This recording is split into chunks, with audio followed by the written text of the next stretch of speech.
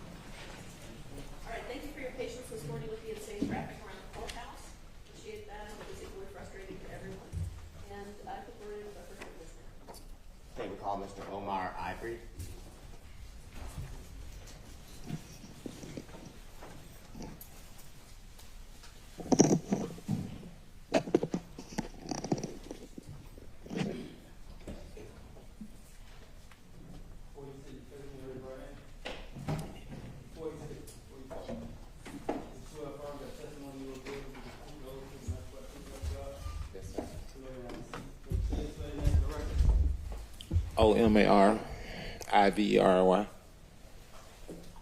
Hey, good morning, Mr. Ivy. How are you? Doing? All right. And can you tell the jurors, how old are you, sir? I'm 45. Okay. And where are you from? Atlanta, Georgia. Okay. Now, I had the opportunity and pleasure of speaking with you outside of court. I know you got an outside voice. Yeah. We'll use it so we can all hear you, please. Okay. Thank you. You said you're 45, and are you from Atlanta, Georgia? Yes, sir. And where in Atlanta are you from? What area? I'm basically from like Johnborough Road. Okay. And do you have any children? Yes. How many children do you have? I got 6 boys, 1 girl. Okay. Can you tell the jurors, do you know somebody named Miss Charmaine Turner? Yes, sir. And can you tell the jurors, how do you know Miss Turner? Me and Miss Turner had a relationship like from 2018 and like from 2020. Okay. And so it sounds like you guys dated, were in a relationship for about 2 years, a little bit over 2 years? Yes, sir. Okay. And in the time that you and Miss Turner were in a relationship, did you get to know her children? Yes, sir. And can you tell the jurors, how many children did Miss Turner have? She had 2 boys and 1 girl. Okay. And in 2 years that you guys were together, did you get to know her children pretty well? Yes, sir. And you said she had 2 boys and a girl. Can you tell the jurors what were their names, or what are their names? Terry and Amir and Secoriea. Okay. So Terry and Amir, are they the boys? Yes, sir. And then the daughter, or the girl, that's Secoriea? Yes. And can you tell the jurors, was Secoriea, was she the youngest, the oldest? She was the youngest. Okay. Do you remember the last time you saw her, and how old was she? Secoriea was like 8 years old, and the last time I saw her on the accident of 2020, January the 4th. Okay. When you say January the 4th, do you mean July? 4th, yeah, July the 4th, I'm sorry. Now, can you tell the jurors, when you were, and Miss Turner were in a relationship back in 2018 till sometime in 2020, did you stay in the same household many times? Yes, sir. Okay. And can you tell the jurors, if you can recall, I know it's been some time, but what area of town or where was Miss Turner living? She was staying on 260 Fulton Street. Okay, 260 Fulton Street? Yes, sir. Is that far from where we're here today, the courthouse? No, it probably like 5 minutes. 5 minutes. Mm-hmm. Can you tell the jurors, if you can remember, the Fulton Street address where Ms. Turner lived? How close was that to, say, the intersection of University and Pryor? Probably like 5 minutes. Okay.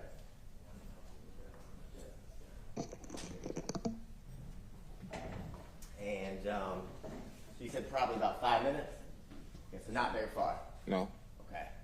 Now, the 4th of July of 2020, can you tell the jurors, I know it's been almost 5 years, or a little over 5 years, I apologize. Do you remember what you guys did on the 4th of July that day? We went over to her mother's house because they had 4th of July, is I'm saying it right, 4th of July barbecue. Okay. So I guess after us leaving there that night, we went to University Avenue and we get off the expressway. I'm gonna stop you there for a quick second. You said we went over to her mother's house. Who's we? Me and Secoriea and Miss Turner. Okay. And do you remember where Miss Turner's mom's house was that you went to see the barbecue?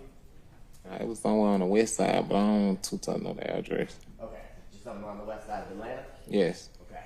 And do you remember about what time you guys went to the barbecue and started celebrating the 4th of July? If I'm not mistaken, it was probably about 4 o'clock. 4 o'clock in the afternoon? Okay.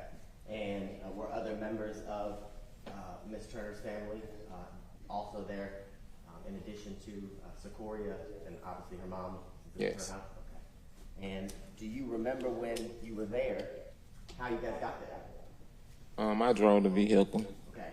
And whose vehicle did you drive? Miss Turner. Okay. And do you remember what kind of vehicle Miss Turner had and that you drove on July 4th, 2020?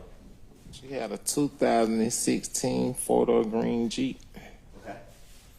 And had you driven that car before? Yes, sir. Okay. And once you got over to the barbecue, did you guys kind of celebrate the 4th of July? Yes, sir. Do the typical things you do at a barbecue: cook out, have a fellowship with family and friends, kind of just hang out and talk. Yes, sir. Okay. Anything unusual happen at the barbecue that sticks out in your mind? No. Okay, just have a good time. You gotta say yes. Yes, sir. Okay. Now, how long do you think you stayed at the barbecue, kind of celebrating the 4th of July with family and friends? We probably stayed there to probably like 9 o'clock, if I'm not mistaken, like 9:30. Okay. So between 4.5, 5 hours? Yes, sir. Okay. And before I ask you about what happened after you guys left, I want to ask you, in the 2 years that you were with Ms. Turner, did you get pretty close with her children? Very close. Okay. And did you get very close with Secoriea? Yes. And can you tell the jurors, as you continued your relationship and built your relationship with Turner, did you begin to think of Secoriea like she was one of your own children, like your daughter? Yes, sir. Did you treat her like your daughter? Yes, sir. Because of the relationship and the feelings that you built with Secoriea, did you always want to protect her? Yes, sir. Did you ever want to see her hurt? No, sir. Now, when you guys started wrapping up at the barbecue, can you tell the jurors where you were headed after the barbecue? We was going to University, the package store on University. Okay. And what was your plan once you got to the package store? Currently, I was going to the liquor store, but I saw the liquor store was closed. Okay. And can you tell the jurors, I guess, what's the route you would take, if you can remember, pretty generally, from the west side where the barbecue was to how you were going to stop the package store?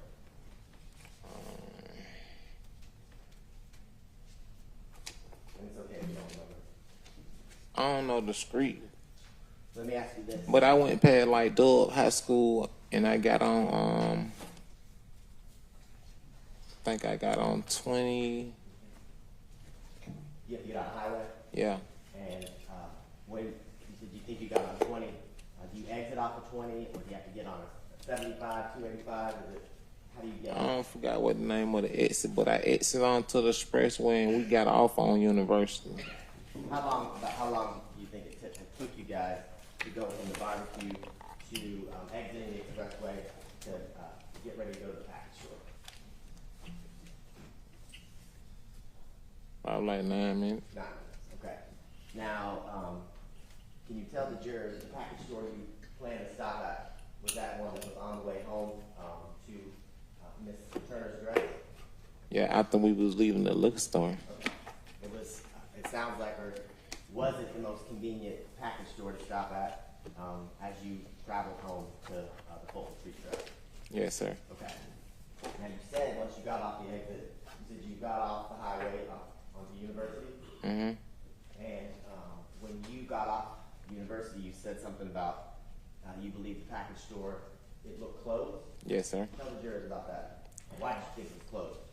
When I got off on University, the liquor store was closed, so I proceeded through the road and kept straight. Okay. And obviously, we know where you're seated. You're driving the car, right? Yes, sir.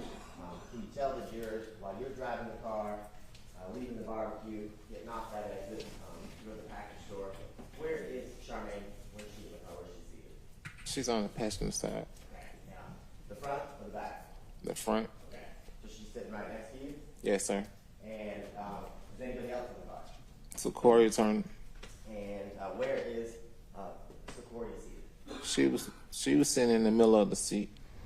Okay. And in the back? Yes, sir. And was anybody else in the car? Just three of you?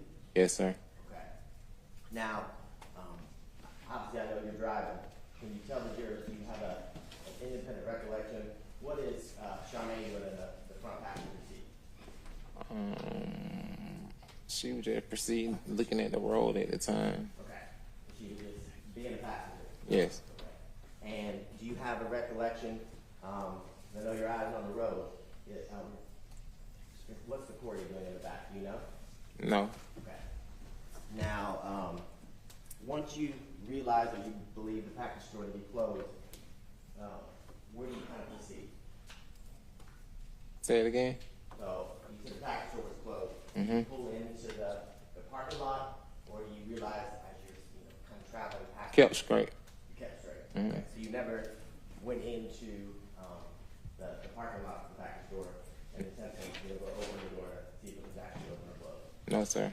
And can you describe to the jurors when you get to the area of University where the package store is, what do you see?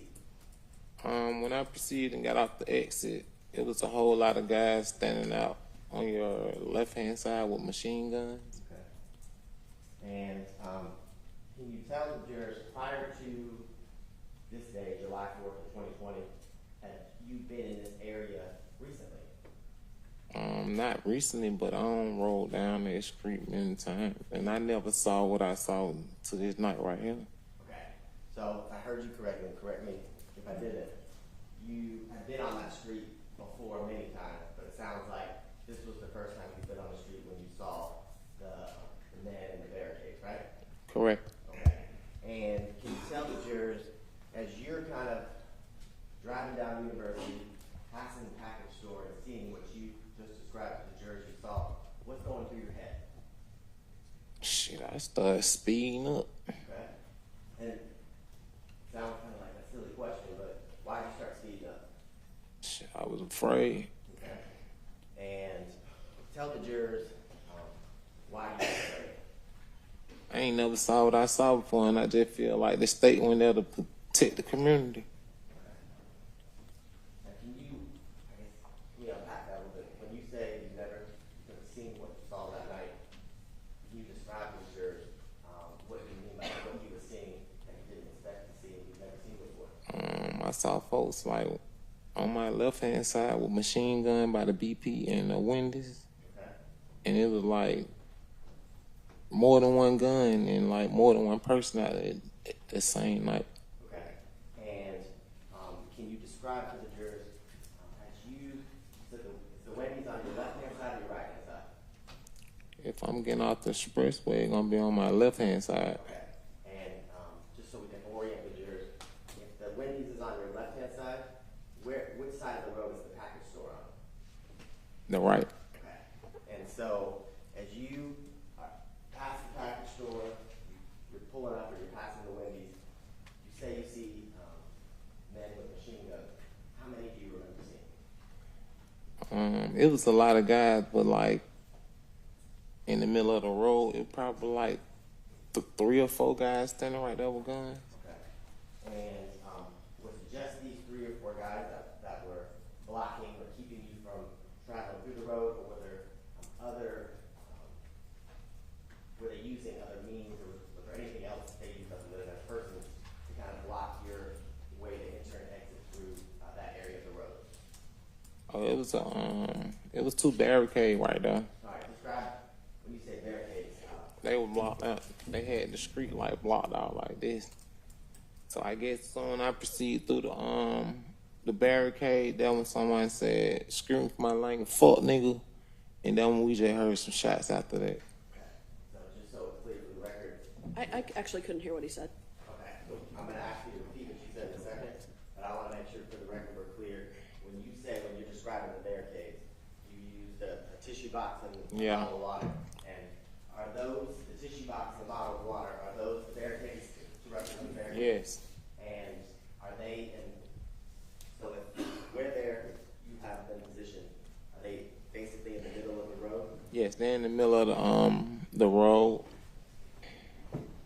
Hello. We're not looking at this. We're not all using our imagination. What's the exhibit number on that? This is exhibit number 38. Okay.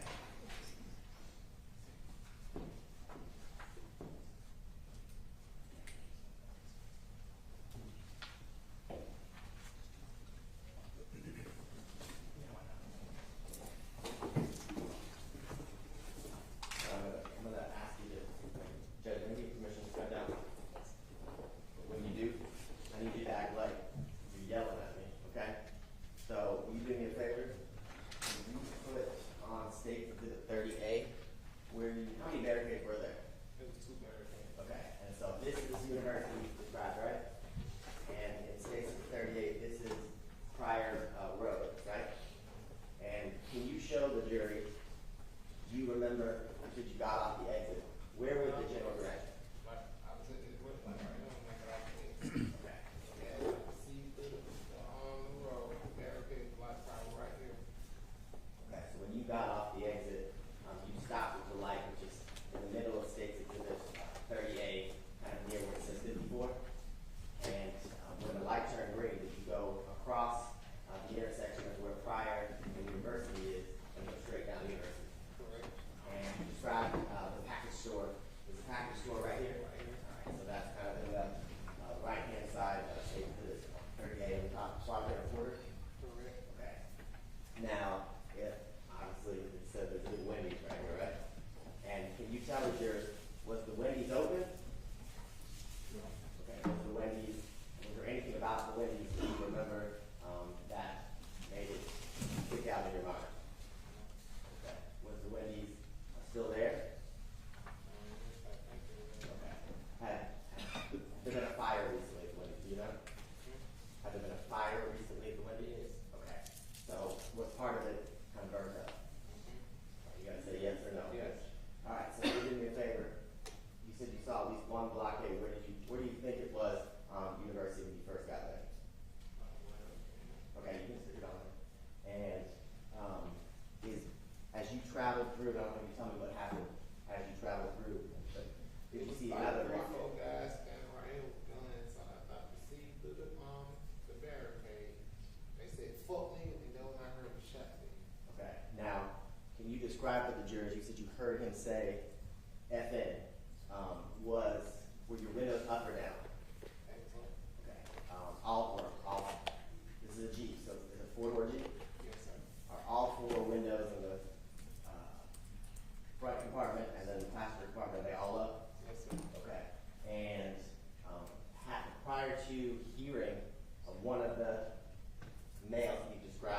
machine gun and say what he said to you, had you said anything to them? No, sir. Okay. Had you done anything aggressive in nature to them at all? No, sir. Were you surprised that these individuals, these men with machine guns, were allowed to be there? No. Why not? No. Okay. Did you see any police? No, sir. Did that surprise you? Yes, sir. Tell the jurors why.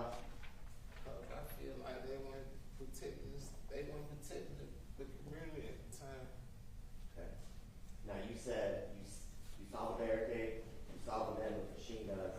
What did you do next? I speeded up. Okay. Can you tell the jurors why did your instincts tell you to speed up around the barricade? First of all, I had an 8-year-old child in the car. Like, I was just trying to get off right there because there was too much going on at one time. Hold on 1 second. Can you guys hear him when he turns around?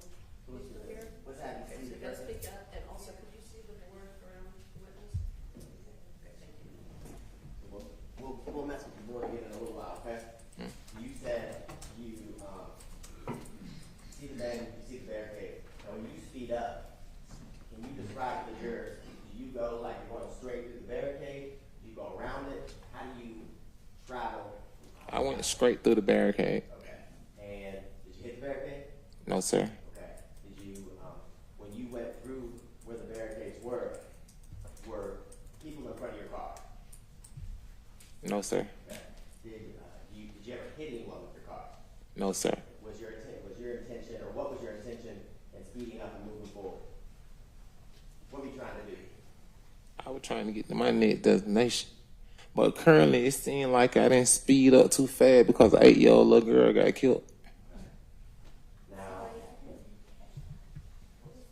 Currently, I said I did not speed up too fast because an 8-year-old little girl got killed. when you sped up, went through this first area of the barricade where the men were, you said an 8-year-old little girl got shot. So when do you start hearing gunfire? I guess like after we proceed through the barricade. Okay. Do you hear any other yelling? You said you heard somebody yell as you started to move forward. What you described to the jurors, you remember hearing. Did you hear anything else? No. Okay. And as you pass the area of this first barricade, how many shots do you think you hear? I heard probably like 5 or 6 shots. Okay. And as the 5 or 6 shots you're hearing them, what are you doing? I'm driving as I'm proceeding through that. That's when Secoriea Turner had told her mama, "Mommy, I'm hit." And as you hear that, and you hear the shots, do you hear glass breaking? Do you hear bullets hitting your car? At the time, my mind was somewhere else. I couldn't hear nothing. Okay. And when you say your mind was somewhere else, are you just trying to get around the barricade safely and out of there? Correct. Okay. And so when you get past this first barricade, you hear, like you described, 5 or 6 shots. What happens next? I proceeded through the traffic and I went up probably like 3 minutes and I made a left turn and we turned into a parking lot next to the next to a tie shop. Okay. I'm gonna do something real fast.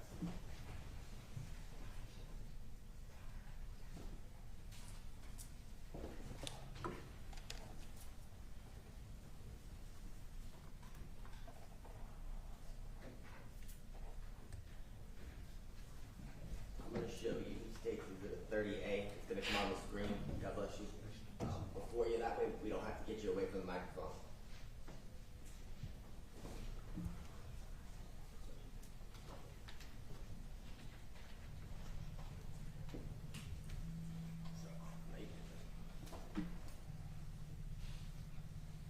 Okay. So in a second, what we have here should show on the screen before we plug it in.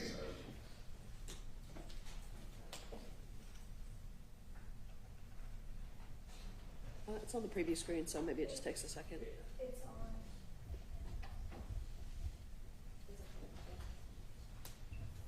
Has this already been? Camera showing Do you have to lay a foundation first? It's the same. It's 38, it's in digital format. Okay. All right, so let me make that full screen.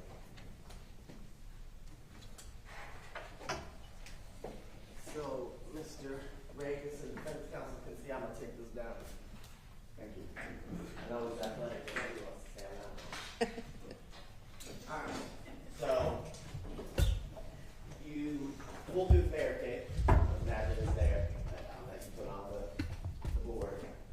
Can you tell the jurors? Can you see generally the area that you pulled over?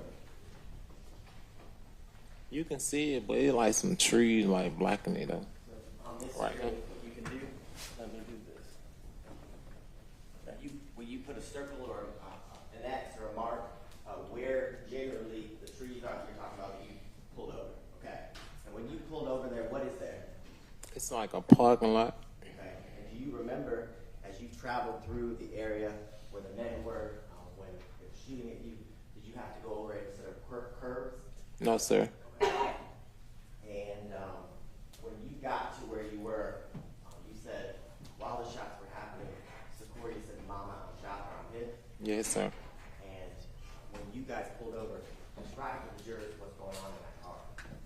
As we pulled over, Miss Turner had proceeded out the front seat of the car, and she went to the back seat to try to do breathalyzer on Secoriea Turner.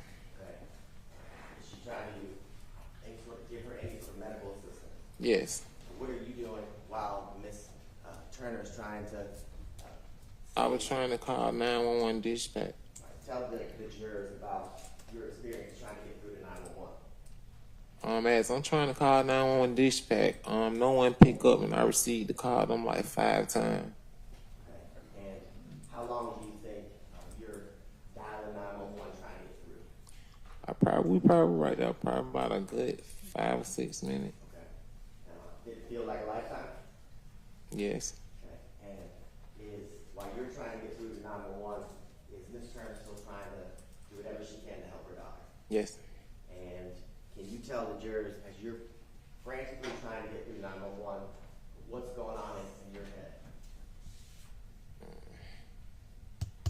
Too many things were going on in my head that time.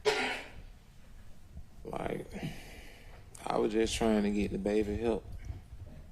Are you thinking about what your next steps are, what you can do next?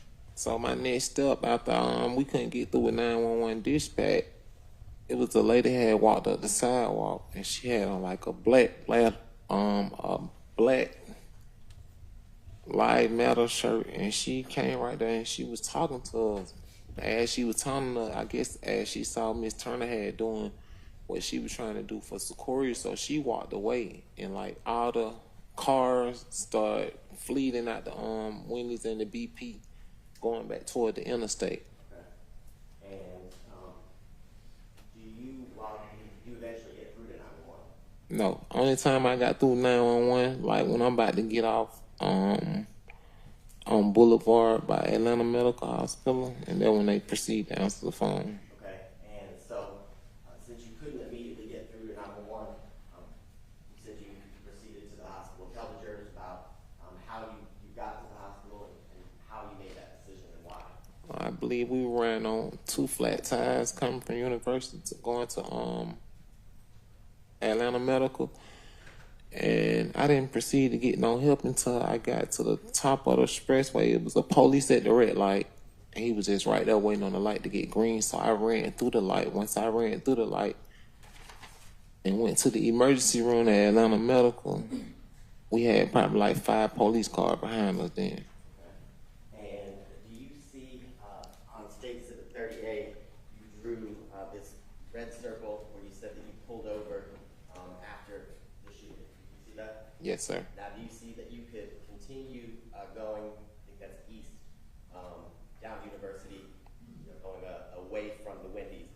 Can you tell the jurors, when you make the decision to take Secoriea to Atlanta Medical Center, do you go away from the Wendy's, or do you go back the way you came? We went the same way we came. So you go back down Universities, and now Wendy's is going to be on your right-hand side? Yes. So you have to go back through the barricades. barricades on this side of the road. So we went through the windows and it had like a clear side on that side. Sir, I don't know where he was pointing. It's not on the screen. Okay, if he can repeat the last answer and also indicate what he's pointing to. Okay. So you said you had to go back by the Wendy's. The Wendy's is on your right-hand side? Yes. And can you tell the jurors you pointed at the area of the road in front of the Wendy's? What were you trying to describe when you were pointing in that area? I was trying to describe the same way that I went down on University Pad, the packet liquor store. I had to come back up on the other side of the street. So I guess that's on the right side of the right side. And correct me if I'm wrong, just so we can make sure the record's clear and everybody's clear. If you're traveling down on the right-hand side of the road, I think you said as you're coming back that there isn't a barricade blocking on that side of the road. Correct. Okay. And are there any armed men standing in the middle of the road as you were traveling back in that area to try to get back on the expressway? No, because everyone had pursued from the scene. Okay. So you talked about you seeing cars kind of flee from the area where the Wendy's are, or Wendy's is, based on what you could see while you're trying to call 911? Correct. Okay. So you proceed towards the back where you came from, the 75, whatever the expressway is. Yes, sir. And you said are you driving as fast as you can to get Secoriea to the hospital? Yes, sir. All right. And said, I think you kind of described that you got off the exit over there by Boulevard, right? Yes, sir. And tell the jurors again, you said you saw a police car, and then you mentioned a couple of police cars. Describe to the jurors when you see these police cars and why it sticks out in your memory. After I'm getting out the expressway on Boulevard, it was one police car at the red light. So after I had to run the red light and make a left turn, I ran out of the red light and I went inside the Atlanta Medical Emergency Room, and I had probably like 5 police cars behind me then. Okay.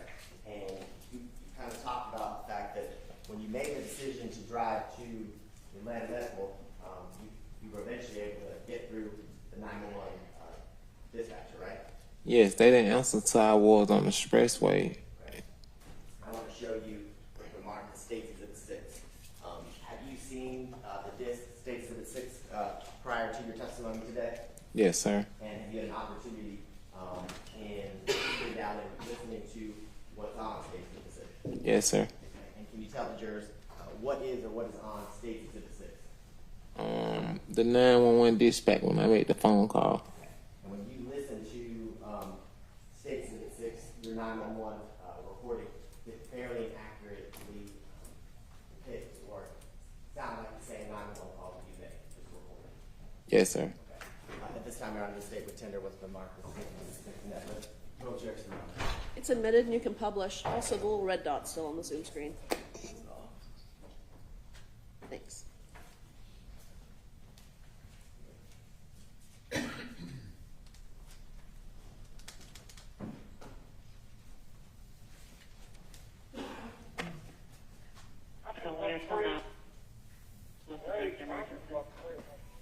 Hey, look, these folks just shot my baby on the person, bro. They just what These now? folks just shot. Where y'all at? Where you at right now? And they still shoot. Who They shot? still shooting them. Okay, Miss Waterson, has someone been shot, sir? What Where you part? at right now? What part of the body? Where are they? Shit. Hello, sir. Tell me where someone is that's been shot. Where are they that been shot? Where you at? Where y'all at? I'm gonna pull up at Atlanta Medical, man. I need to call you. I need an ambulance soon. I'll pull up. Sir, where is the person that shot? They in the car with me right now. Okay, what part of the body? I don't even know my girl. It's back. Where these folks Okay. shot now? Okay. I'll do the birthday, bro. You got shot off University? Yes. University? Sir, Sir, listen to what I'm saying. I need to get the information from you. You at University and what? With the same person.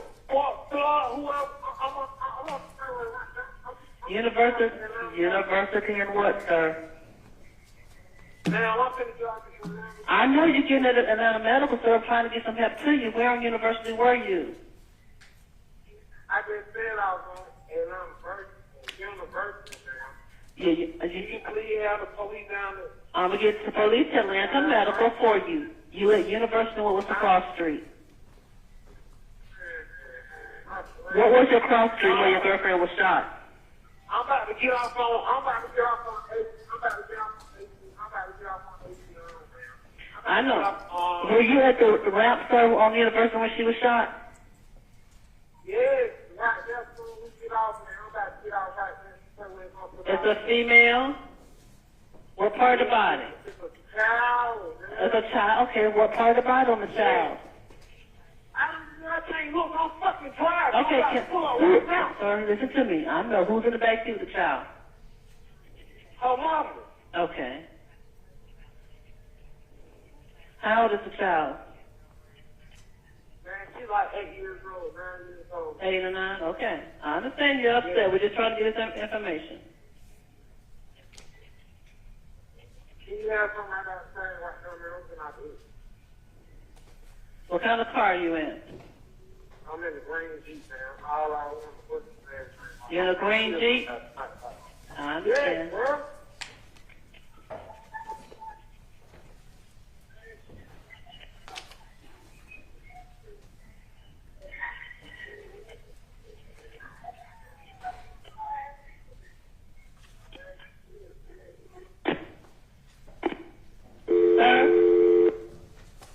Mr. Ivory, had you ever experienced anything like this before?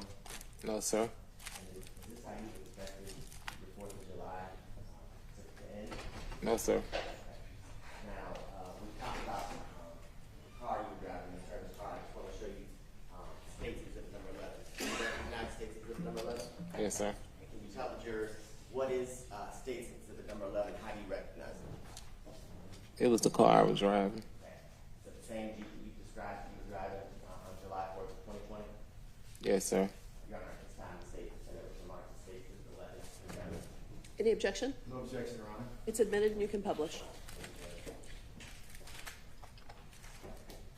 Now, Mr. Ivory, you were describing to the jurors, you get off the exit on the boulevard, you see officers as you are running out of the light. What do you do once you get to the hospital? They had probably like 5 doctors out there, and I just jumped out of the car. And I guess my mind was racing that night, so I probably did all type of things.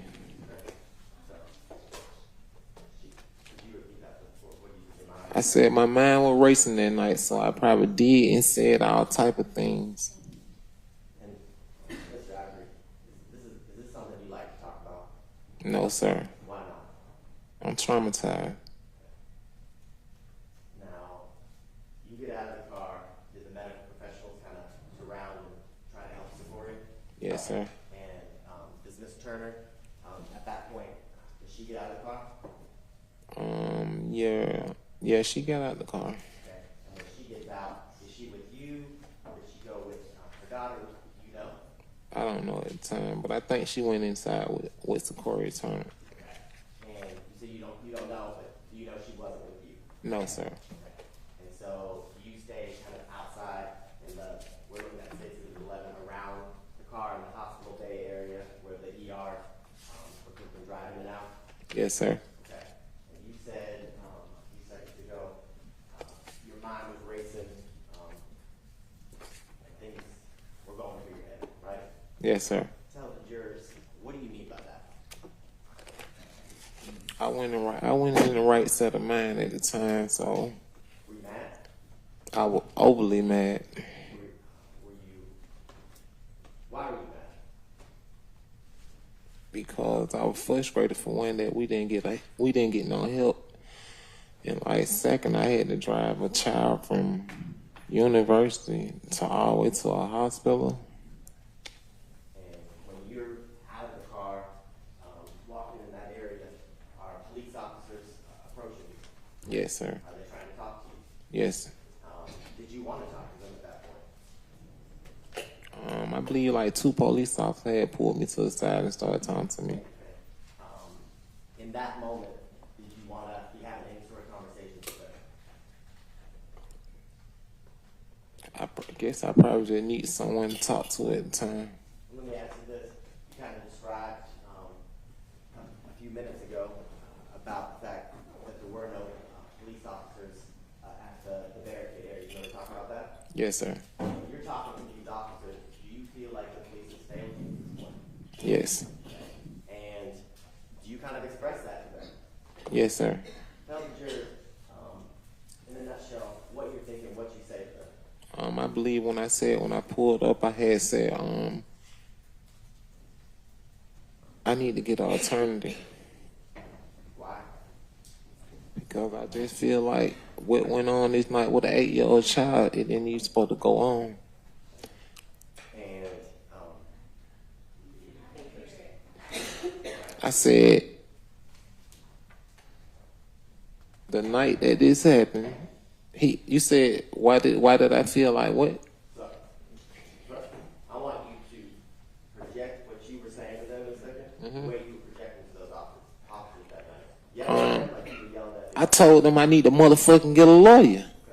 And did you tell them anything about what you wanted to do with the people on University Avenue who shot through your car? I probably did. I probably said 1,000 things that night. And do you remember telling them you were going to take care of it, you were going to spray that area up? I probably did. What does that mean? Shit, I probably wanted to go back and shoot that motherfucker up. Okay. And tell the jurors, why were you feeling that way in that moment? Cause an 8-year-old little child got shot, and like I feel like we wasn't getting no service that we need, so my mind just went demon time. And can you tell the jurors, when your mind went that way, were you also feeling like you failed Secoriea? Yes, Did you feel like you weren't able to protect her? no sir. Did you feel responsible? Yes,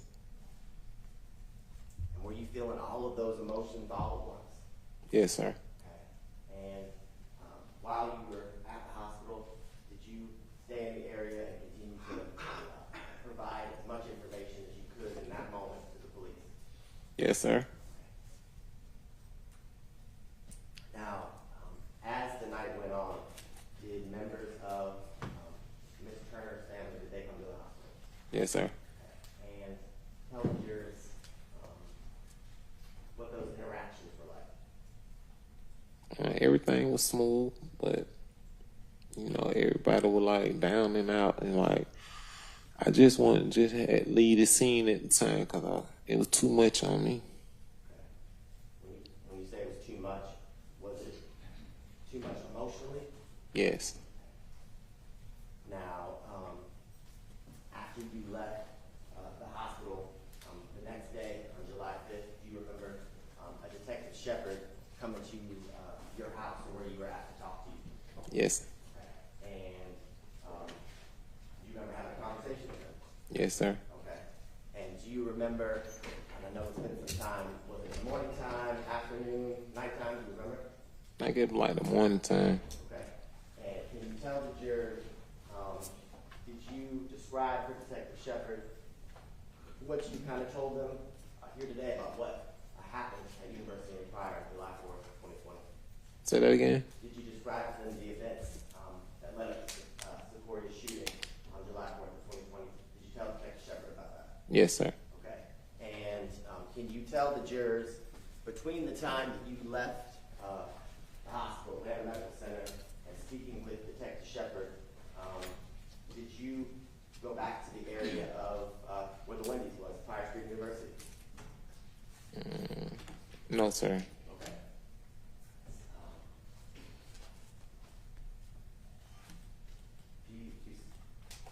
So to your recollection today, you don't remember talking to Detective Shepard about the fact that you went back to that area? I probably did, but I'm overwhelmed, man. It's something you try to block out, sounds like? Exactly.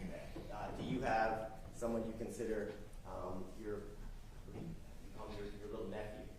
Uh huh. Yes. Yes. Okay. And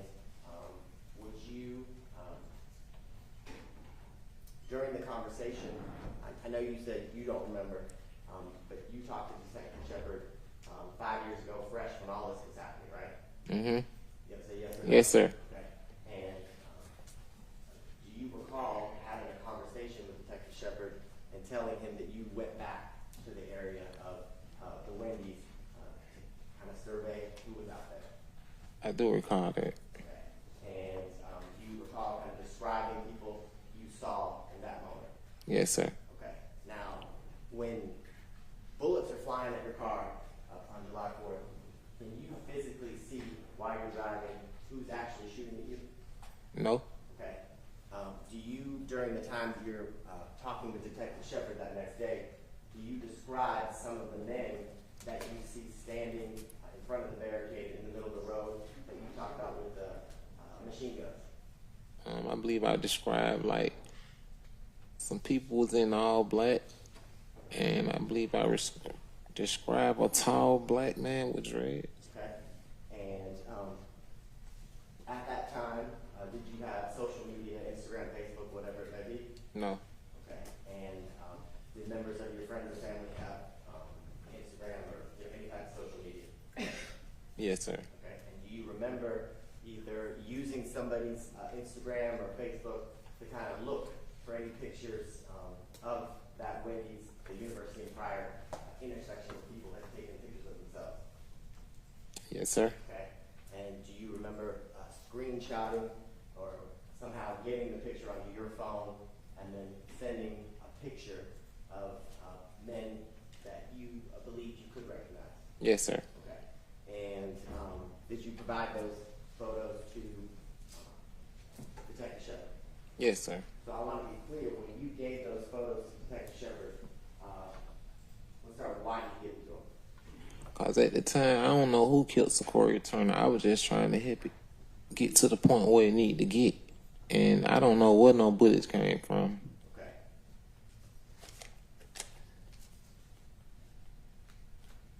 Now tell the jurors, after July 4th and into the next couple of days, what is your relationship like with Miss Turner and her family?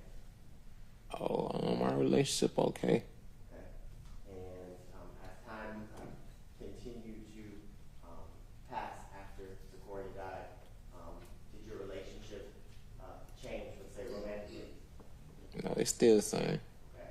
And at some point because you said your relationship was from sometime in 2018 into 2020 after this, do you and Ms. Turner kind of part ways as it relates to being significant others? No. You stop dating? Yes. Okay. I used a lot of words I should have said. I see. Stop dating, so. And can you tell the jurors why did you stop being together? Life is everything happening. So I guess I ain't gonna say it was an accident, but I don't know. Was it a lot for both of you to Exactly. process and handle together? It was too much. After that, and to this day, are you and Charmaine, are you still friendly? Yes. You still talk? Yes.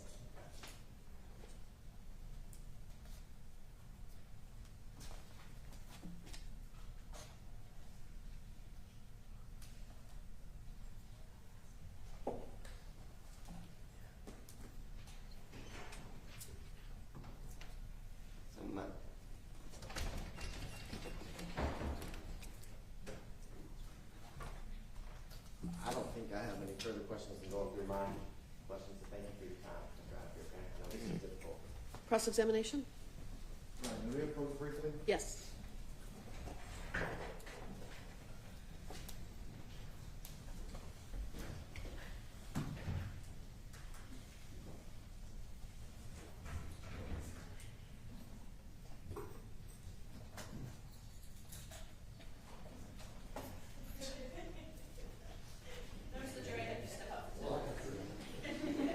All right, for the jurors.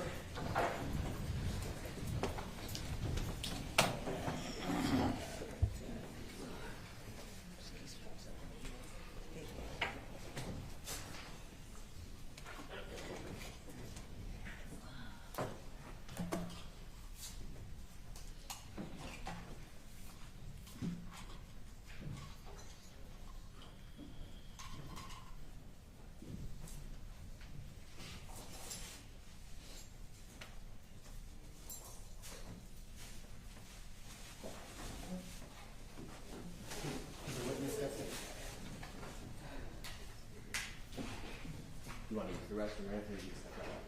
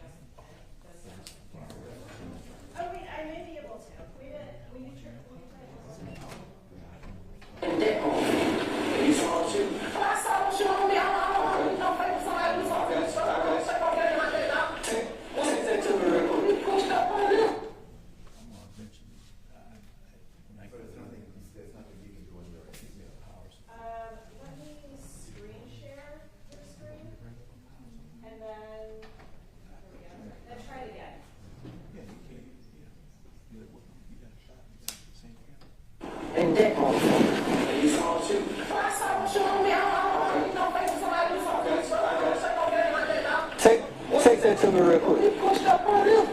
Me and my left finger, they just go crazy. I'm like, oh, man. Yeah. My dad said, I know how you feel, son. I know what you're about. I know what you're Let's try your way. This is not clear at all. And you have zero control right there.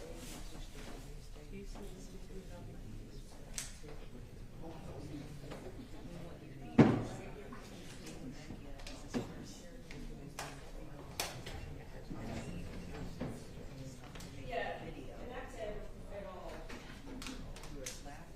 There's just different stuff. Are you gonna try it? Yes.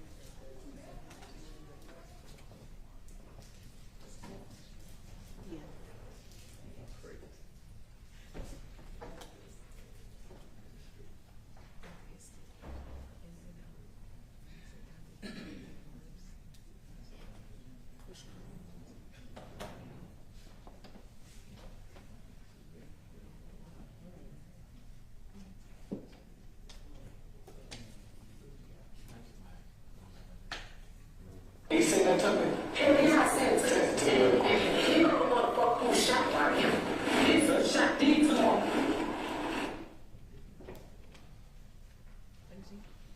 Well, if you have to do it this way, I mean, I started last.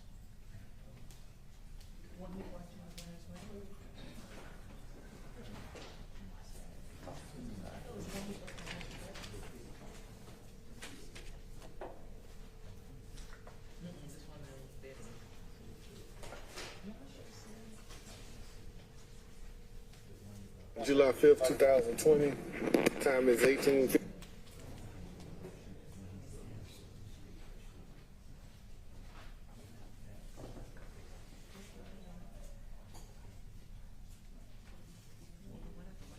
Here go the motherfucker who shot like him.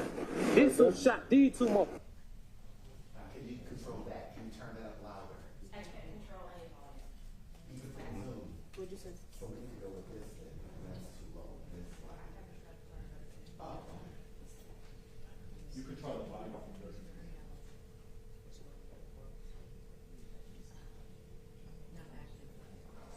Yeah, when I tried to get some information, right? When I'm getting information,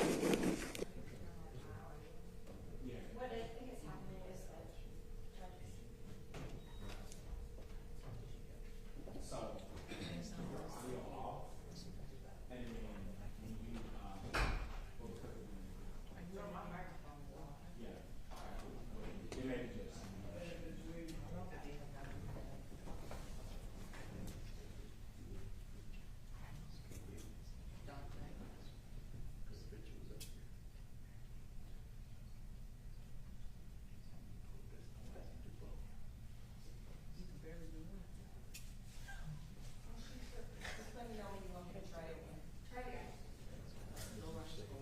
this motherfucker right here dog was standing next beside me. Can you send that to me? Hell yeah, I sent it to Text you. it to me. Do you hear it coming out of your computer?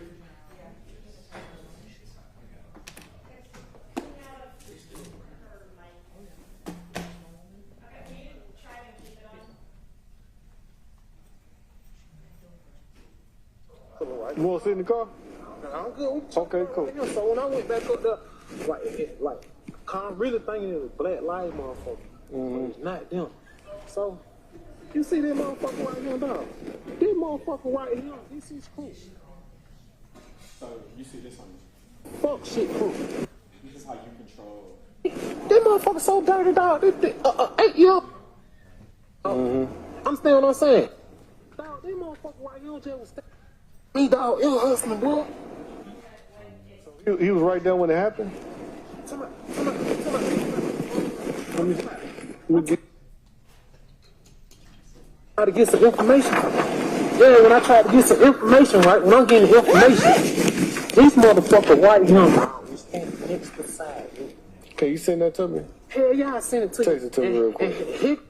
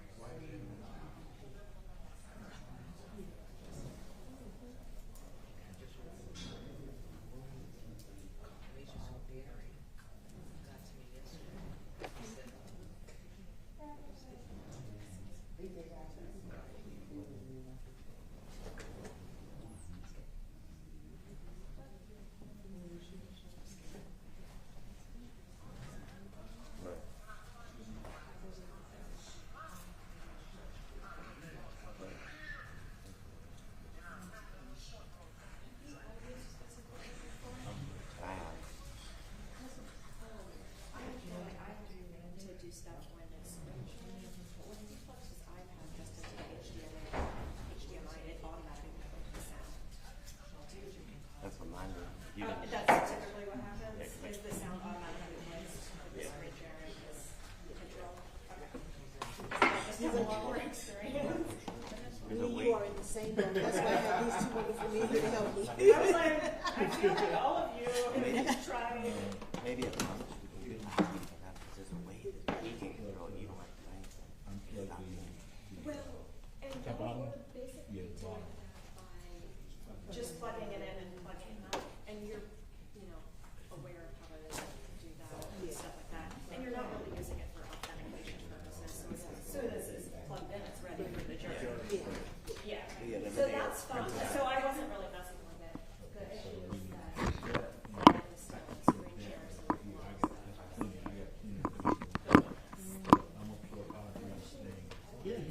I think is that the big screen.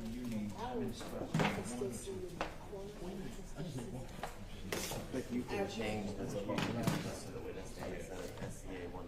You can make her Zoom. This box right here can be so that this box will never go away. You just do a single thing. On there.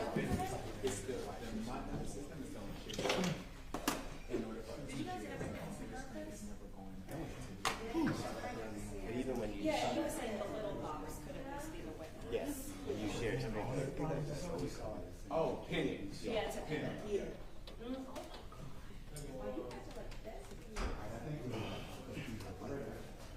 Man, you can do that when you come back. You come and get this thing up. And then you tell me to do that. hot up in here. Oh, God, I could see his face right now. Me too. He's hot up in here, boy. Hot up in here. Hot? Yeah, I'm fat.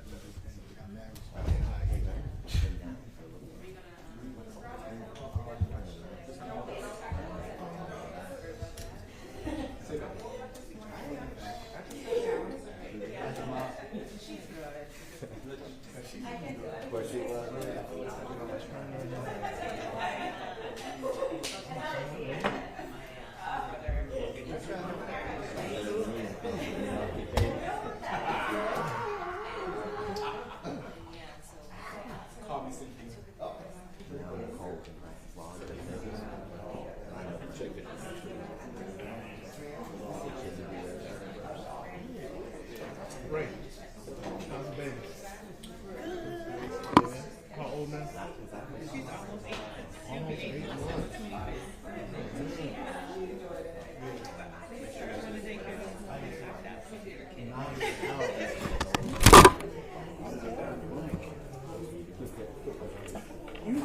You directed to the wrong one. You directed to the wrong one.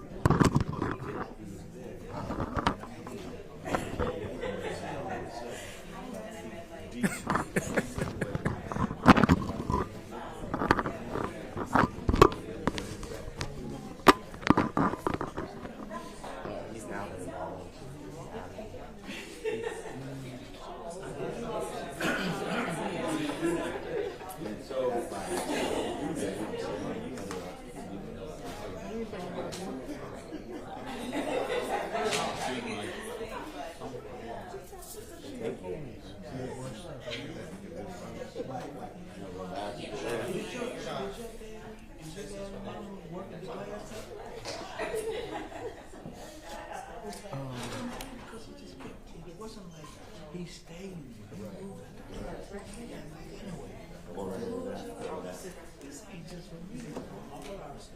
Oh, yeah.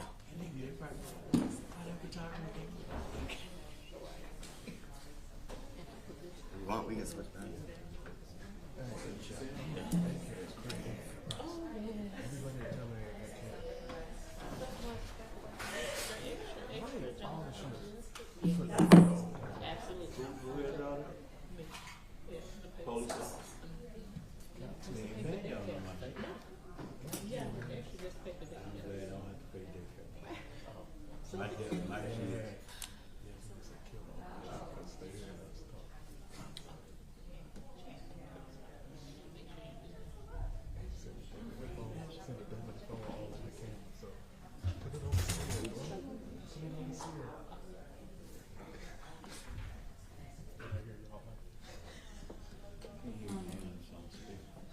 Oh, so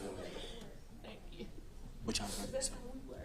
I was going to have David from A.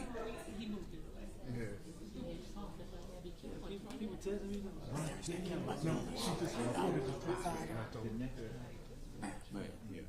I was thinking about that.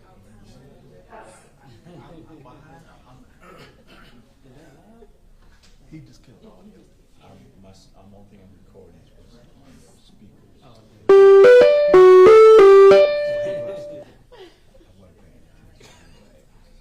Start cursing, maybe everybody eat it. Yeah, so we like turn over the camera. I can hear it. No, somebody was telling me saying, that's why you gotta get the prizes. Yeah, dude. I had it. That's it. What? She said,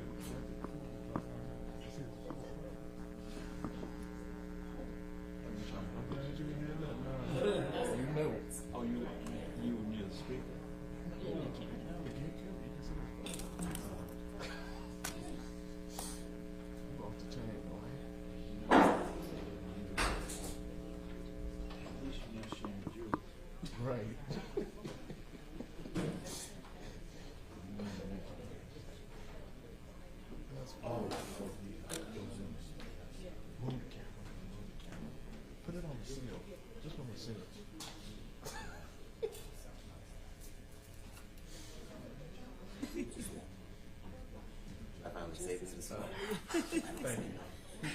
either, but you told me that you would say that day. Damn fine.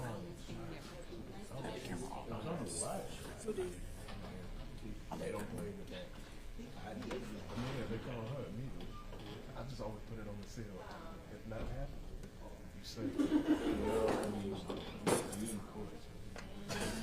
I can get it.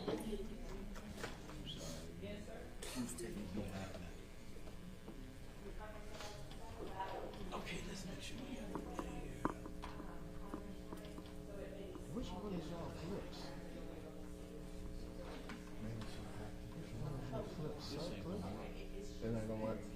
You got it. I ain't got that clip today, sir. Well, I tried. You can put it right there. Okay, not even. On the ground.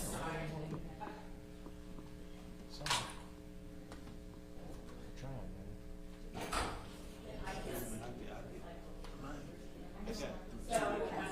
I'm not finding anything either. Yeah, she told me about the thing, and I What should I be going into? That's your car. it was just about tag. Give me that. That was fun. Yeah, I was gonna say, you hear y'all laughing at the car?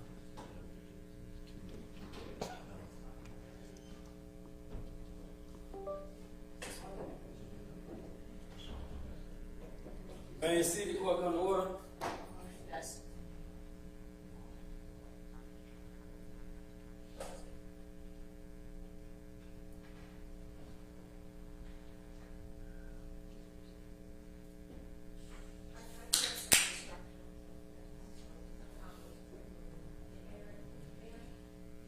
There's some clips there. It's all good. I appreciate it, brother.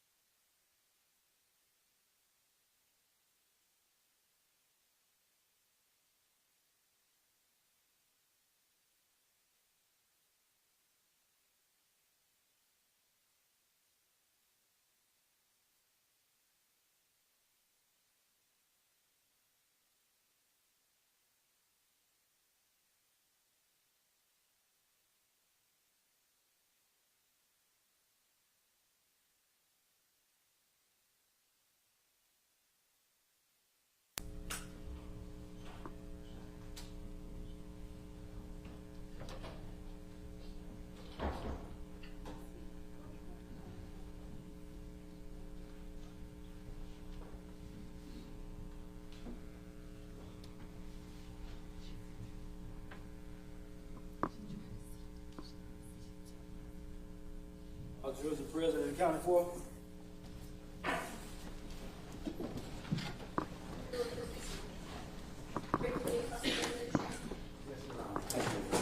Good morning, sir. Thank you. Good You may morning. not be able to see me, which may be for the your benefit, but I'll step to the side if that helps. My name is Arnold Regas, and I represent Mr. Conley. Can you hear me okay, first? Yes, sir. I understand this was a very traumatic situation, correct? Yes, sir. And again, this is not something you'd experienced before, is that correct? No, sir. But that night, as you drove through those barricades, did you drive around the barricade and onto the grass? Or did you drive past the cones, if you recall? I drove straight through the barricade. And when you say straight through the barricade, I guess I envision a barricade as being some sort of a, and I'm using this as an example, a physical blockade. Was there a physical blockade that you recall? What is that, sir? Something blocking you? Was there like a structure, something physical, something that more than just people? Or just cones? It was cones. And only cones, correct? Correct. And you just drove through those cones, that's your recollection? Yes, sir. And as you drove through those cones, you heard someone say something like, and I apologize for my language, something along the lines of fuck nigga, fuck shit, or fuck something, right? Correct. And when you heard that, you drove through those cones, and did you approach the second set of cones as well? No. So you drove through those cones, and there were no more cones, correct? Yes, sir. And when you drove through those cones, you went a few hundred yards, and I'm not a math person, but you went some yards away, and then that's where you stopped, and you got out of the car and called 911, correct? Correct. And you were out there for 3 or 4 minutes, and you couldn't get through. Is that your testimony? Yes, sir. And then after that, you got back in the car, and you turned around, and then you drove back through those very cones, correct? No, sir. It wasn't on cone. Once I turned around and proceeded to the right-hand side of the road, the road was clear. It was the only cone on the left-hand side of the package store.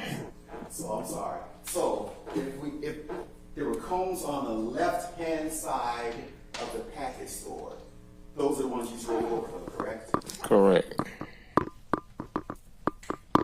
And to be clear, they covered the entire No, sir.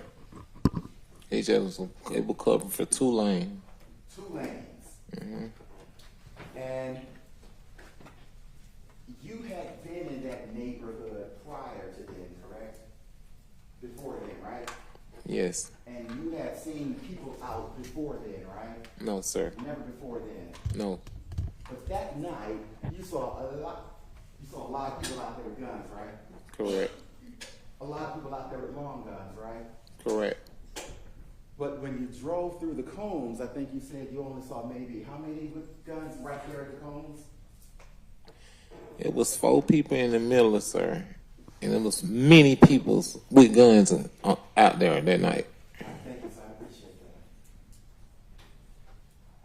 that. And being that it was traumatic that night, and it's still traumatic, and I certainly appreciate your pain, but you also talked with, as you testified to, Detective Shepard the next day or so. Is that correct?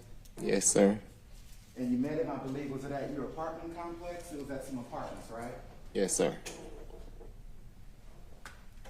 And when you met him, you told him you saw the people who shot. Didn't you tell him that? Correct. And you told him you saw the people who shot and they were wearing black, didn't you? Yes.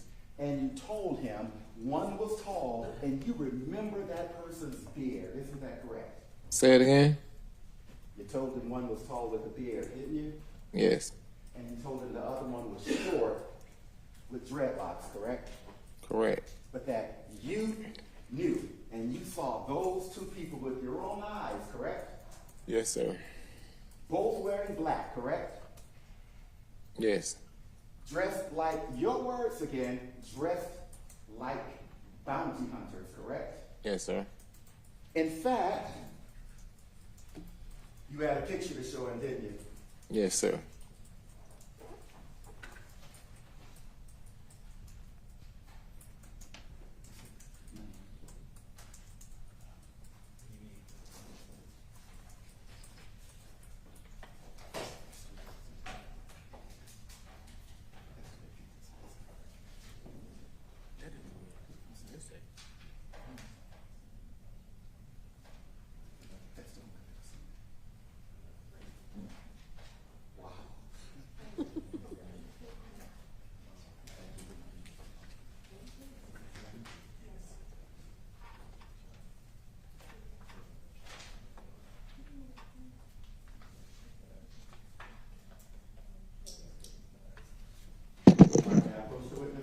Yes. I'm showing you for identification only for now purposes what is being marked or has been marked as Defendant's Exhibit 1. Okay.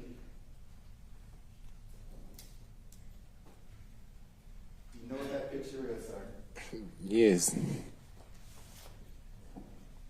Is it the picture that you provided to Detective Shepard? Yes, sir. Is it a fair and accurate picture, copy of that picture you provided to Detective Shepard? Yes, sir. Your Honor, at this point, I move to introduce into evidence Defendant's Exhibit 1. Want any objection to Defendant's 1? If we could just approach. Sure.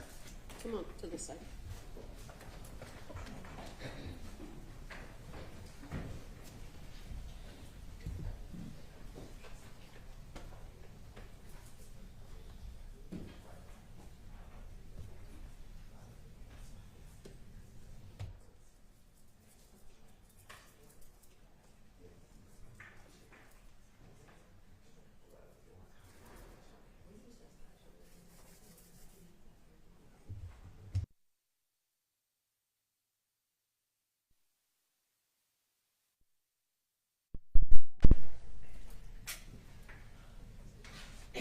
And looking at that picture, you know there's writing on that picture. Is there writing on that picture? What kind of writing, sir? Letters and stuff. Yes. Do you recognize the letters, the writing? Yes, sir. Did you put it there? No, sir. Do you know how the writing got there? No. You didn't do that. No. So this was what about the circles? Did you do the circles? I ain't do none of that. So what you had was just a picture, is that correct? Yes, sir. When you had the picture, if you notice, there is a person, a taller, dark-skinned person with a beard, correct? Yes, sir. And that is the person you identified to Detective Shepard as one of the shooters, correct? Yes, sir. And then there is a shorter, light-skinned person, correct? Yes, sir. And that is the shorter, light-skinned person you described to Detective Shepard, isn't that correct? Yes, sir. Now, I know it has been 5 years, and I understand whatever difficulties, but during that 5-year span, has Detective Shepard ever shown you a photo lineup of suspects? Yes. He did? I think he did back in the day. It been 5 years over time, man. Like, he probably did or he probably didn't. I'm sorry, I want to make sure I understand your answer. I said it been 5 years over time. He probably did or he probably didn't show me a lineup.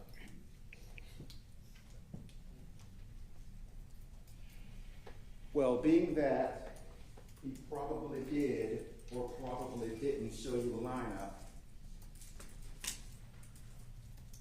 we have no doubt that you saw this picture, correct? Yes, sir. And you have no doubt that he saw this picture, correct? Yes, sir. And we have no doubt that you pointed to two people wearing all black, correct? Yes, sir. And we have no doubt that the people you identified as the shooters were all black, correct? Yes, sir. We have no doubt that they were dressed like bounty hunters, correct? Correct. Whether it's 5 years ago or today, correct? Correct. No further questions.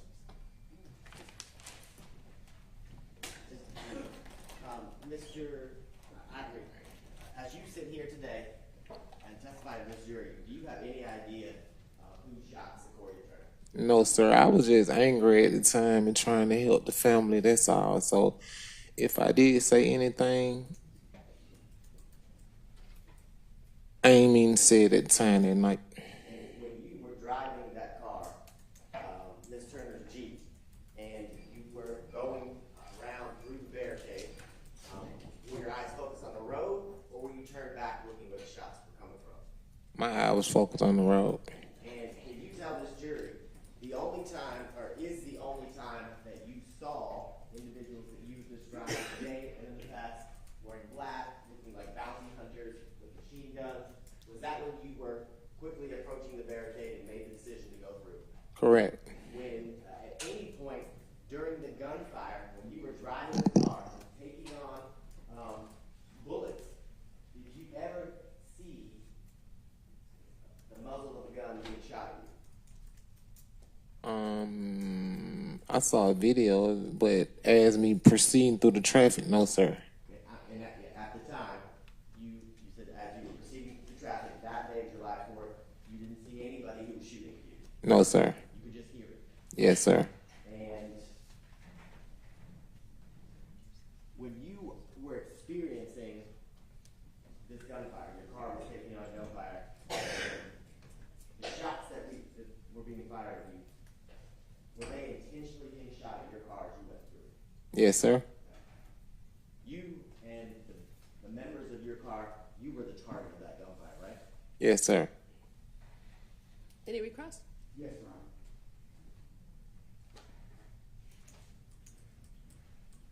Well, I want to talk specifically about what you told Detective Shepard. Your words to Detective Shepard were that you saw the people shoot, correct? I'm going to object to ask the answer. Your Honor, this is the questions that are followed up from the redirect. All right, you have him on cross. Go ahead. You're talking your words. You're only talking your words. Isn't it correct that your words to Detective Shepard that day? Yes, sir. You said you saw the two people who shot you, correct? Yes, sir. And in addition to telling him about the two people, you described the two people you saw, correct? Yes, sir. And then after you told him they shot, he asked you, if you recall, are you sure, did you see them? And your response was, hell yeah, I saw them. Isn't that correct? Yes, sir. No further questions. Mr. Ivory, as you sit here today, do you have any idea how many people were even shooting at your car? No. Nothing further. Okay. Can he be excused? Oh, you had one more question too? No questions and no objection. Thank you. Thank you. Okay, can he be excused? Yes, Your All right. Any objection to excusing him? No objection, Your Honor. Okay. So you can be excused. That means if you want to stay and watch, you can, but you do not have to. Ready with your next witness? Yes, Your Honor. State called Charmaine Turner. Okay.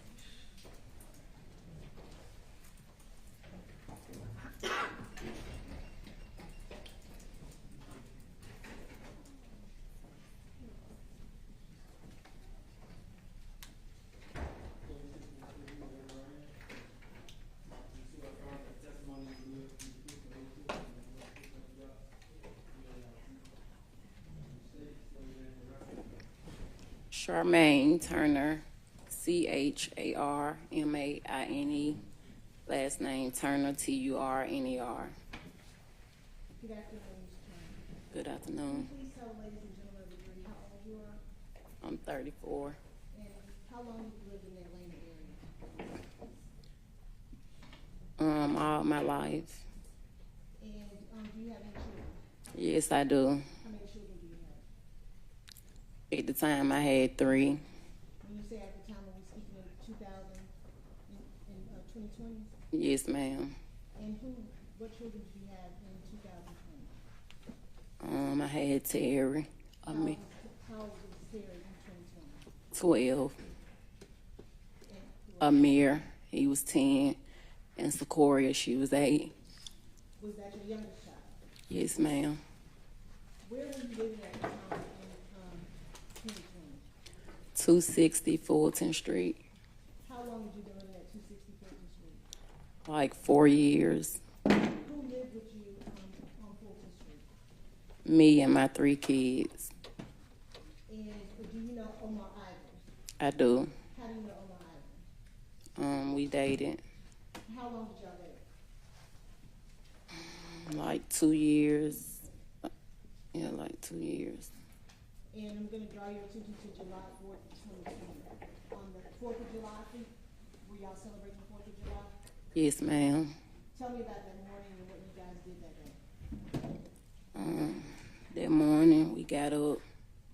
I braided her hair, and we got dressed. When you say her hair, who are you talking about? That morning we got up. I braided Secoriea hair. Then I got my kids dressed, everybody dressed, and then Omar came over. And did y'all stay at your home or did you go somewhere else? That morning, my home. About how long did y'all stay at your house? I believe we left around 11, 12-ish. When you guys left, where were you going? When we left, we stopped at the nail shop. Me and Secoriea got out and got our nails and stuff done. And then Omar. When y'all left your house, did y'all leave in a car? Yes. Whose car were you leaving? Mine's my Jeep. What type of Jeep was that? A green Jeep, 4-door. How long did you have that Jeep? Maybe like 2 years. And you said you guys were leaving, and you and Secoriea went to go get your nails done. Yes. Who was in the car with you when you left to go get your nails done? Omar, Amir, my youngest son, Secoriea, and myself. And she was driving the vehicle when y'all left to go get your nails done. Omar. And do you remember where y'all went to go get your nails done at? At Get Nails on Ref David at Apney. Is that a regular nail place that you would go with Secoriea? Yes. What was Omar and your son doing while you and Secoriea were getting your nails done? I think they sit outside, and I believe they came in and sit down. But they was like back and forth. About how long did y'all stay at the nail shop? Probably an hour and a half. Did Secoriea enjoy getting her nails done? Yes. How often would y'all do that together? With it being my only daughter, I try to take her every time I went. So, probably like twice a month. About how long were you guys at the nail shop? Like an hour and a half. What happened once y'all were done getting your nails done? We left. We ended up going to my mom's house Where did your mom live at that time? on Morris Street. Morris Street? Yes, ma'am. About how far was that from the nail shop? Maybe 12 minutes. How long were you, what happened when she got to your mom's house? We got out. They kids, I got nieces. I got a lot of nieces, so, she went and played with her cousins. And my son, he went and also played with them as well. What else did y'all do while you were at your mom's house? The kids were playing with their cousins. What else was going on? Were y'all barbecuing? Yes, we was barbecuing. Celebrating the 4th of July? Yes, ma'am. Was that a normal thing for y'all to do on the 4th of July? Yes, ma'am. About how long were you at your mom's house? I stayed there the whole day until I got time. I got my youngest son, Amir. I always try to split. I always try to give their dad half of the day. So I was asking them, was they ready to go with him? And they was like, not yet. But then I'm like, it's getting late. And he had told me that they was getting ready to pop the fireworks and stuff, and they need to come on. So. When you say he, who are you talking about? Secoriea. Okay. And what about your son Terry? Was he at your mom's house with y'all? No, he was with his grandmother.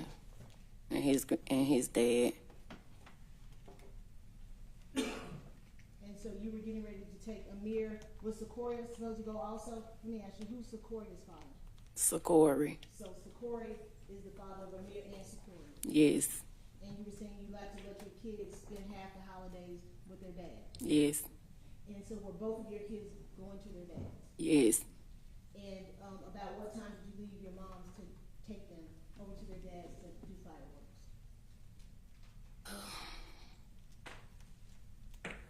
Like 9:30, 9:30ish, 9:30, 9:45.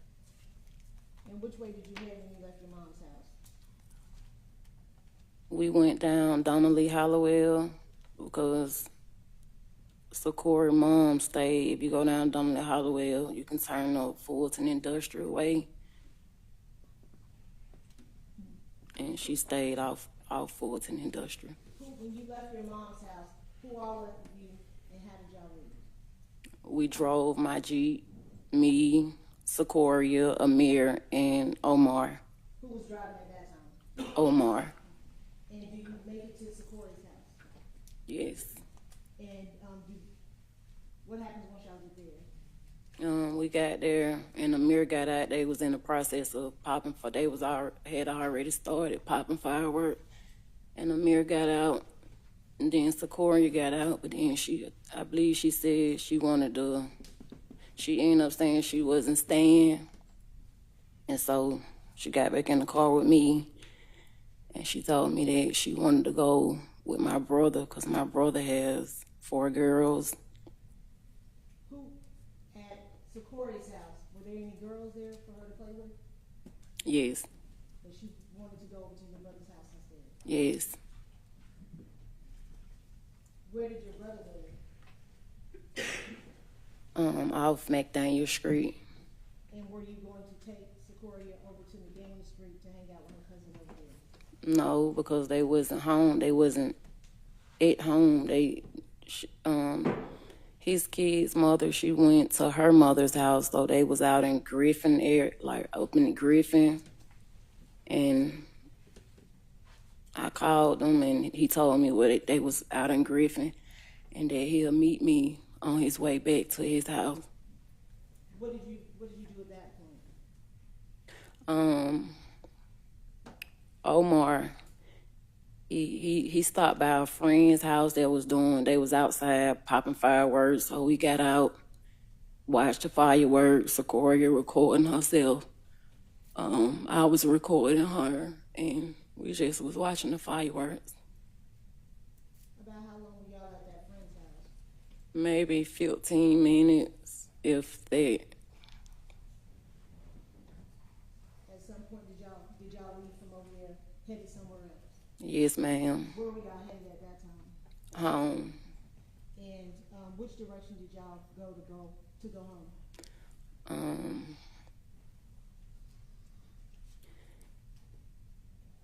I believe it was 20 East. Got on 20 East. Did y'all make any stops on your way home? Yes. Omar wanted to stop at the liquor store. And so it's a store right across from where I live at. And we went by there. They was closed. And then he ended up getting back in the car. And we rode to the package store on University. Okay.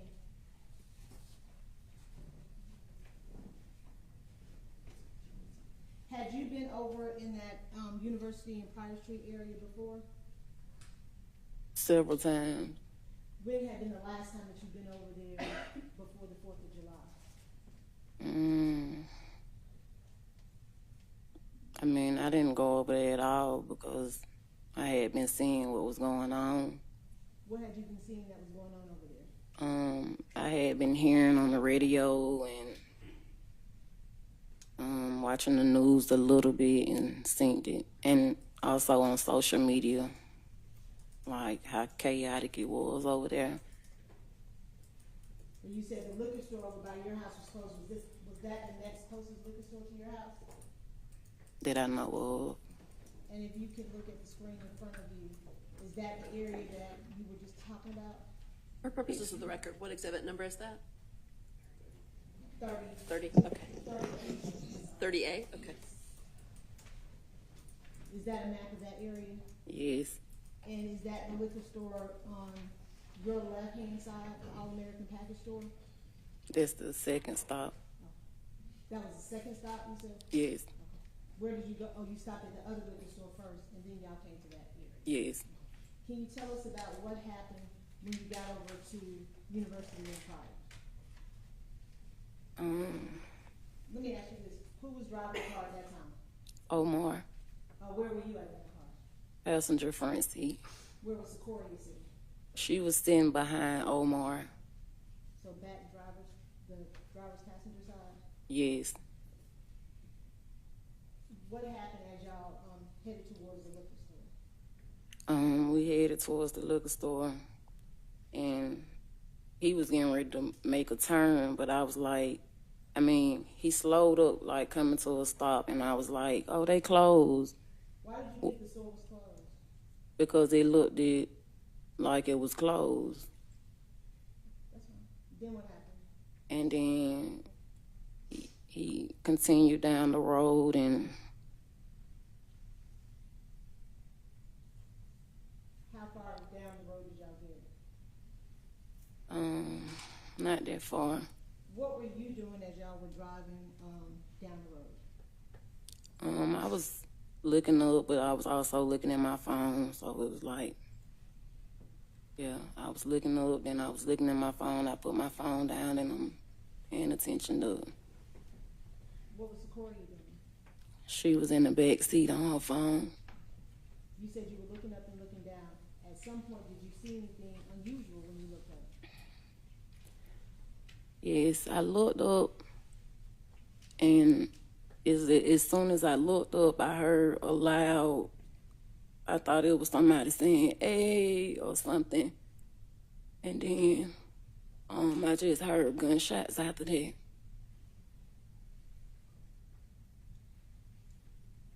How many gunshots did you hear? A lot. Could you see who was shooting? When I looked up, I seen someone standing in the street by the yellow line. And then, like on the sidewalk, it was a man in black.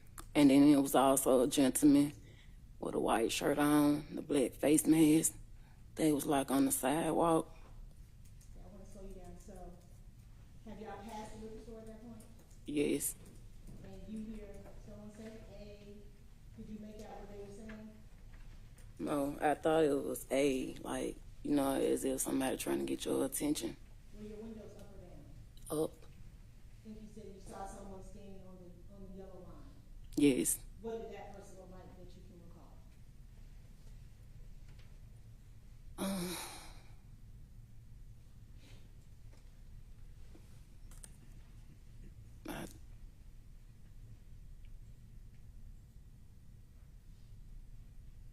Do you remember anything about that person at all?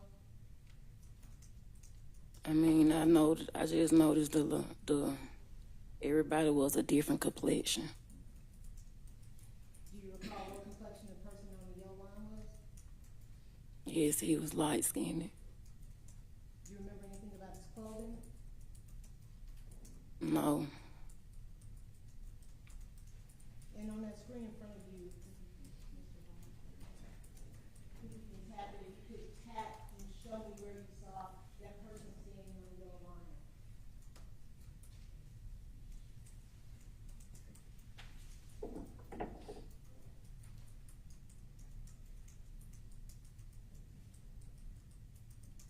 And then you said you saw two more individuals on the sidewalk?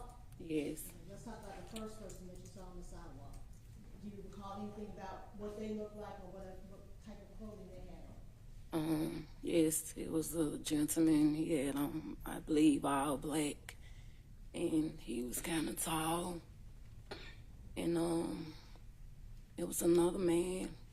He was a little shorter than the man that was in all black, and he had on a white shirt and face. Yeah, on a white shirt and a face mask, a black face mask. Did any of those individuals, could you see whether or not they had guns on them? Yes. Let's talk about the man on, first of all, the two that you saw standing on the sidewalk, if you could touch the screen again and kind of mark where you saw those people standing.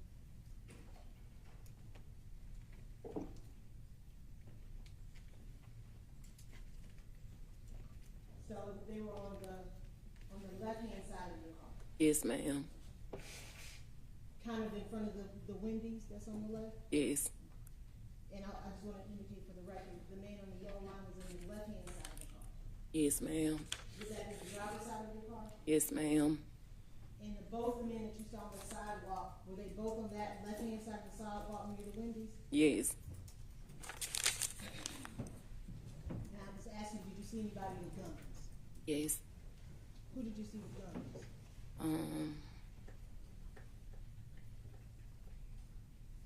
All three. Besides those three people, did you see anybody else out there with guns?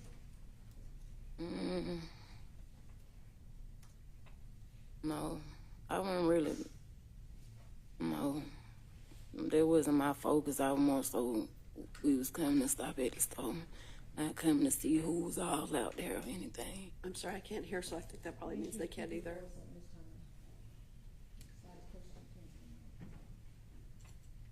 I don't recall seeing anyone else with a gun because my main focus was we was coming to stop at the store, not to see who was all standing out and around. Do you recall seeing any barricades or cones in the road as y'all passed the liquor store once you realized that it was closed? Or thought that it was closed? I believe it was a cone, like, I don't know if it was in the street or like near the yellow line, like, but then it was like barricades like further down. And if you can, on 630A, kind of mark where you saw the cone and the barricade.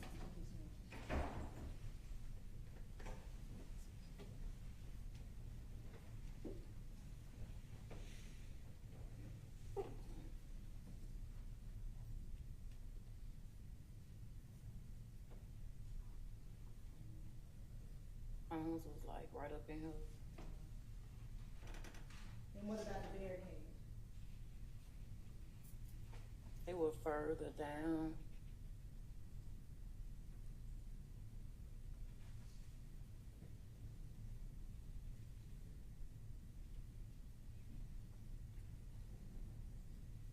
What happened as y'all get up to where that cones and barricades are?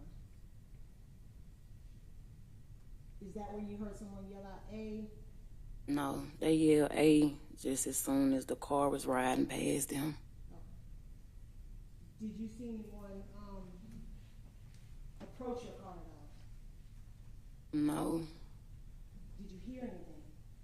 Yes, I heard a loud, like as if somebody was trying to stop us or get our attention. They was like, hey, like, but it wasn't clear of, I was thinking it was A, because we also had the radio on and just driving. How shortly after you heard someone yell out A, did you hear gunshots? Immediately after. And was it one gunshot, 2, 3, how many did you hear? I heard one, and then immediately after that one, I just started hearing it in my car. What side of your car, did you feel the hits in your car? The gunshots? Could you feel something hitting your car as you drove past? Yes. And what you said you heard the gunshots, was it just pow, pow, or was it like pow, pow, pow, pow? Like were they rapid or was it? It was like pow, then do do do do do. I like hear it in my car.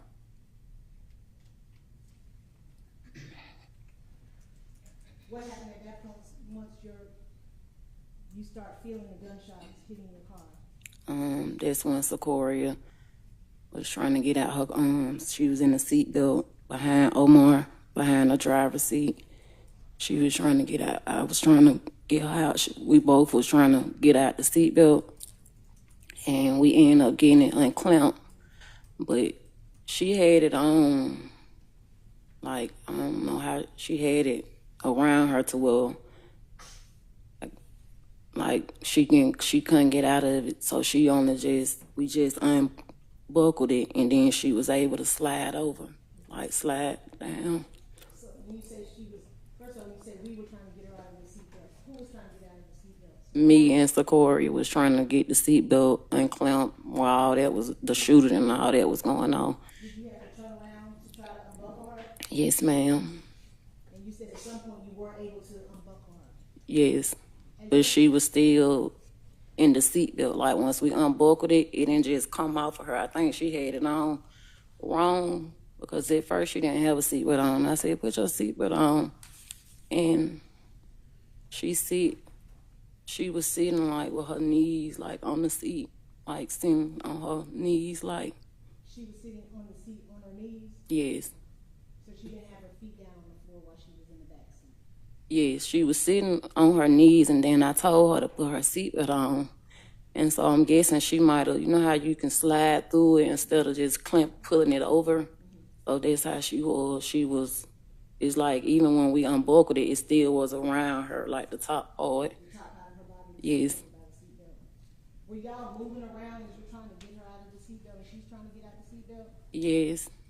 Do you remember if you were saying anything to her? I was just trying to unbuckle the seatbelt, and Secoriea, like, solid. She had weight on her. She was my biggest child at the time. And I'm trying to unbuckle her seatbelt. She trying to move down to where I can grab her, and I grabbed her. And it's like, as soon as I grabbed her, she was like, Mom. And then that's when I started feeling her, like, trying to see, like, what was wrong, because she only said Mom. And then I felt her, like, started feeling on her body and stuff. And this. Did she say anything else after she said Mom? No. At that point, are you still in the front passenger seat? No, I'm through the middle of the car. Like most of my body in the back seat, but my probably knees and feet and stuff was still in the front. Or is someone still shooting at your car? Yes. At some point you said she falls into you? Yes. I'm trying to grab her, and, like, as soon as I'm grabbing her, like, I'm trying to grab her, she trying to get up, the seatbelt was stuck. And then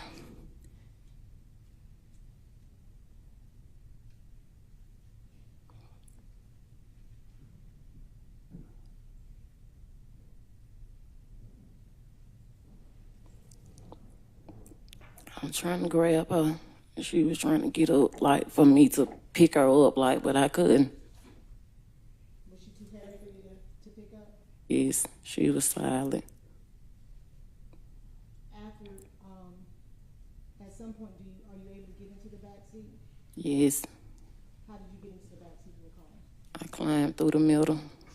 Where were y'all at that point once you were able to climb through the middle to get to Secoriea? When I noticed that she was shot, I was, like, through the middle the entire time. Then I told Omar to stop the car or pull over or something. Like trying to get his attention, let him know my baby is shot.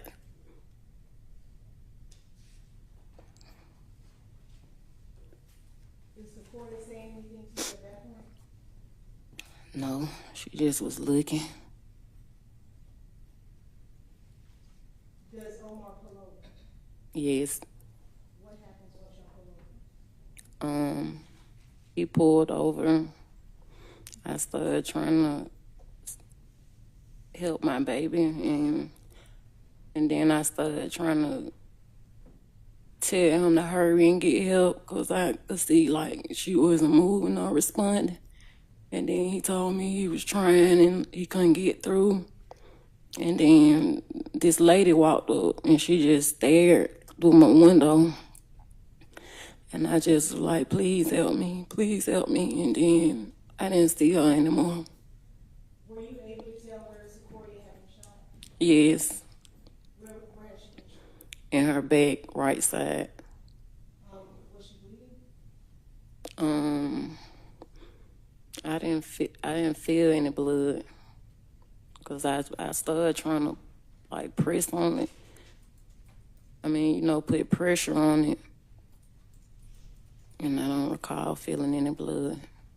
And you said at that time Omar was trying to call 911? Yes. Was he still inside the car with you? No, ma'am. Was he ever able to get through to 911 while y'all were still out here on University Avenue? Not of my knowledge. About how long were y'all pulled over before y'all left? Maybe 2, 3, maybe 4, maybe 3 minutes or so. Not long. After that 3 or 4 minutes, during that time, are you still trying to apply pressure? Yes, ma'am. Was she breathing at that time? No. What do y'all do then? I'm trying to press on her and blowing her mouth and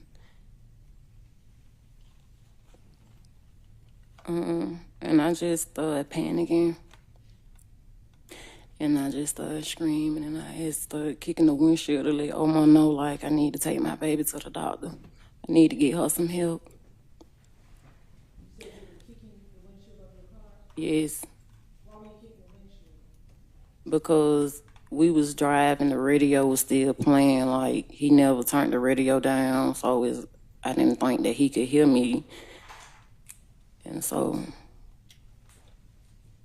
Does he eventually get back into the car?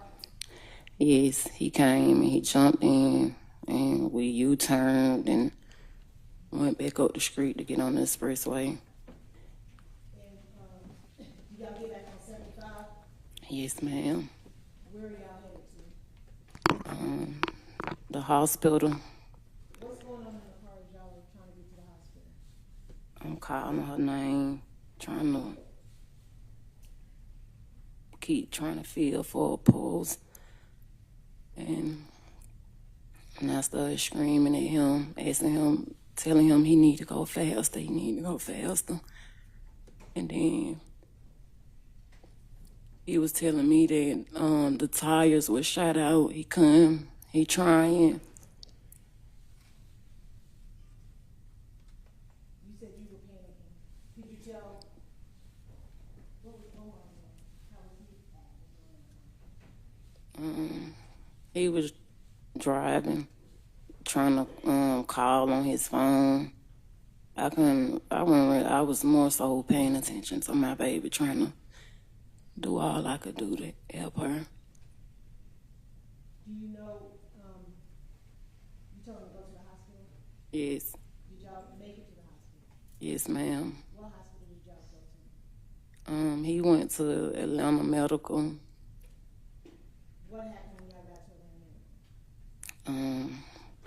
We got out the expressway, and then he was like slowing up, and I was like, go, go, go. And then he just kept going, and then I seen lights like a police officer was coming behind us. And then we pulled into the emergency part of the hospital.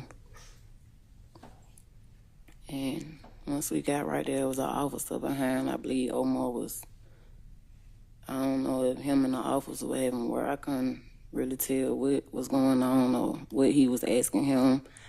But I was just, then a lady was out there and I was like asking her to help me.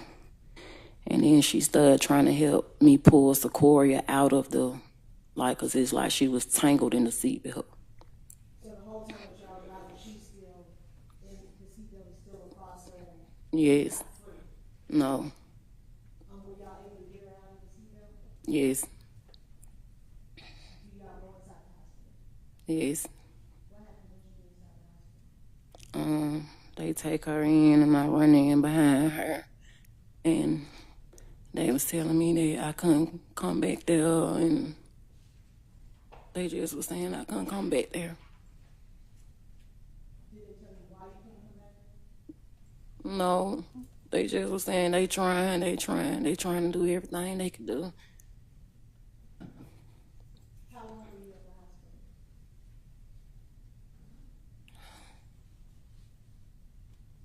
Maybe 30 minutes, 45 minutes, I don't know.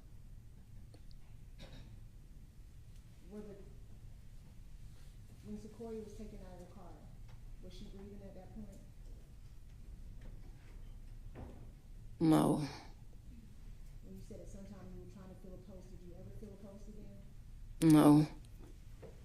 Were the doctors at Atlanta Medical Center able to save Secoria's life? No, ma'am. What happened after? Did you talk to the police that night at the hospital? Yes. That's all I had at the time.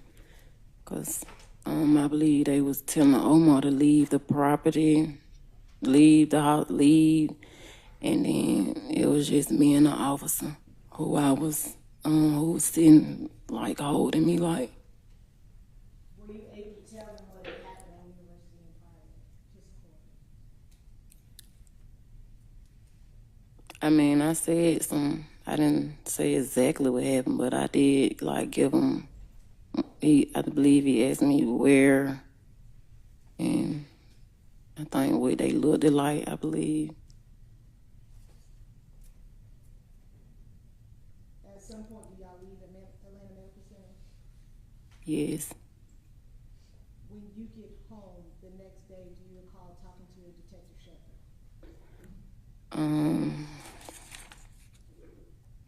He came by my mom's house like that evening, afternoon, I believe.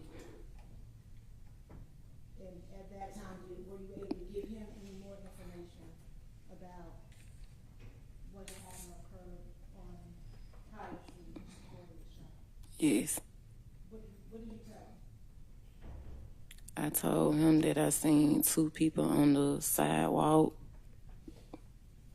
and then, like, one by the yellow line.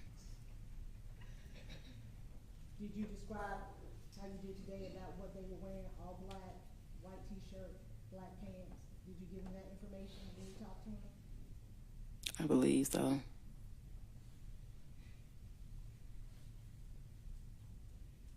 Do you, after you spoke with Detective Shepherd, did he ever bring you any photographic lineups or anything like that to try to identify anybody? Yes. I'm not for sure. I believe he did, but I was also showing him what people were sending me and stuff. Were you, what type of, you said people were sending you stuff? Yes. What type of stuff were you getting? Like different pictures and of the people that was out there and stuff like that. Did you share any of those photographs with Detective Shepherd? Yes. Did you recognize any of those people as the individuals that you saw out there that night?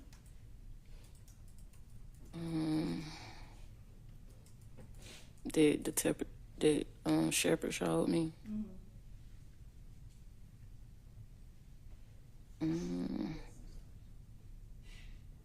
Yes. Yes. You recognize some of the people that Detective Shepherd was showing you? Yes. How were you able to recognize them? Because I told him that I remember one of them was wearing black, and I told him that I remember somebody with a white shirt on and a black face mask. Do you know for certain, do you know how many people were shooting at your car? I don't. Do you know who shot Secoriea? I don't. When you were describing to Detective Shepherd about what individuals were wearing, were you describing them as, I know 100% that that's the person that shot Secoriea? No, I just told him that I did see, when the gun was going off, I looked back and I could see like, I look back and I can kind of see like one of the people on the sidewalk, their gun went off. I mean, the lightning from the gun. So the person that you But saw shooting was on the sidewalk? No, I seen two people, like I seen two guns going off.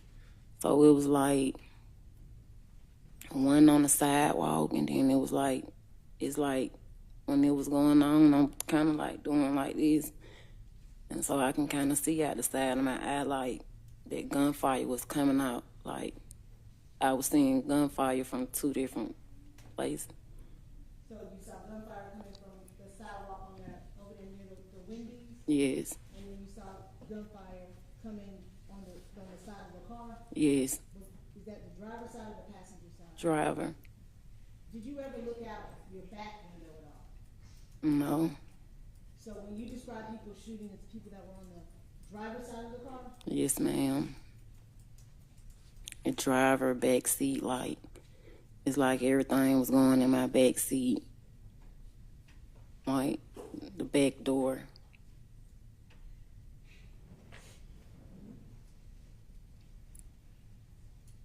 Did you ever get your car back?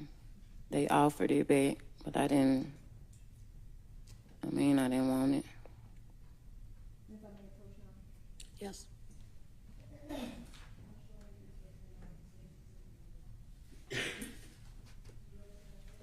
Yes. My daughter. Is that a picture that you gave to?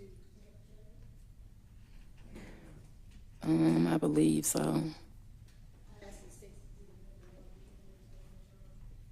Any objection? It's admitted. Yes, granted.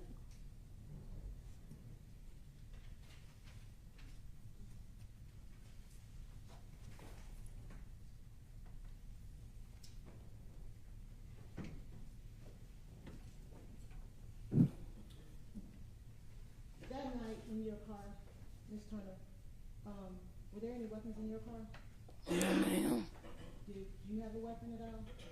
No, I've never shot a gun, used a gun at all. What about Omar? Did he have any weapons?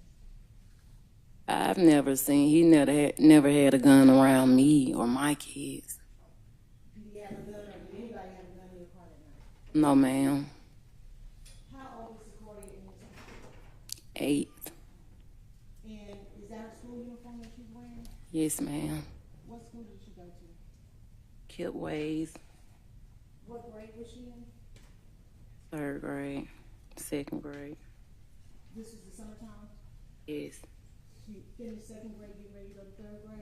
Yes, ma'am. Can you tell us a little bit about Secoriea, the things that she liked to do? Secoriea was very outspoken. She was a little sassy because she gonna say whatever come to mind. Very silly. She loved being around her family. She liked to cheer. She just loved being around love.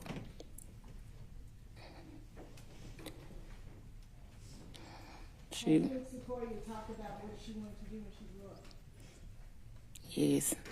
What did she want to do? She named at least, I believe, 2 different things. Like she was undecisive, but she was for certain that she wanted to go to college. What college did she want to go to? She said Spelman. She going to Spelman College. She didn't say, I want to go, she said, I'm going to Spelman. Yes. That was at Sassoon Center? Yes, ma'am. Since Secoriea has died, have y'all developed a scholarship in her name? Yes, ma'am. At what school? Spelman. No further questions. Can I see the attorneys at the bench?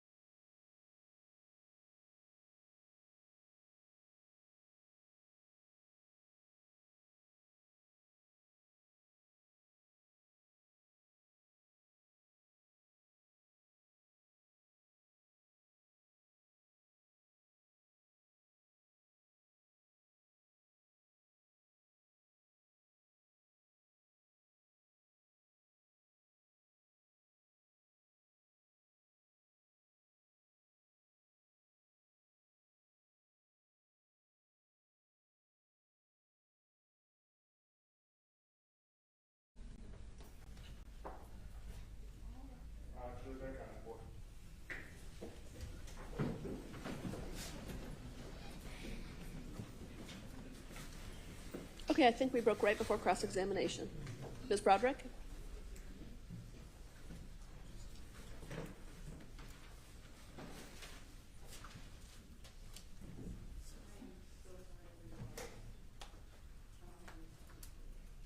Thank you.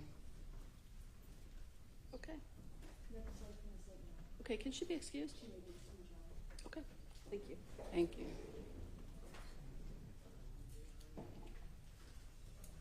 All right, are you guys ready with your next witness? Okay.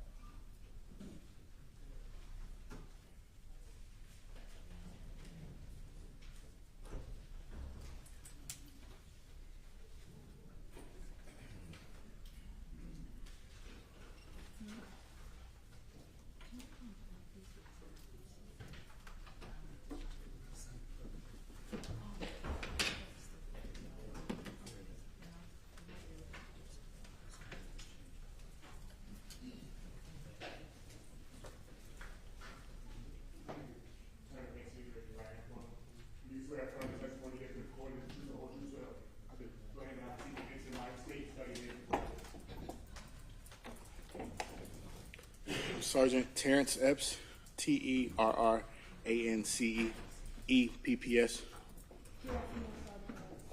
Afternoon.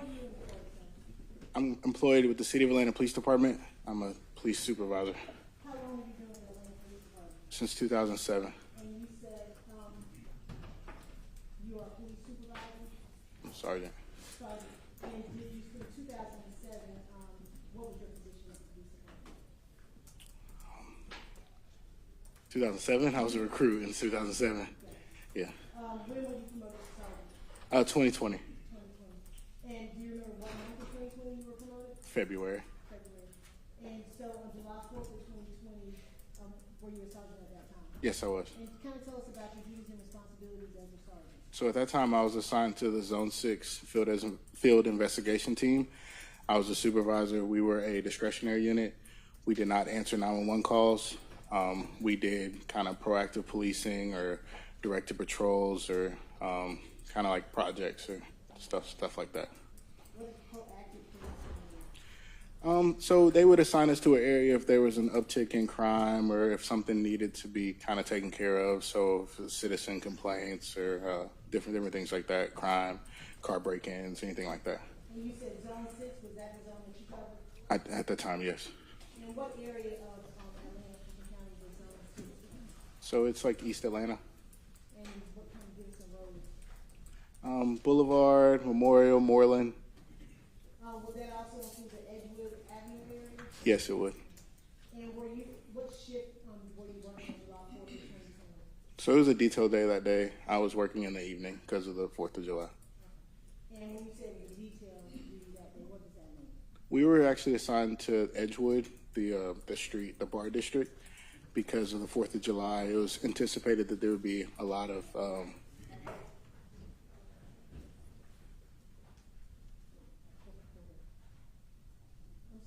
Everything okay?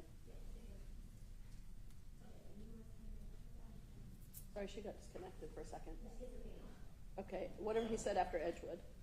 Oh, I was assigned to Edgewood. It's a bar district inside of the zone. They expected it to be crowded because of the 4th of July, so they had us there to kind of monitor the street and the bars. Was anything else going on in that Edgewood area around that time in summer of 2020? Yes, it was the protest. How often would there be protests in that area, the Edgewood area specifically? Because of how close it was to the King Center, it was a lot. It was a lot of protests over in that area. And when you say protests, are those peaceful protests? It was both. When you say both, what would the other? When it was a little more rowdy, I don't know. It'd be a lot going on. Were there any incidents of violence during that Occasionally there would be. It's been a while. Specifically on July 4th, do you recall there being any issues of violence in that area? I do recall something happening after this incident. And what was that occurred in the area? It was a shooting. Was anybody injured in that shooting? Yes, there was. Yes.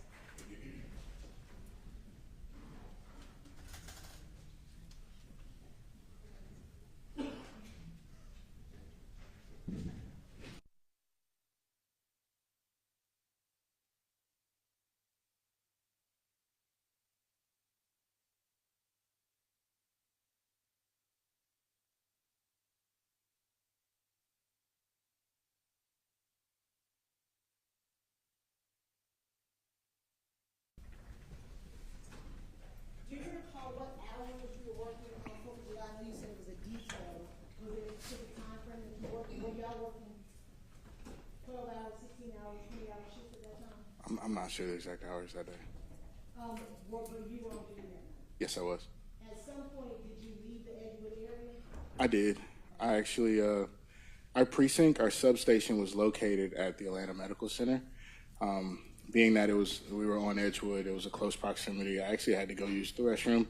So I decided to go to our precinct to use the restroom. It was a safe place.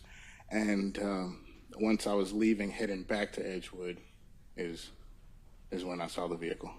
When you say you saw the vehicle, what street were you on at the time that you saw the vehicle? I was on Boulevard at the intersection with Freedom.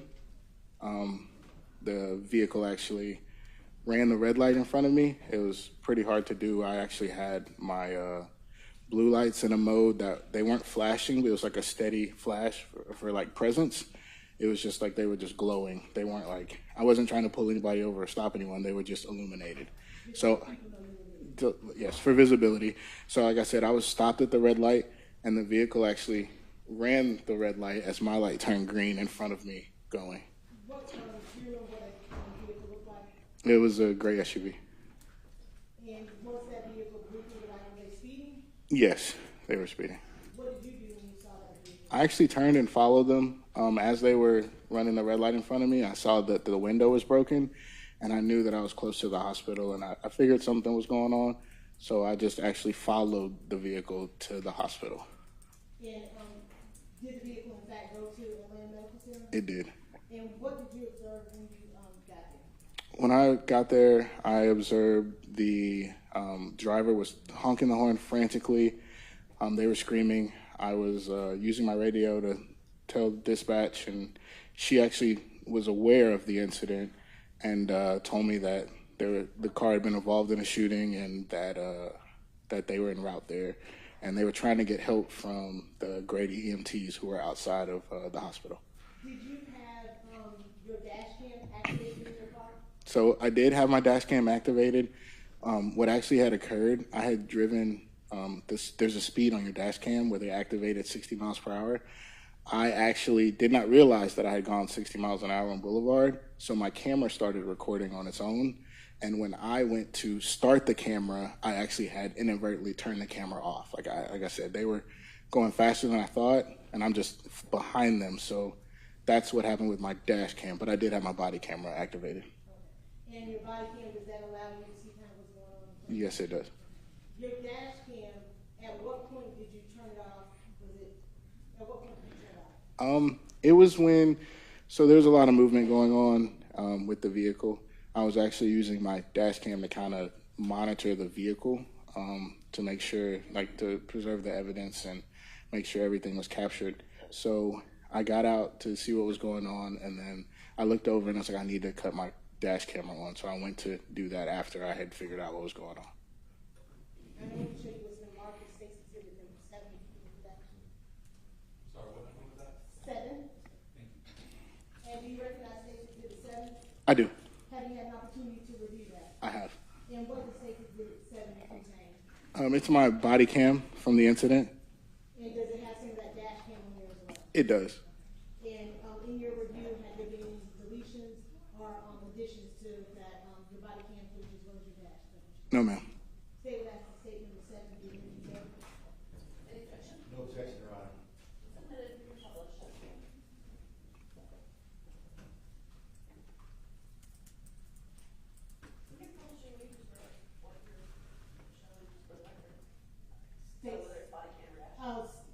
case number 7 of the body cam and dash cam of Sergeant X.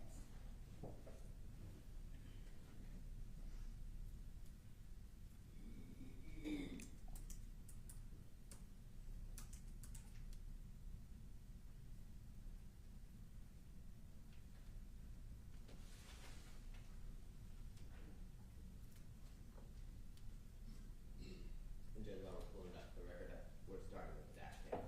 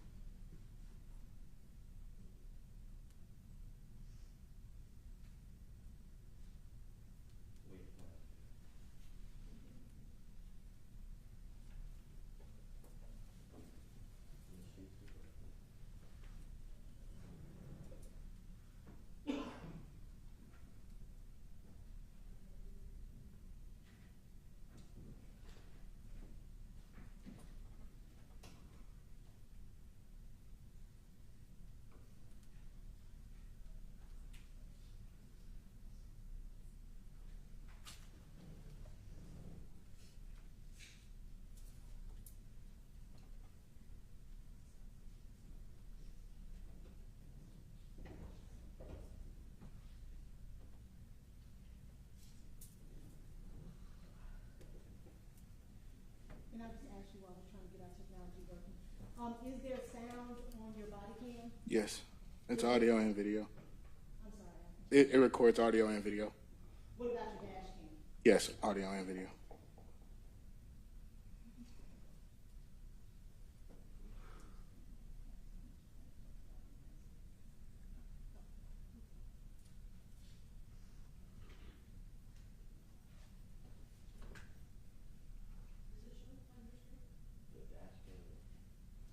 It's just not showing.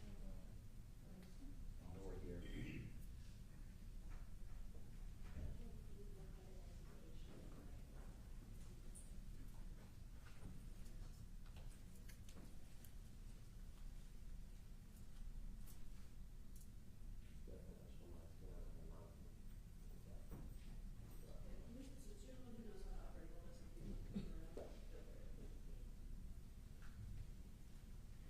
Did you come into contact with anyone while we were trying to get our technology, while you were there at Atlanta Medical Center?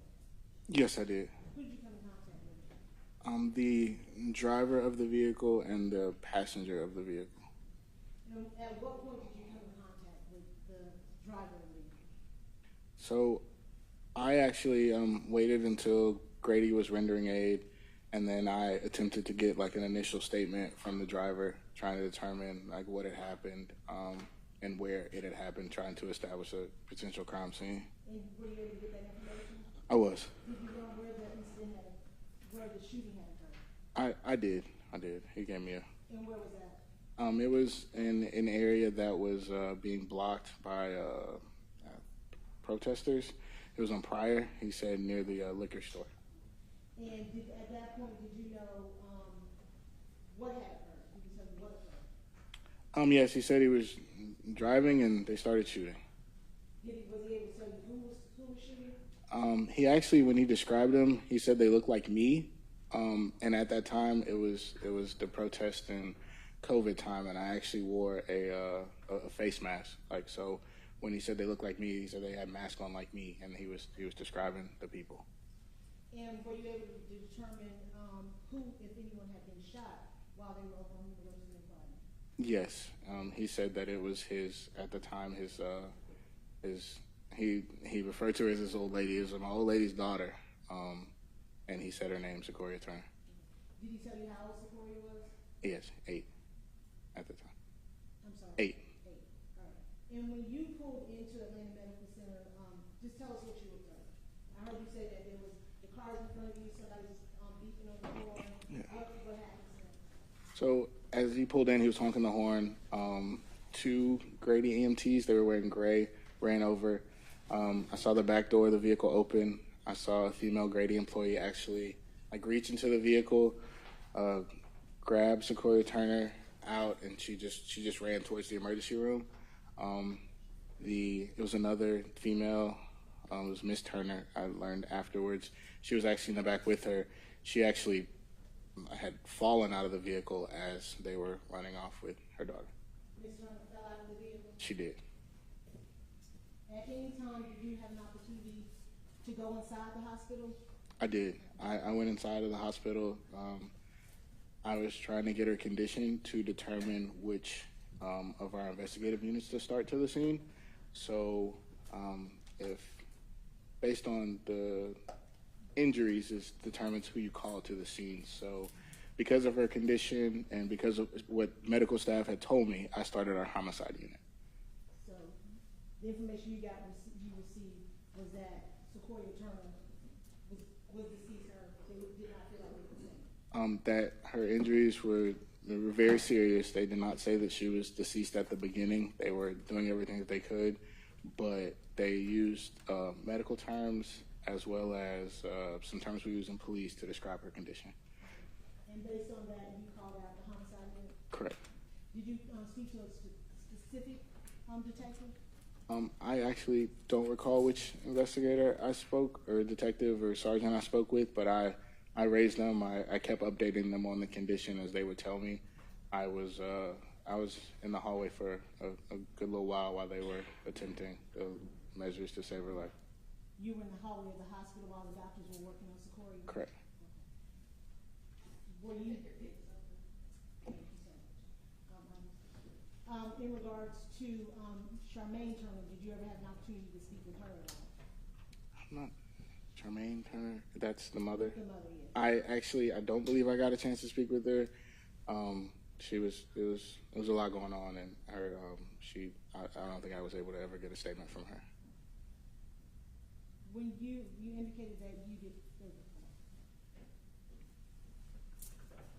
So this on the screen is my dash camera.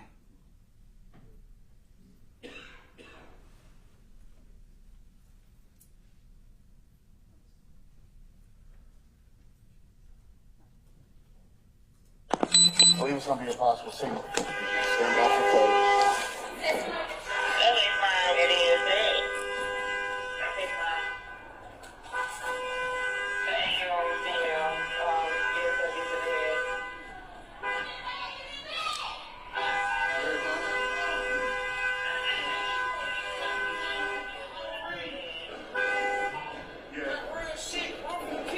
Is that yourself that we're looking at there, Sergeant? Yes, I'm in the pants with the black one to the far right. And is that Mr. Omar Ivory? Yes, it is.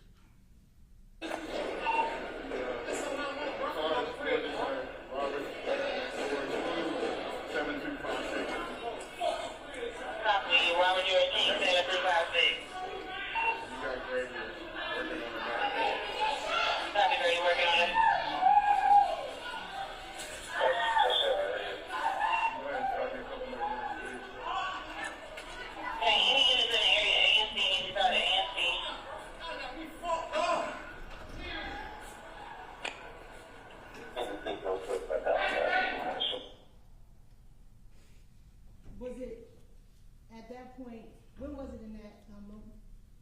After that, were you able to speak to Mr. Ivory? Shortly after this. So what's happening is we're actually blocking the ambulance entrance to the emergency room. So I actually moved my vehicle up to allow ambulances to pass by. I didn't want to block the entrance completely. And then after that is when I spoke to Mr. Omar. During the time that you were speaking to Mr. Ivory, can you tell me kind of what his demeanor was? He was extremely upset. He was angry. It came off almost as like aggression, but he was just upset. There was a lot going on. Did you find his emotional outburst uncommon for somebody who's been driving a car with an 8-year-old who was shot and killed? No, it was fine.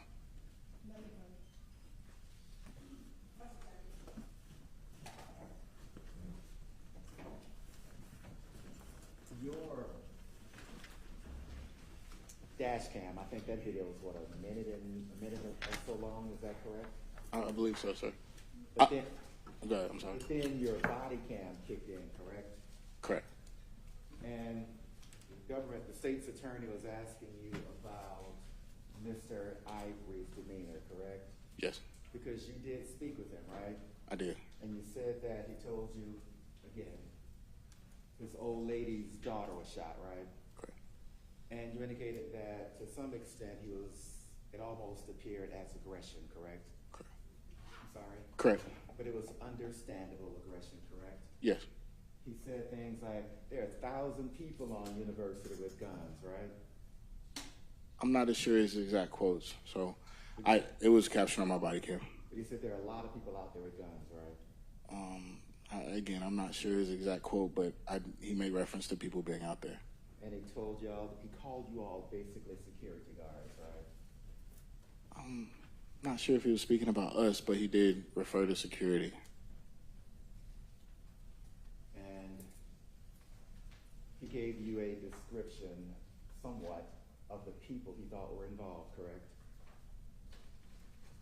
Yeah, my understanding, he said he didn't know. He said they looked like me, and that was he was referring to my mask, like they were covered. He couldn't give me much, and I was trying to get height, weight. I was asking him a lot of questions. And he was also referring to your clothes. He said they were dressed like cops or something in black, right? I remember him saying they look like me, so I'm not exactly. I didn't get to go into much detail about exactly my clothing, but he referred to my mask that I was wearing. They had masks on like you. I'm sorry. He said they had masks on.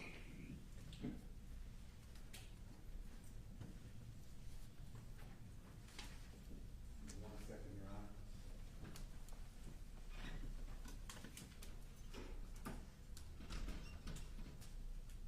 I thank you. I have no questions for you. Any redirect? What type of mask did you have on? It was one of the COVID face that fastened around my ear.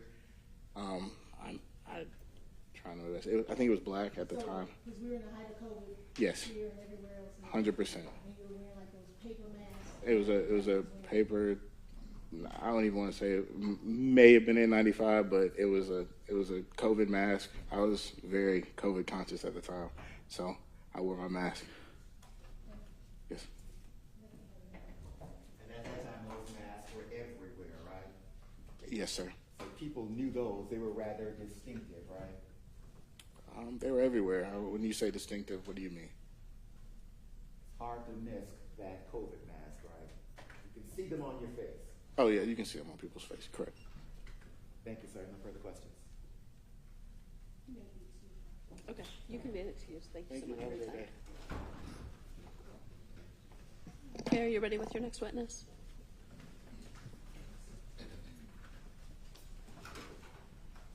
State calls crime scene set Sharon Davis to the stand, Your Honor.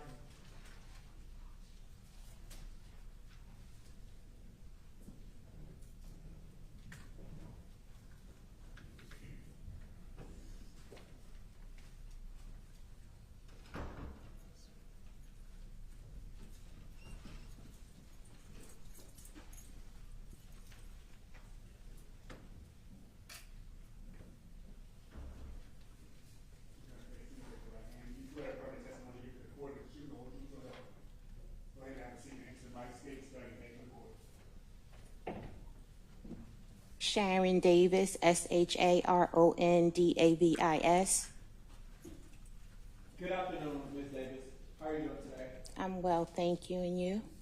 I'm making it. Ms. Davis, how are you employed? With the City of Atlanta Police Department. All right. And can you tell me, Mr. Jerry, what some of your duties are? Well, currently I'm with code enforcement, so what they were in crime scene is to respond to scenes that are some fatal in nature, some not, and at the direction of whoever is head on the scene, they would direct me on what to do. But I respond to scenes and I collect evidence. I will collect fingerprints, which is evidence, document injuries, document defects in vehicles. And so you said a lot. So let's break it down. So currently you work for who? The City of Atlanta as a code enforcement officer. Okay. And back in 2020, Who did you work with? The city of Atlanta as a crime scene technician. Okay, and how long have you been a crime scene tech in 2020? In 2020, about a year. About a year. Mm-hmm. And you previously told us what some of those duties. So back on July 4th of 2020, did you respond to Atlanta Medical Center? Yes, I did. And what was the reason for your response? It was someone who was injured in a vehicle. Okay, and once you respond, can you tell me to the jury what that scene was like? Crazy. Okay, and when you say crazy, tell me more. It was just the sight of it. It was alarming.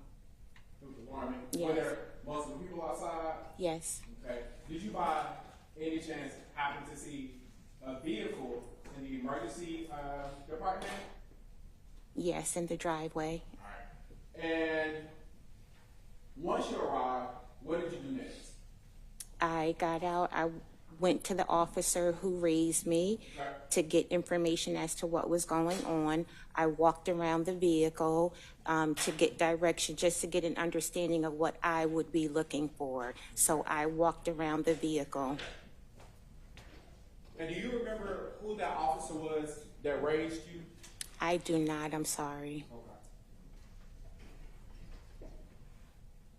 And what is the address of the Atlanta Medical Center, if you remember? I don't know the numerics, but it's on Boulevard. It's on Boulevard? Yes, it is. Okay.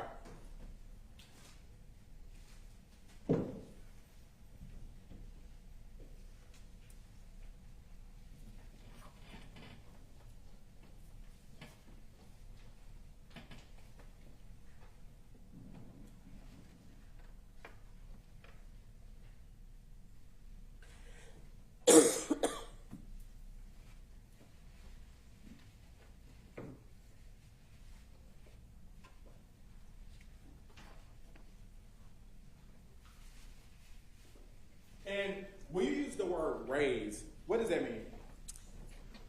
We get our calls from the radio, so someone will call for a crime scene. It's a term called raise. So on your radio, they raise crime scene. Okay. And what shift were you working on that day? I was on evening watch. Permission to approach her? I am going to approach you with what has been pre-labeled as States Exhibit 8 through 29. Can you take a moment to look through those photos and tell me if you recognize those photos?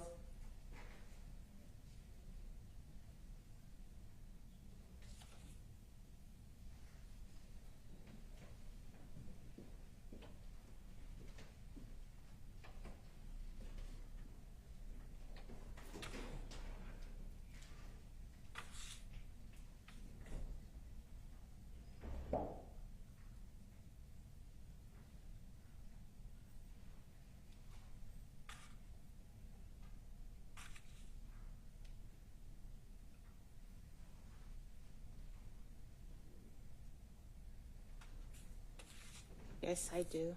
All right, and how do you recognize those photos? That was from the crime scene. And are those photos a fair and accurate depiction of the photos you took once you responded to Atlanta Medical Center? Yes, they are. Your Honor, at this time, state 10 to states 8 through 29.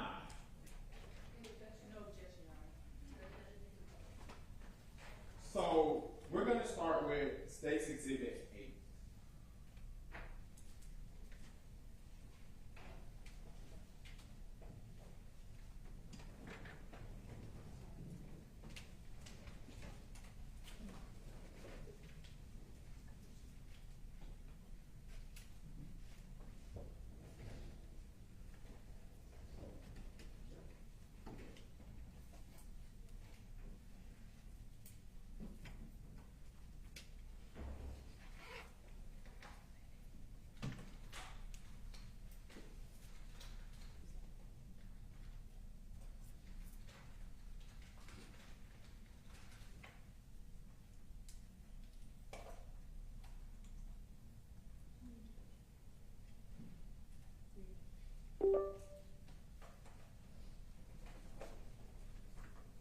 Davis, can you tell the members of the jury what State's Exhibit 8 is?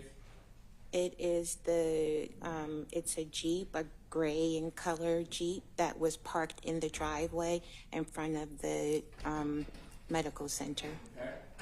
Now, State's Exhibit 9, is that just a close-up view of State's Exhibit 8? It is the overall rear of the vehicle. Okay.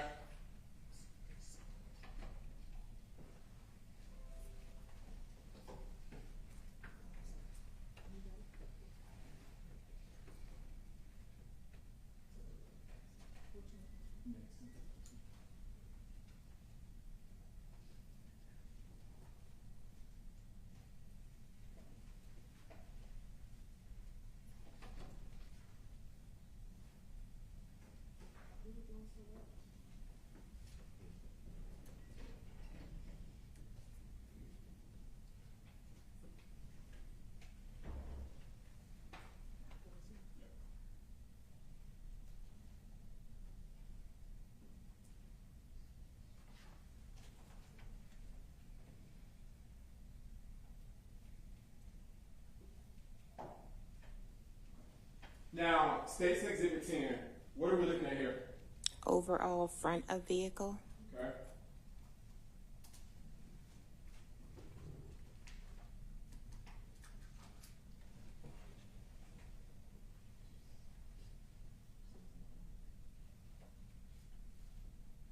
All right.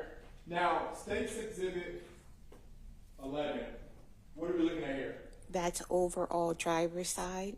Okay. Well, let's go to State's Exhibit 12.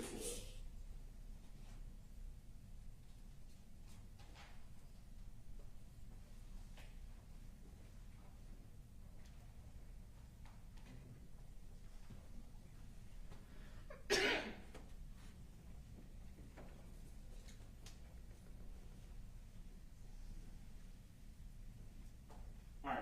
Now, let's talk about State's Exhibit 12. Which side of the car is shown on State's Exhibit 12? The drivers. The driver's side, and was there anything significant about the driver's side of the car that made you take this photo? It's the overall rear driver's side, so just trying to get both sides because I couldn't stand straight on. Okay. And now State's Exhibit 13. What are we looking at on State's Exhibit 13? The defects in the door, the driver's door. All right, so if you can tap the screen for me, and where you see the first defect, can you mark it A?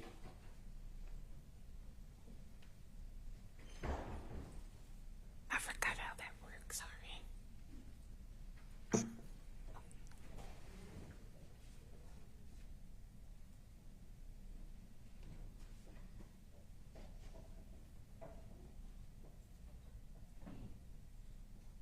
Great, you beat me to my next question.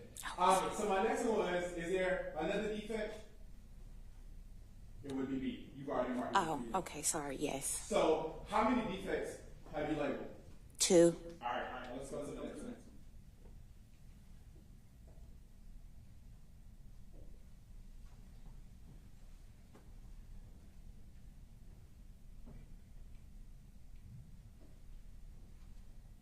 Now, tap the screen. You want to erase that for me?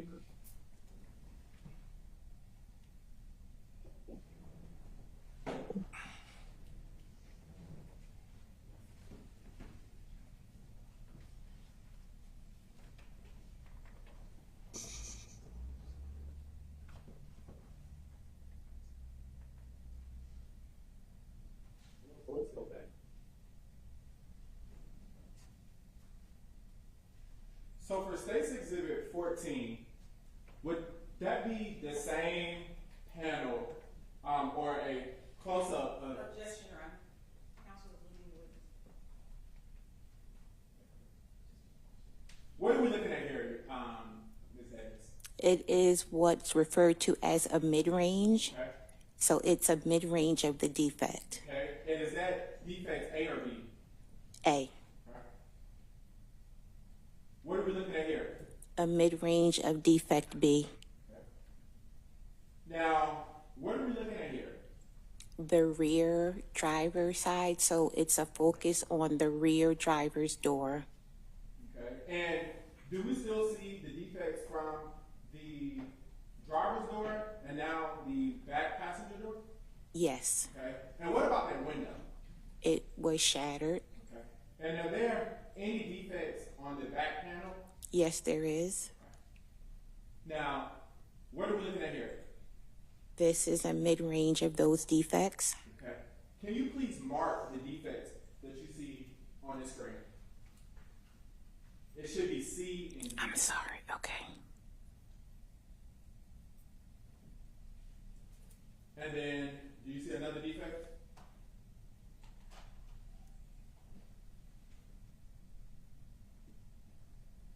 So in total, how many defects have you noted so far? 3. Okay, and then Well, let's add I'm the sorry, oh AD. yeah, okay, I'm sorry, 5.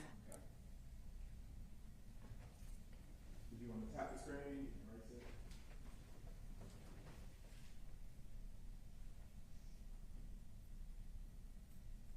What are we looking at here? A close-up of the defect. And which defect would that be? That's on the top handle of the rear driver's door.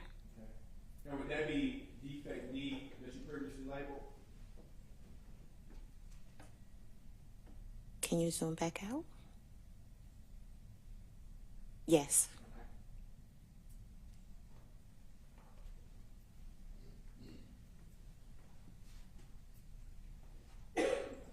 So now, what are we looking at here? That's overall of E. And was there something that you noted at the bottom of the vehicle? Was there a defect at the bottom of the vehicle? Objection, Your Honor. I think he's got a direct attention so far. He's got that. I'll allow it. Other than the flat tire? No. No. Okay. Whatever's down there, I can't really see. Okay. We'll go back. So, right here, would you agree that we're looking at 3 defects? Yes, I agree. Okay. Plus a shattered window. Yes. Okay. And what side of the car is this? The driver's side. What is State's Exhibit 20? It is a defect in the rear. The rear driver's side. Thank you. What is State's Exhibit 21? A mid-range of the defect on the rear driver's side. State's Exhibit 22. That is a close-up of a defect on the rear tail light. Okay. Driver's side. Driver's side. Driver's side.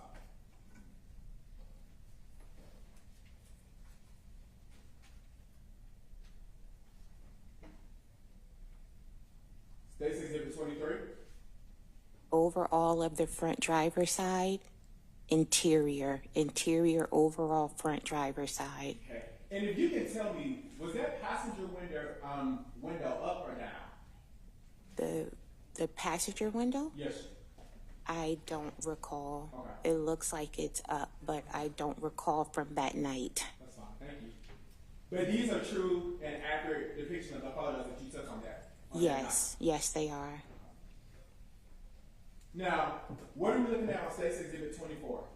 The defects on the rear interior driver's door. Rear interior driver's door. Would that be the driver's door behind the driver? Door behind the driver? The rear interior rear driver's door, so the door behind the first door. Got it. The driver's door? The driver's door, yes. Yes, I'm trying to say passenger. I'm nervous. I'm sorry. And how many defects do you notice? 3.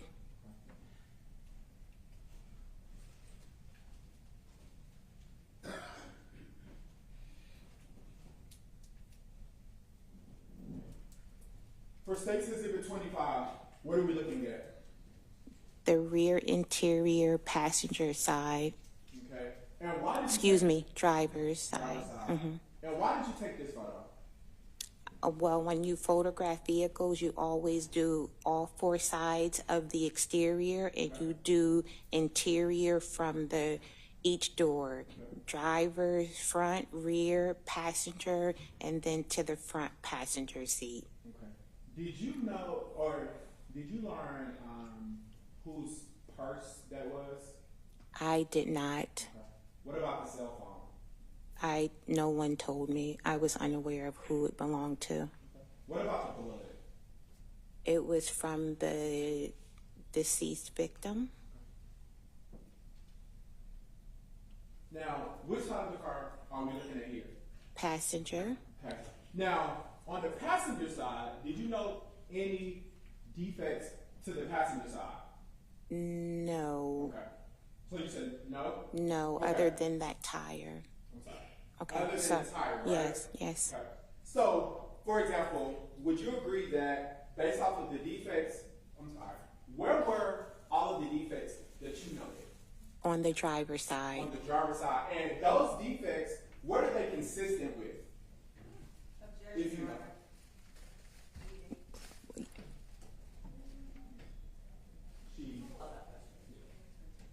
Well, they're consistent with shell casings, which cause the defects. So, from shell casings. From shell casings. And where do shell casings come from? A firearm. Firearm. And State's Exhibit 27, what are we looking at here? Just the front passenger side. And State's Exhibit 28? That was the little girl. Okay. And when did you take this photo? When I was asked to go inside of the hospital room. And then State's Exhibit 29? That's a close-up of her face.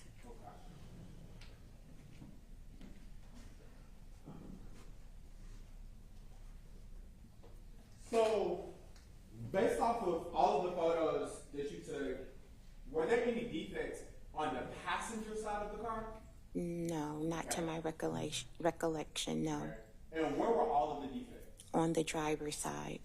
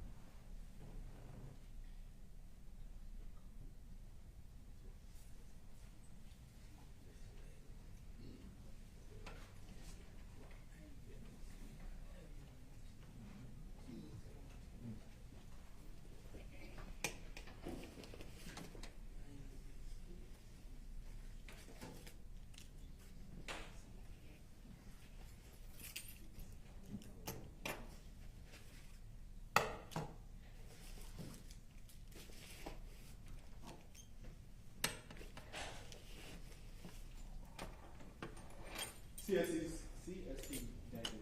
Did you learn who was sitting in the back passenger of the vehicle? The little girl. I'm sorry? The little girl. And did you learn the little girl's name? Secoriea. What her last name is Turner? Secoriea Turner. And based off of your photos, is that where the bullet defects were? The rear door, yes, the rear driver's door.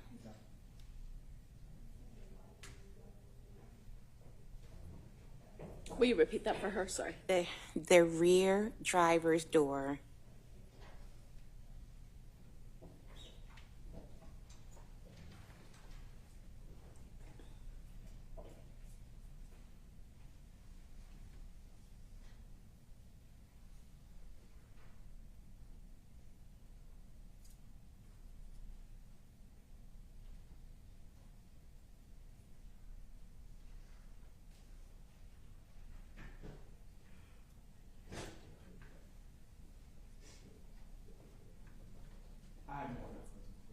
Okay, thank you.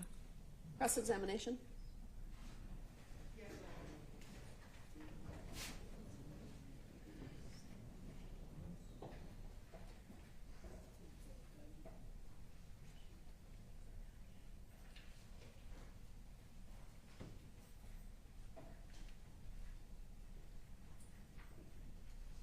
Good afternoon.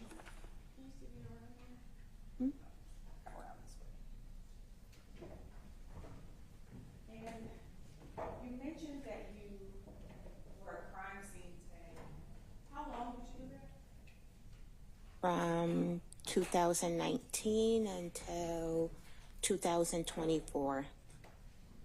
July 1st of 2024, so I've been with code enforcement for 1 year. Thank you. And you mentioned being raised by an officer. Do you know? No, I'm raised by the radio. So radio raises crime scene. I answer and then someone starts talking, and that someone is who is already on the scene, and it was that officer. So do you ever meet with that officer? Yes. Okay. And how is that officer involved in the picture that you took? He's not involved at all. So the pictures that you take are based on just your responsibility to collect the information, correct? Correct. So you don't have any knowledge of what previously transpired when you take pictures at various scenes? Well, I have to have an update so that I know what I'm photographing. If I don't get a briefing, then I could just start photographing the street, which has nothing to do with the scene. Okay.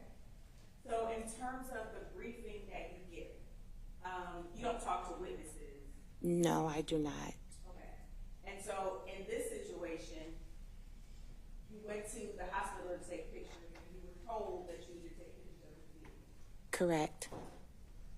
Do you modify the vehicle at all when you take pictures? Modify how? Do you adjust anything to get the pictures that you take? Do you open doors? You do not, no, you don't touch anything on a vehicle. And this vehicle, when I arrived at Atlanta Medical Center, it did not, there was no search warrant. So the way it was, and I believe the only door that was open was the rear passenger door. So I do open the doors just to photograph the inside, but after that, I do not touch anything else. Okay. And this may be a strange question, but you've never seen this vehicle before that day, correct? I've never, well, it's a lot of those on the street, but I don't know if it was that one that I've seen, but that was my first encounter on that day with this vehicle, with this sad scene. Yes, ma'am. And in terms of any damages that may have been pre-existing, you wouldn't know what they were? No, I would not.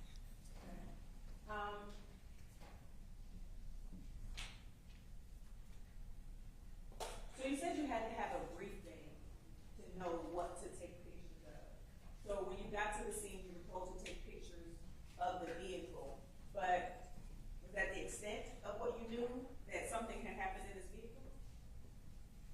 No one has to tell me to take pictures. That's what I do as a crime scene technician. So again, they're just giving you a short story as to what they know to have happened, and then I start working as a crime scene technician, documenting the scene via photographs.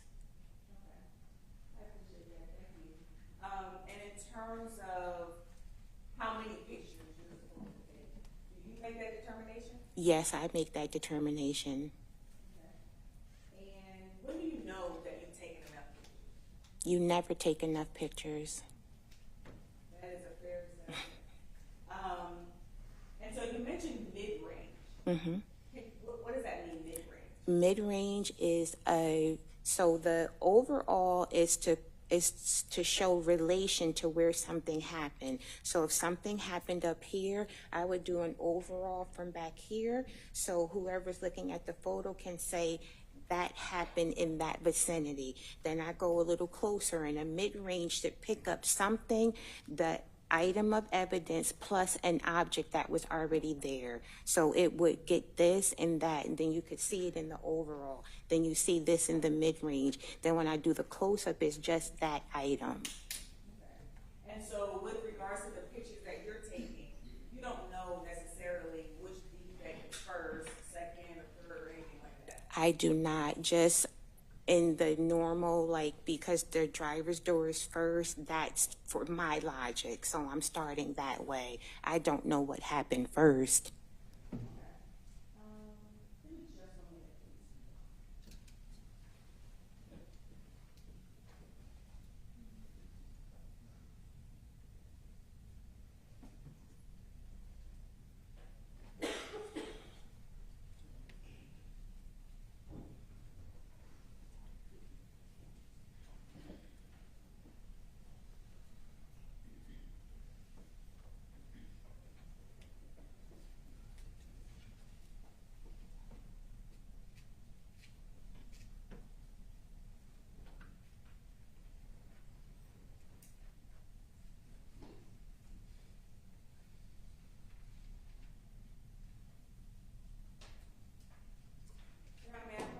Yes. You recognize that picture? Yes. How do you recognize that picture? I can see the part of the hospital wall. Have you seen that picture before? Yes. Can you remember when you've seen that picture before? Well, I took it, but I don't remember when I saw. And then when I come back to the office, I have to download these photos, and I sit there and I have to describe every photo. So I'm reliving the scene again, and now I'm reliving it again today. So, but when I took it, and then when I got back to the office and I downloaded the photos and I started describing what I took pictures of. And you said describe the photos. Where do you describe them? What do you do once you get back to the office and download them? Into Mark 43, so we download the photos into evidence.com, and then I do a report on Mark 43. And then what happens with those pictures once you finish with describing them and do the report? Well, they're saved on a disk and with the report, and it's sent to the photo lab. Okay. And do you ever have any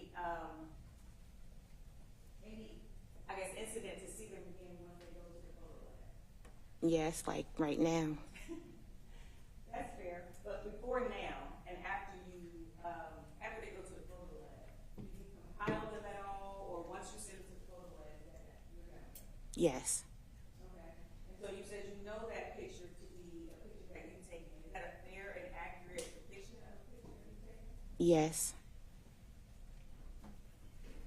Your Honor, at this time I would like to move to enter Defense Exhibit 2. Any objection to Defense Exhibit 2? No objection, Your Honor. It's admitted and you can publish.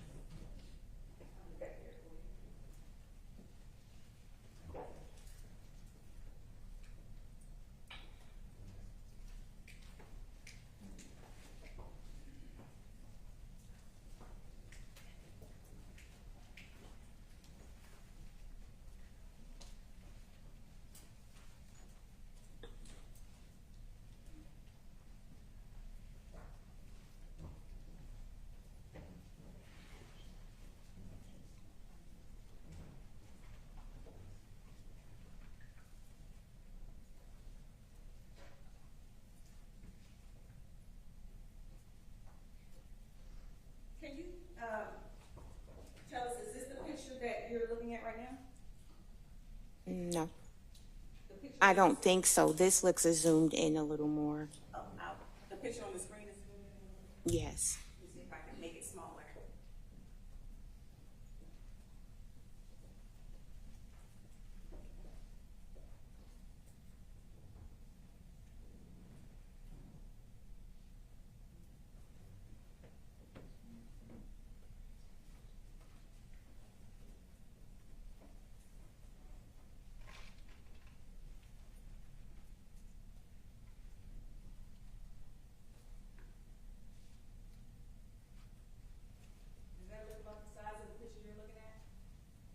No. Smaller. It's picking up at the top headlight to the bottom. Excuse me, the top brake light.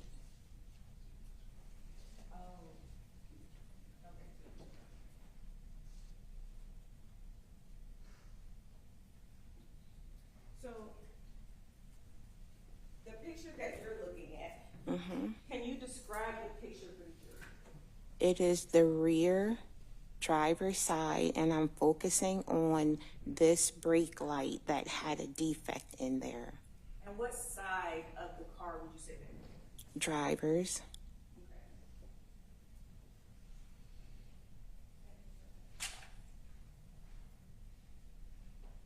And the way that you took this picture, you mentioned that you have a system that you engage in when you take pictures. Yes. Based on the way that you've taken pictures, at what point would you say you've taken your picture? At what point? Yes, ma'am. You stated that for your own benefit, you start at a certain point on the vehicle when you take your pictures. Based on where you know this picture to be, at what point would you have taken this picture?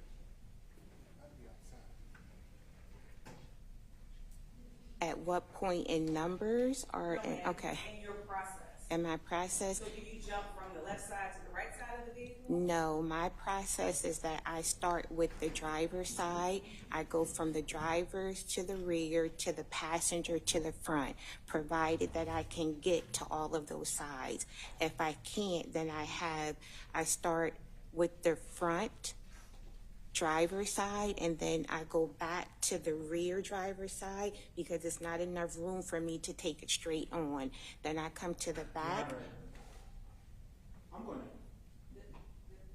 I'm sorry. Can we approach? Yes.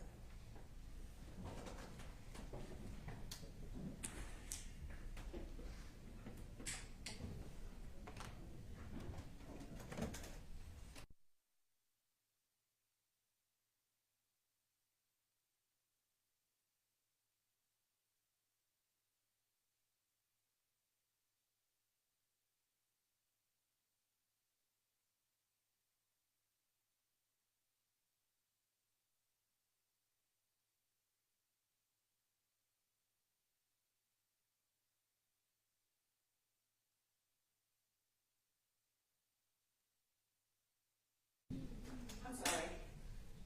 You were describing how you actually take pictures and what your process was. And so in the scheme of your particular process of taking pictures, you were trying to tell us at what point you would have gotten to this point. When I came to do the defects. So I do overall driver's rear, passenger front. And then if there are defects, then I go back and I do the door, and then I do the defect, the defect, the defect. So I don't know at what point it would have been, but I would have done overall location of the vehicle to show where it was in proximity of the scene. Then I do the driver's rear, passenger front. I do the VIN number, I do a tag number, and VIN if it was stolen. And then I start with where I see a defect to be, and then I make my way inside. Yes, ma'am. Thank you so much for that detailed explanation. In terms of, you were asked by the state about how the defects were made in the vehicle. But your job is, or at that time, was just to take the pictures, correct? Yes. So in terms of how the defects came to be inside of the vehicle, you don't know that. Well, they're not knives. They didn't come from a knife. So it came from something that leaves a defect in metal. But in terms of your responsibility at the scene, your responsibility is to take the picture. Correct.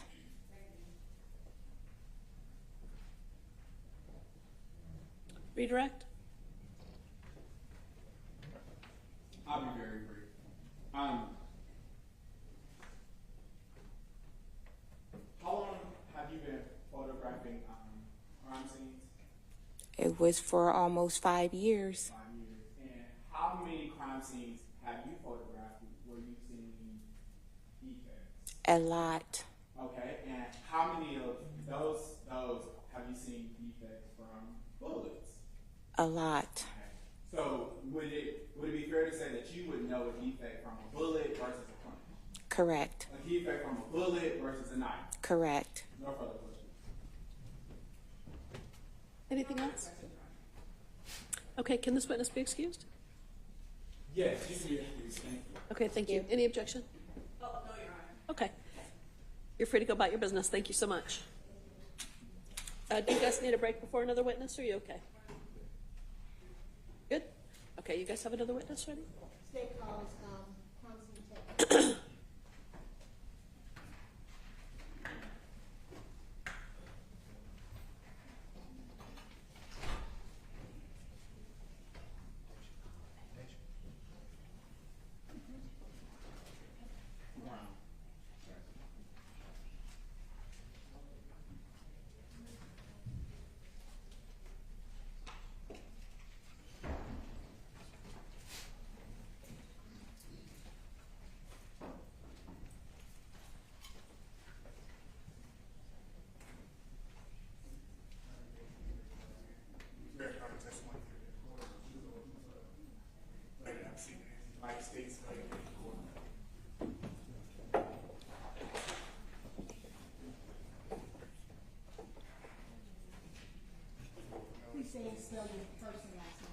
Hollis Brown, HOLLISBROWN. And how are you employed, Ms. Brown? I'm a crime scene technician for the City of Atlanta Police Department. How long have you been a crime scene tech with Atlanta Police Department? Since October 3rd, 2019. Since 2019. And what are your duties as a crime scene tech? My jobs are to collect and preserve the evidence. And have you had any specific training in regards to evidence collection? Yes. Can you talk to us about the training you had? I did my training at Gypstick, and it was a week course. We went over courtroom testimony and how to collect and tape back evidence. And how long was that training? You said a week long? Yes, ma'am. Any other additional trainings that you've taken over the course of your career in regards to evidence collection? Just that one course.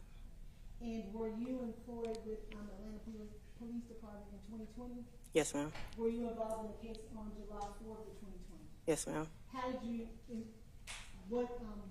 many cases were you involved in that day? I'm sorry, that day? How many cases, yes. I'm not sure. Were you called to the scene of University and Pryor? Yes, ma'am. Do you remember how you got called to University and Pryor? Yes, I was raised over the radio from an officer to respond to that location. Did you have any information as to what had occurred at that location? I responded to a 5048, What's a 5048? a homicide. And when you arrived on the scene, did you go directly to University and Pryor? Yes. And when you got there, what did you observe? The scene was very chaotic. It was cloudy outside. There was SWAT, a few officers on that scene. Can you describe what that overall area looks like? Is it a residential area? Is it a business area? More like a business area. There's there's 2 gas stations. There was a Wendy's over there, a liquor store. Any other businesses? I think you said a gas station, a liquor store. There's about 3 or 4 gas stations in that one area, and then there's the Wendy's beside the gas station. Did you do anything to secure the scene when you arrived? No, ma'am. I just got the walkthrough with the officer. Do you recall what officer you walked through? No, ma'am. And did that officer give you any directions as to what needed to be collected or memorialized? Yes. And what was it that the officer indicated you need to do in regards to evidence collection? Well, once I got to the scene, they told me we would have to process it fairly quick because of how the scene was. Once I got there, they showed me where all the shell casings were, and I went ahead and photographed and collected the casings. When you said it was a chaotic scene, what do you mean it was a chaotic scene? There was still a lot of people in the parking lot area where the Wendy's was. There was a lot of police officers where the liquor store was, at the gas station. I actually had an officer walking with me on the scene to make sure I was okay. And when you say people, were other people outside of the police officers? Yes, ma'am. If you could look through State's Exhibits 31.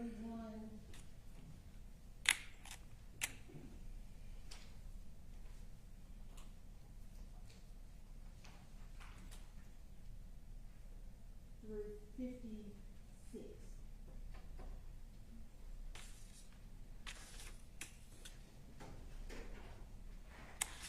Have you guys seen those? No, Your Honor. They've been received, discovered.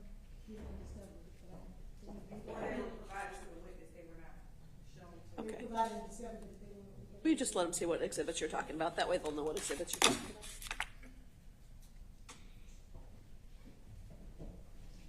Is anyone else taking photographs in that area? I'm sorry. Was there anyone else that was tasked with taking photographs? No, ma'am. And you said that you walked the scene with the officer. How long did it take you to walk the scene with the officer? Probably all of 2 minutes.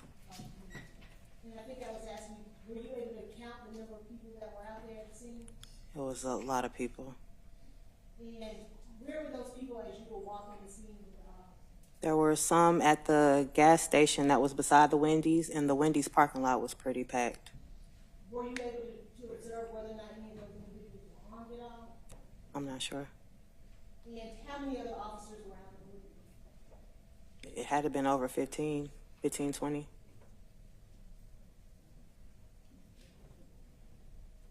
I'm sorry. You said how many? There had to have been over 15 or 20 officers. And do you recall if the detective was on the scene? Yes. What detective was on the scene? I remember Shepard. Were there any other detectives on the scene? I'm pretty sure there were, but I just remember Shepard. How long were you at that location? I may have been there for about 30 minutes, 45 minutes. And after you indicated, did you take any photographs? Yes, ma'am. What is your process once you taking photographs of the scene? Once I get to the scene, I go ahead and take my overalls, and then when I find my evidence, I go ahead and do my mid-ranges to show where the evidence is on that location, and close-ups to show you what the evidence is. So you said the overall, Mid-range. mid-range, and the close-up. Yes, ma'am. And have you had a chance to look at states 31 through 56?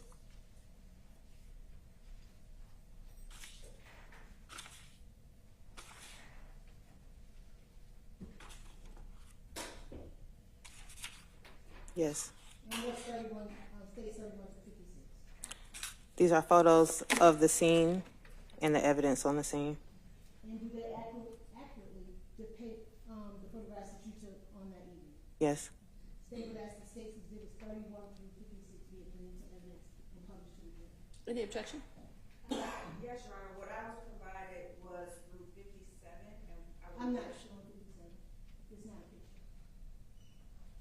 So for 31 through 56. No objection, Your Honor. Okay, those are admitted and you can publish.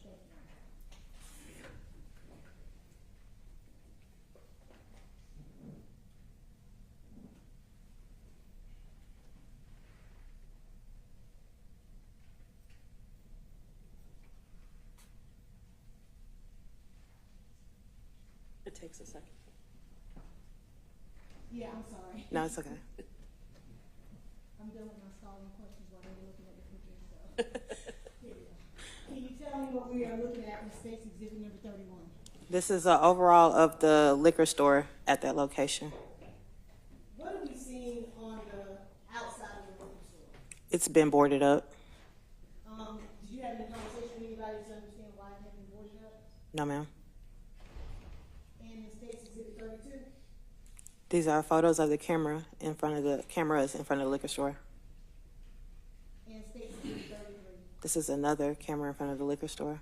Why did you take photographs of the cameras to show where they were, and if anything had been done on that scene, it could show that the cameras were pointed in that direction or where they were located. And do you provide that information to Detective Shepard? We went over it when we were at the liquor store. And State's Exhibit 34, when you look at State's Exhibit 34? This is an overall of the location and the street. And do you recall which street this is we're looking at? This is University. And do you recall where the Wendy's is located in State's Exhibit 34? It's to the left where you see that white van. And so from this vantage point, where would you have been standing on University Avenue? 75 is behind me, and in front of me is, well, where the patrol vehicles are. A little bit further up is a railroad track. Where would the liquor store have been that we saw earlier in State's Exhibit 31? Behind me, On the right or the left? to the right. And so you stand in the middle of the liquor store and Wendy's looking down to University? Yes, ma'am. Where the liquor store is on the right, Wendy's is on the left? Yes. Why do you take this overall photograph? It's to show the location of where I'm at. In State's Exhibit 35, what's pictured in that? This is also an overall photo of the location. What specific area are we looking at? Are we looking at the right side of the street or the left side of the street? This will be considered the right side of the street. Is that the same side that the liquor store is on? Yes. In State's Exhibit 36? This is the overall photo of the right side of the street, and I'm a little bit closer to the patrol vehicles that were down at the other end of the street. State's Exhibit 37? This is also another overall. To the right, you can see the gas station. Right beside it is the Wendy's, and to the left, there's a Texaco. Across the street from that Texaco is where the liquor store is. Where would you have been standing at this vantage point to take that photograph? Directly beside the Wendy's, and it's to my right. So at that point now, you're at the other end of the street, taking it upward. Which direction does that have? Is that headed towards the highway? Yes, ma'am. And State's Exhibit 38? This is also overall. Are you at that same location from State's Exhibit 37? Yes, ma'am. State's Exhibit 39? This is an overall from the right side, and the Wendy's is straight ahead. State's Exhibit 40? This is the sidewalk that's in front of the Wendy's, the driveway area. And what is there writing in that photograph? Yes, ma'am. Can you tell us what that says? Rayshard Brooks, Lil Mac, RIP, BLM. Are you familiar with the terms BLM? Yes, ma'am. And what does that mean? Black Lives Matter. And State's Exhibit 41? These are a photo of overall of my markers. I'm gonna, that's a touch screen for me, so I want to walk you where the markers are. And can you tell us what, when you say markers, what does that mean? Those are placards I put down beside my evidence. So each place that you see a marker, there's some type of evidence? Yes, ma'am.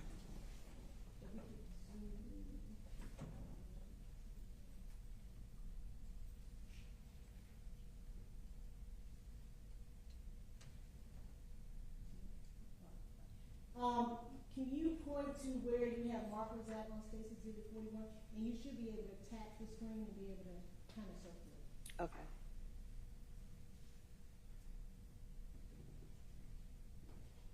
Can you see it?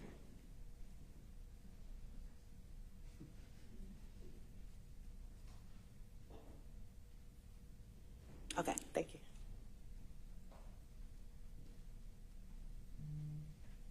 How many placards are in what you just circled in there? There are 3. There's 1. 1. 1. And another one. It's a little bit out of view on my right, your left side. Where those 3 placards are.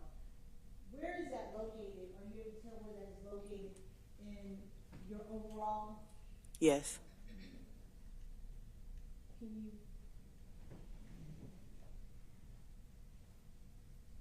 If you could tap screen and take it out.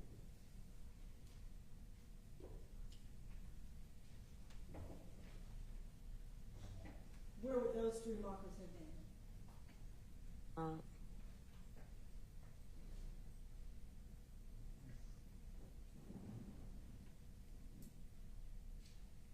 About in this area, In that area right there, along the white line. along the white line? Yes, ma'am. And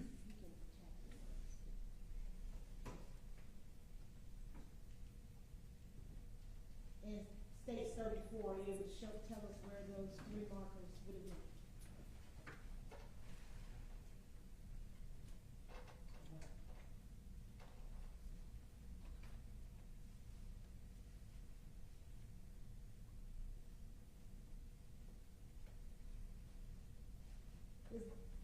How would you describe that area that you just marked on Stacy's exhibit number 34? It's still to the right where the white line is. There's some building off to the right over here also. Is there like a driveway right there in that area? Yes, ma'am. And how far would you say what is that pole? Is that a light pole? Yes, ma'am. Okay. How far away were those three markers from that light pole? They weren't too far away from the light pole. Are you able to show us where your marker 11 would have been?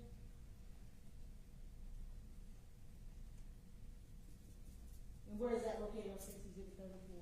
It's in the middle of the street on the double yellow lines.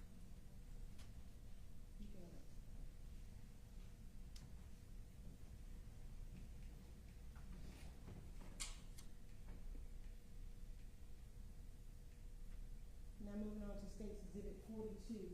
What is depicted in State's 42? Marker number 1 with a live round. And if you could just explain, what is a live round? A live round is a bullet that hasn't been fired yet. And were you able to determine the caliber of that live round? If I'm not mistaken, I want to say it was a .223. State's Exhibit 2. That's a picture of marker number 2 with a casing. And State's Exhibit 2, would that have been on that right-hand side by that light pole close to the white lines where State's Exhibit 2 was located?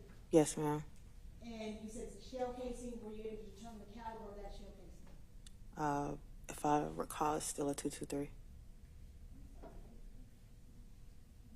Can you repeat that? Oh, I'm sorry. If I recall, it's still a .223. And what's the picture in State's Exhibit 3? It's the picture of marker number 3 with a casing. And were you able to determine that caliber of casing? Still a .223 round. And where would marker number 3 have been? And is that still on that right-hand side where you circled earlier by that light pole? Yes, ma'am. It's in the grass area. In the grass area. And State's number 4? Yes, ma'am. It's also by that white line. And were you able to determine the caliber of that? .223. And State's number 46? Marker number 5 with another .223 round. Is that a round or I'm sorry, a casing. And State's Exhibit 6? I'm sorry, 47. That's okay. Marker number 6 also with the .223 casing. And were we still talking about in that general area where the light pole is, near the white lines in the street? Yes, ma'am. And State's Exhibit 48? It's marker number 7 also with the casing, .223. And State's Exhibit 49? That's marker number 8 also with the .223 casing. And was that still in that same area that we've been discussing on that right-hand side across from the window? Yes, ma'am. And State's Exhibit number 9? It's marker number 9 with the casing. And where is that located on that scene? This one looks like it's located on the sidewalk or the driveway area where the Wendy's is.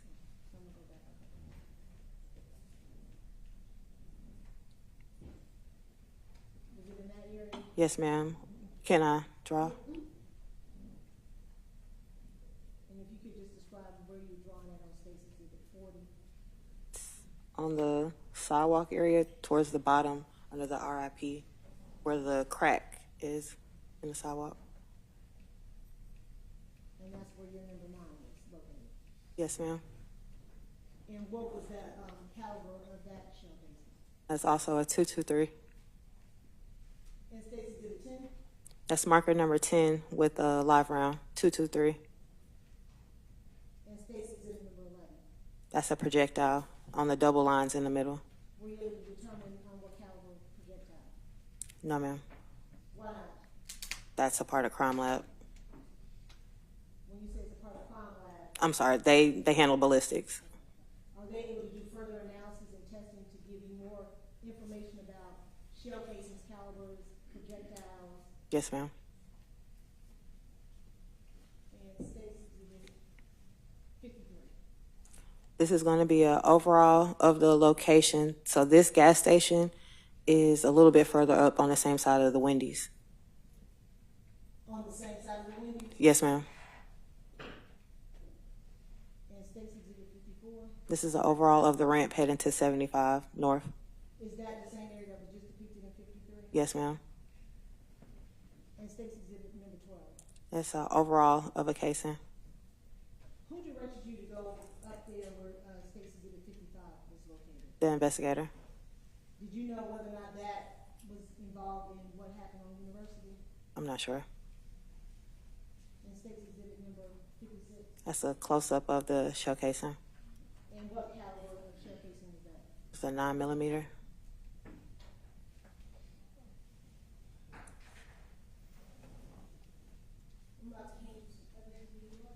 Yes, ma'am.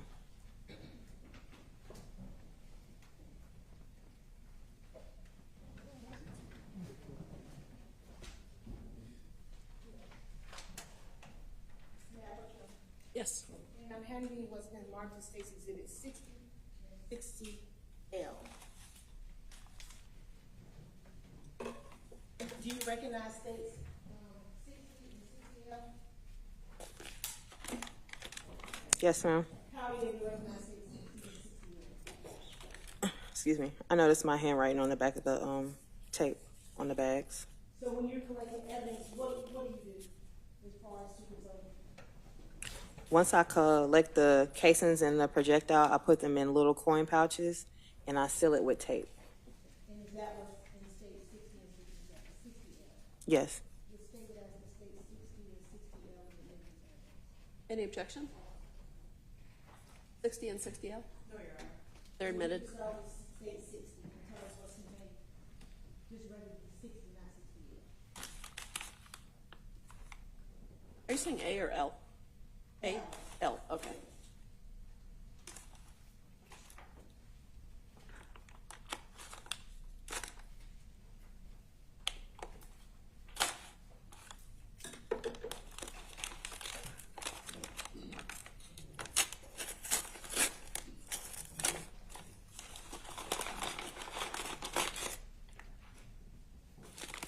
And can you tell us what is contained in State 60? My casings. And are they labeled as State 6, states number 60A through 60K?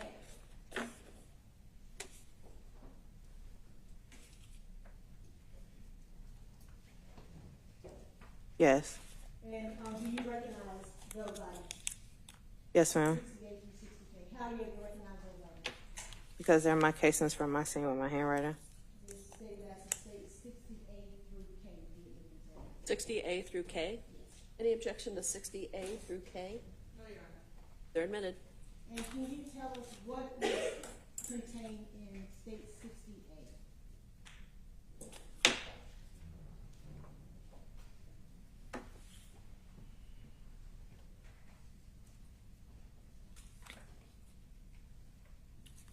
This is a LC20. What's an LC2? That's a casing.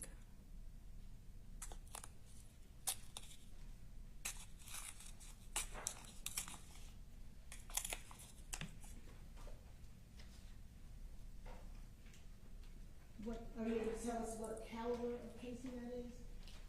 A .223 round. What of your markers 1 through 12 would that have been that's contained in State 60A? This one is marker number 6. And you said it was a 223? Yes, ma'am. And State 60B?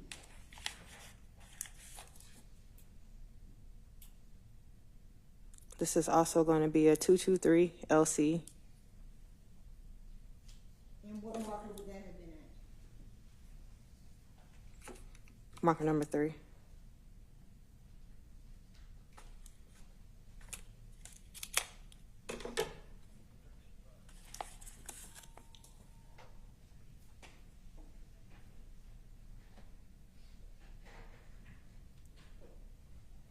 state 60C.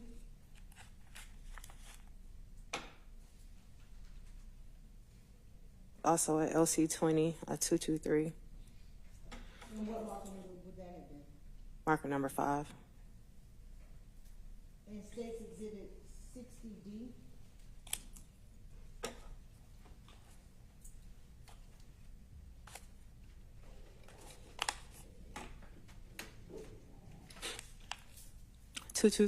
LC 20, And what marker number would that have been? number 4. And states exhibit 60E.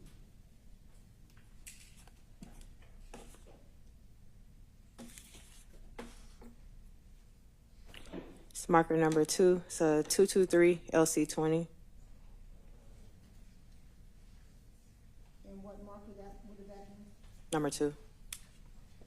And 60F.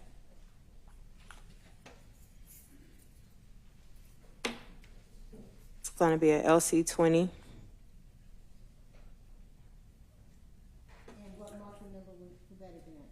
Marker number 8. And 60G. The LC 20. And what caliber is that? 223. And what marker number would that have been? Marker number 7. And 68. This is a 223 REM Frontier. REM Frontier? What does that mean? That's the make of the caliber. And where would that have been located in your marker? Wendy's driveway. It's marker number 9. Number 9. And states exhibit 60I.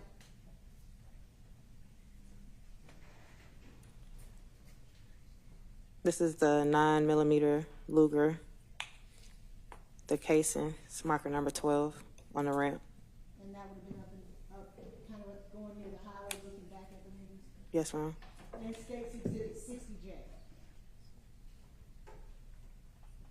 It's a 223 REM Frontier. And is that a casing as well? No, ma'am. This is a live round. And what is a live round mean? It's a bullet that's still intact. So it hadn't been fired. No, ma'am. And states exhibit 60K. It's going to be marker number 1. This is a 223 FC REM.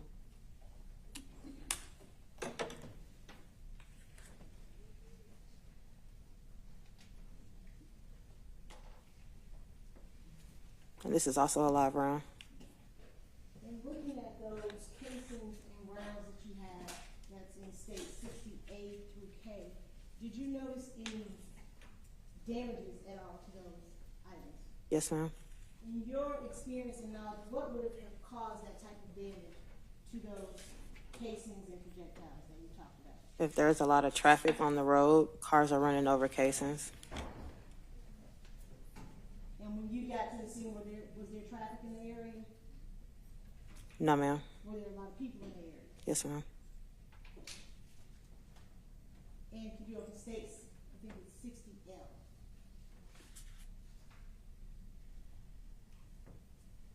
I, or you say L? 60L. It's in the other bag. Do you recognize state 60L? Yes. How do you recognize state 60L? My handwriting is on the back. And would that have been a piece of evidence that you collected while you were on the scene of the university and prior? Yes. Say that state 60L be this evidence. Any objection? 60L? It's admitted. I think it had been previously admitted. I'm sorry. I think it had been previously admitted, just in case. Better safe than sorry.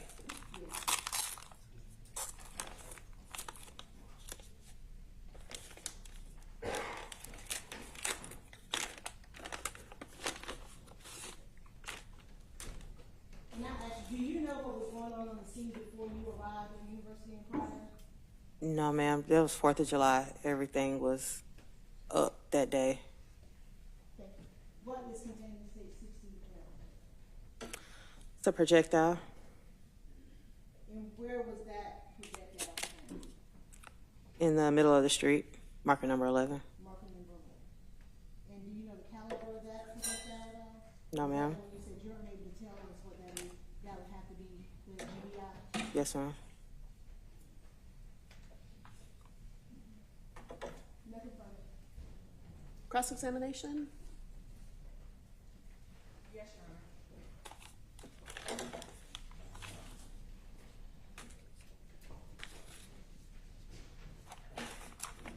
Good afternoon, ma'am. I just have one question. Yes, ma'am. In reference to, Yes, ma'am. in reference to, what you did on that day, you mentioned that you had an officer or a detective that was with you. Yes, ma'am. So in terms of how you determine what you need to take pictures of, that officer or that detective tells you what to take pictures of? They give me a walkthrough of the scene, and if I find anything else, then I'll mention it to the detective whether it needs to be collected or not. And with the, they give you a walkthrough of the scene. Yes, ma'am. Can you describe what that is? So when I get to the scene, I go ahead and give my sheet, like a verification form, to the officer, and they walk me through the scene as far as telling me where everything is, what they're looking for, or whatever the case may be. Okay, thank you. No further questions. Yes, ma'am. Any redirect? Ms. Warren, did you find anything in addition to what the detective had pointed out to you to photograph or collect? Not that I recall. Any objection? Objection, Your Honor. Hey, you can be excused. Thanks for joining us today. What do we do with this evidence? I'll come get it. All right. Thank you.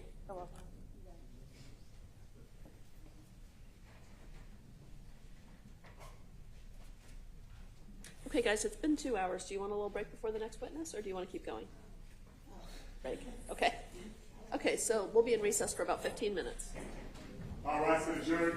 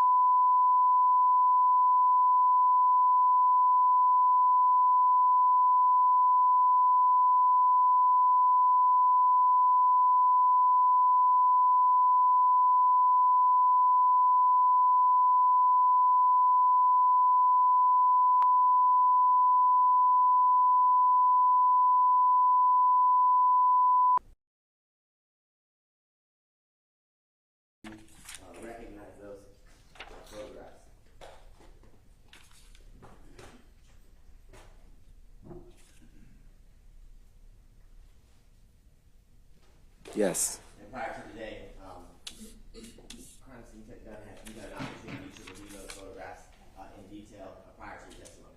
Yes. And can you tell the jurors, are those photographs that you took as it relates to the vehicle that you were asked to come to the cage and process and photograph on July 6th of 2020? Yes. At this time, I'm going to state with tender with the mark of state exhibits 58 through 103. Any objection? No objection, Your Honor. They're admitted and you can publish. Thank you, Judge. Now, crime scene tech done, I'm going to kind of speed through some of these because we have seen pictures of the car from its initial being photographed by your colleague, crime scene tech Davis. But can you explain to the jurors why you take additional photos that may be similar to what another crime scene tech has taken, but the location is different? What's the purpose of that? You said why we take similar photos, but the location is different? Yes. Well, the location is different here because this car was towed from where it was originally to our cage. Let me ask you another question. These photographs, are they used to document where the car is in processing? Oh, yes, this is pretty much documentation of where the actual vehicle was when I processed it.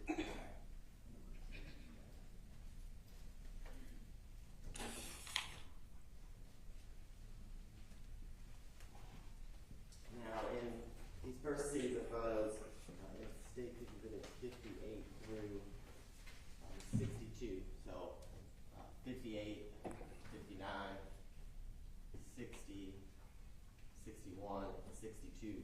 Can you tell the jurors these initial photographs, the series of photographs that you take, what is the purpose of taking the photographs and what are you documenting? Pretty much I'm documenting every angle of the vehicle, the front, driver's side, passenger side, rear of the vehicle, just to show overall how the vehicle looks.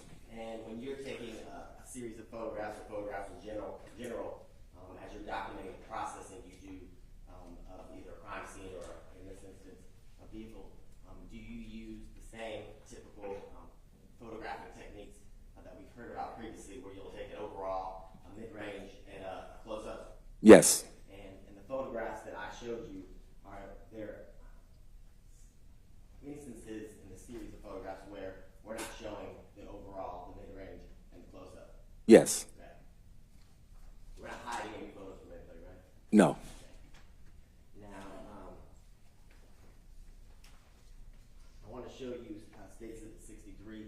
Is this photograph taken just to document the information of the bin and the identifying characteristics of this specific vehicle? Yes. Now, in State Exhibit 64, can you tell the jurors why you photographed the tire here specifically as relating to this photo?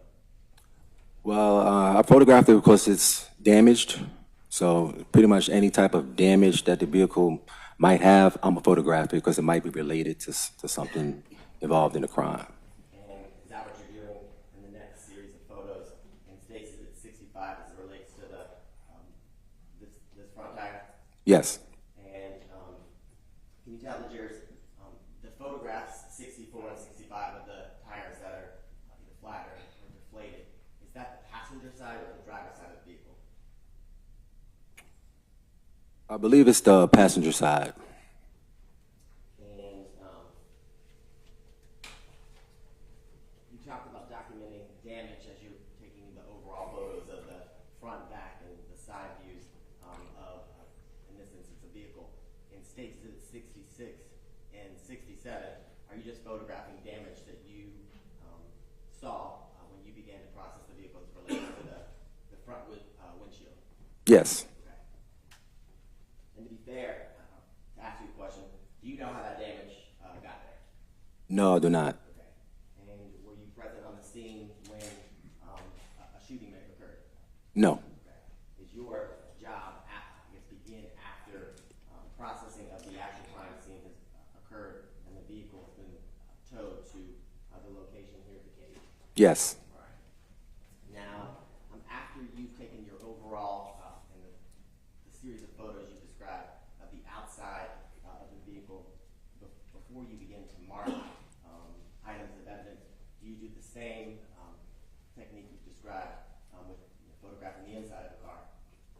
Yes, I photographed the inside.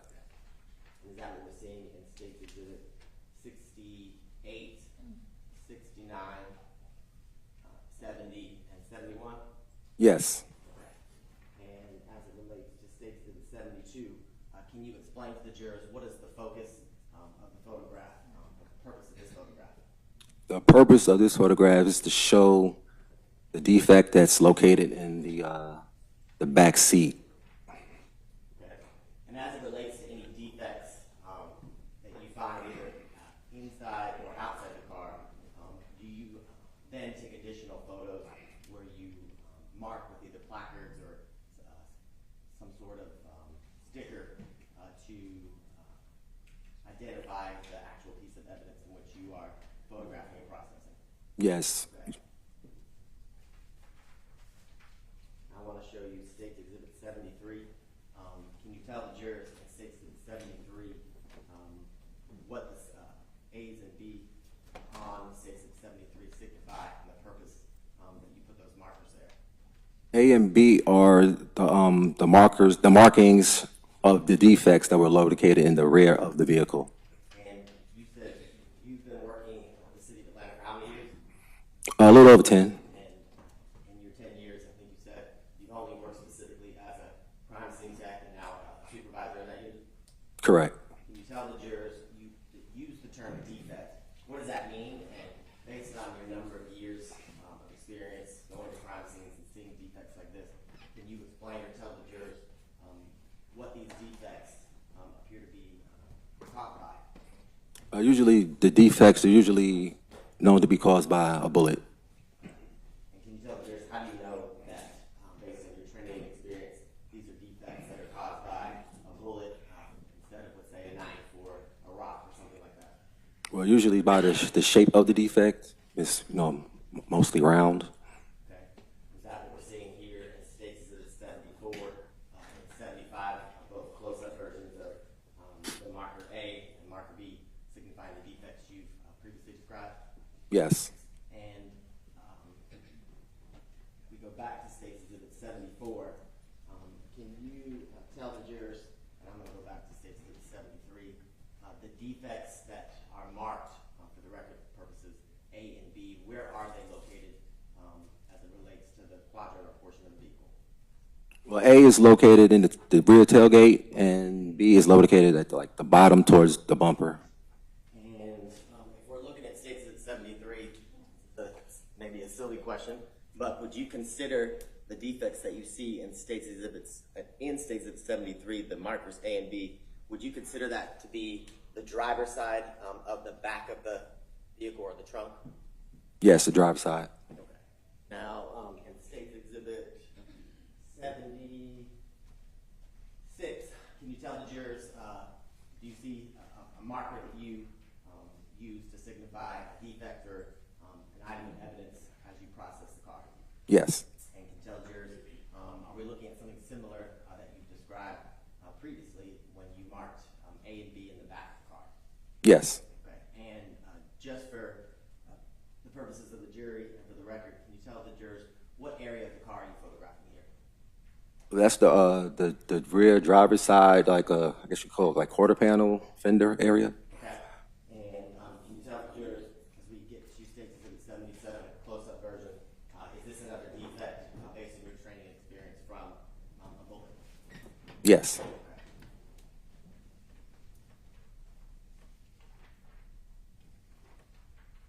Now, as it relates to States Exhibit 78, what are we looking at in States Exhibit 78 for evidentiary purposes as you process the car? The letter markings of defects located in the rear passenger door. Okay. When you say the rear passenger door, I'm sorry, rear driver door. okay. So we're still on the driver's side of the vehicle, but it's the passenger door. Right. Yeah, rear passenger side. The rear driver's side door. We're all having trouble. Yeah. Driver back side. So in this instance, in the back door on the driver's side, you located two defects. Yes. And do you see in States Exhibit 78 the window as it relates to that back door on the driver's side? Yes. And can you tell the jurors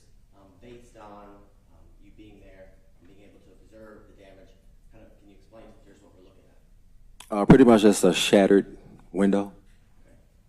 And in your number of years of processing cars, does the glass from the window go further down into kind of the door where those defects can be seen as with markers E and B? Yes. Based on your number of years, is that the reason for the shatter? Yes.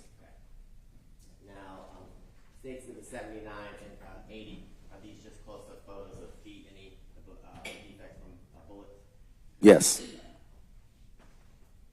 And in States Exhibit 81, can you kind of describe where on the vehicle this defect marked with the letter marker F is on the driver's side of the Jeep? The marker number F is at the bottom panel of the rear driver door. And States Exhibit 82, just a close-up of the defect from the bullet that we just talked about in the bottom panel of the back driver's side door. Yes. And based on your training and experience, is that defect or that hole that is represented by marker F caused by a bullet as well? Yes. Now, as we move to States Exhibit 83, can you tell the jurors, obviously this is a door, which door on the car do these defects appear and marked with marker H and G? The driver door. Okay. And how many defects did you locate in the driver front door? 2. Okay. And 84 and 85, are these just close-ups of the defects you described from bullets in G and H? Yes. Now, after you kind of completed the same overall close-up, mid-range and close-up photos, after you've marked the defects from the outside of the car, do you then move to the inside of the car to do the same process? Yes. Right. And can you tell the jurors in States Exhibit 86, where are we on the inside of the car, and what is marker I signifying or identifying? This is the inside of the driver's door, and marker number I is a defect located in the speaker area of the door. And I want to move back quickly to States 83, where we're looking at H and G, the defects that are marked by H and G on the outside of the driver's side door. Does marker H line up with a bullet that went through the door and then out the speaker? Yes. Is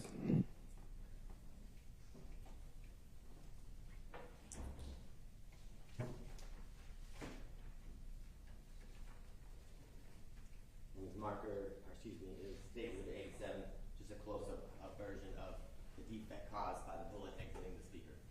Yes. And in States Exhibit 88, can you tell the jurors, are we still on the driver's side of the car as you photograph this?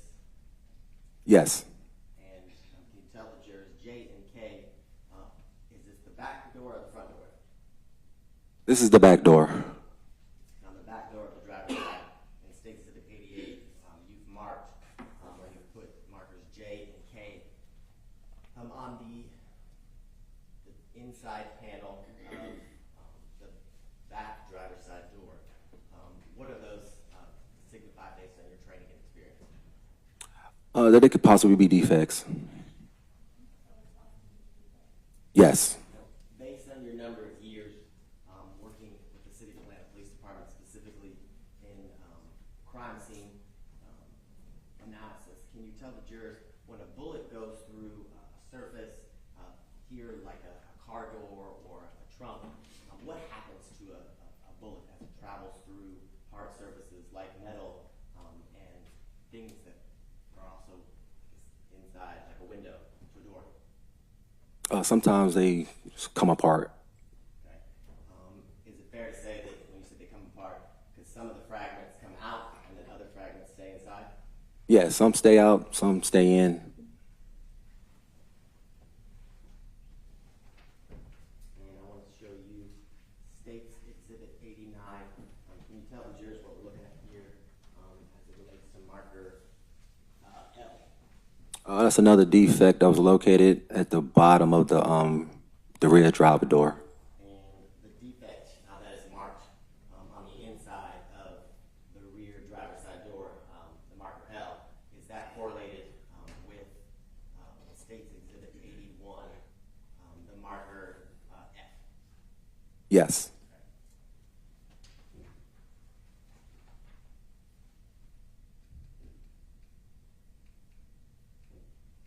And State Exhibit 90, is that just part of a series of photographs, the close-up photograph that was taken of L and the defect that's marked?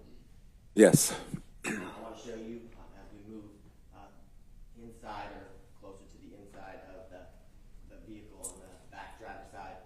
Do you see marker N in State Exhibit 91? Yes. And can you tell the jurors what is marker N and how does that correlate to, if it does, to the previous marker that we just saw in State Exhibit 90, which is L, and then 81, which was State Exhibit F, I'm sorry.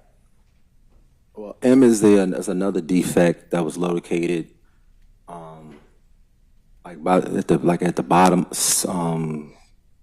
I can't really, I forget what the area is called, but it's located just below the rear driver frame of the door.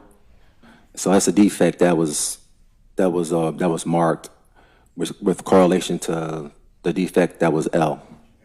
So in this instance, L is I'm going to call it an exit, we'll call it an exit wound from the car. Is this an exit wound from the entry of the bullet on the outside of the vehicle, which is marked with F? Correct. And is State's Exhibit 91 and 92, which is marker M, is that a re-entry based on your training and experience of the bullet that traveled from the outside back lower panel of the driver's side back door out the inside of the driver door and then into the innermost part of the bottom part of the car? Yes. Now, what are we looking at in State Exhibit 93 as it relates to where we are inside the vehicle? This is a photo of the back seat, well, the back part of the driver's seat with defects that were marked. And can you tell the jurors, based on the number of years of processing vehicles and crime scenes, have you photographed the inside of vehicles as it relates to seats like we're looking at here in State Exhibit 93? Yes. And can you tell the jurors, have you ever had the opportunity to take apart a seat like this front driving seat in this Jeep?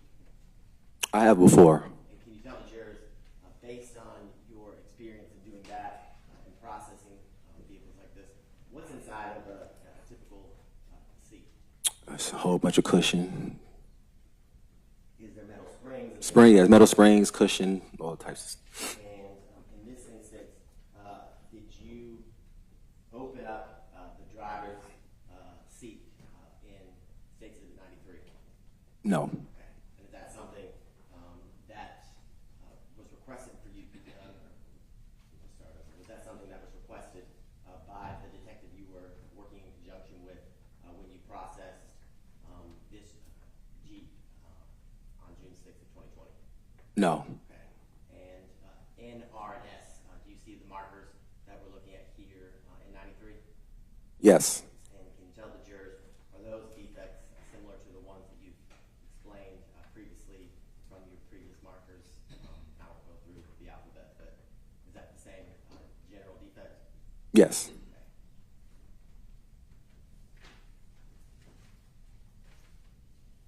And did you then take the same series of photos that you have described for the other defects that you took, the mid-range and the close-up, as it relates to these defects marked by NR and S?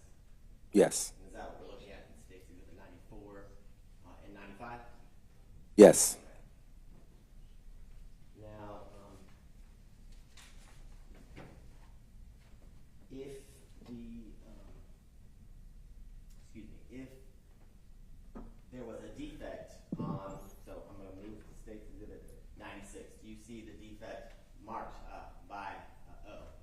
Yes. So, and where are we in the car as it relates to the defect that we're looking at here that you've marked with the letter O? This is the back seat on the driver's side. Okay.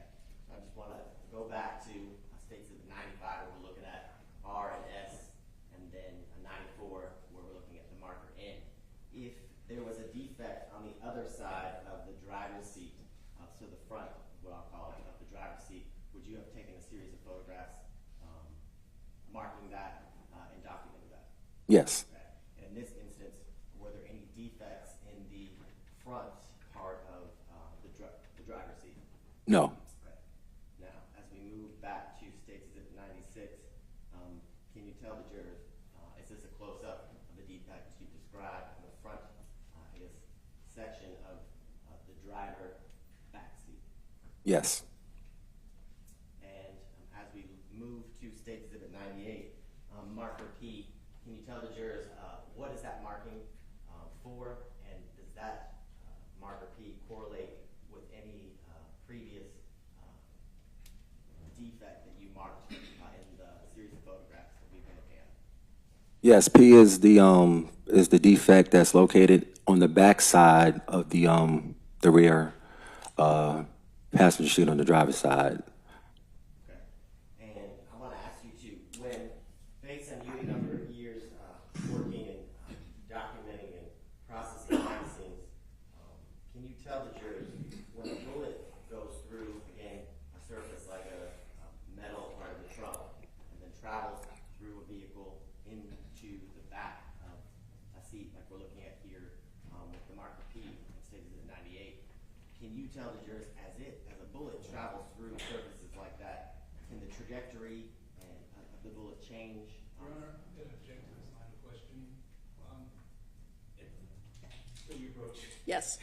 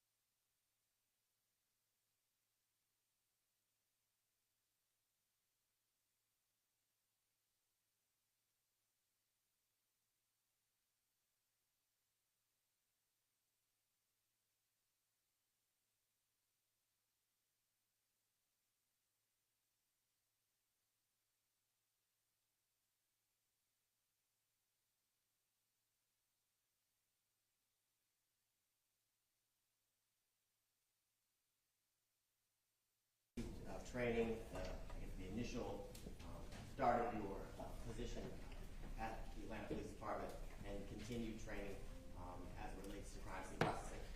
Yes. And during that training, or throughout your number of years, have you received training as it relates to trajectory of bullets, like we've been talking about? Not necessarily training on trajectory, but we have used trajectory rods before.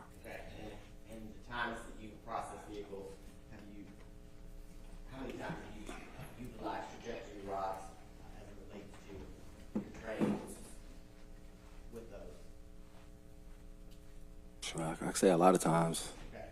Did you utilize trajectory rods in this instance as it relates to the processing of this vehicle? No. Why not? Well, the investigator didn't request that. So I'm going to move to State Exhibit 100. It's marked with the marker Q. Can you tell the jurors where in the car are we now, and what does this photograph signify?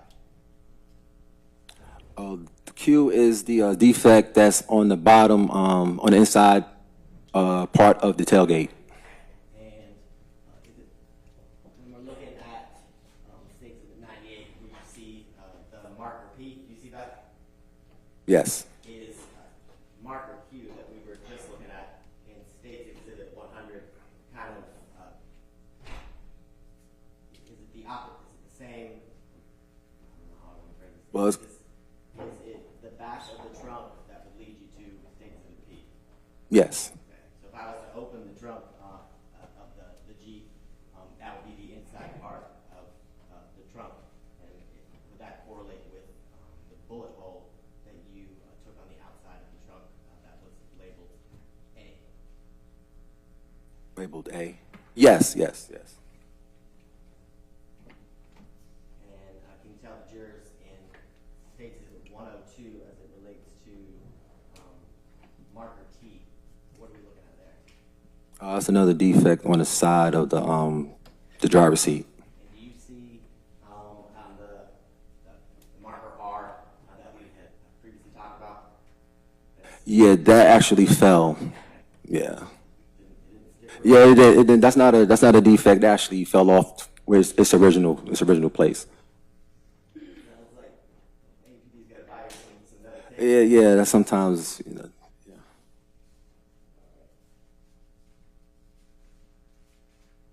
And it states that 103 is that as a close-up of the defect that you saw and photographed previously in State Exhibit 102, but from the mid-range. Yes. Now, can you tell the jurors as it relates to processing the vehicle, well, first, what is GSR or gunshot residue? Gunshot residue is pretty much the residue that disperses from when you fire a firearm.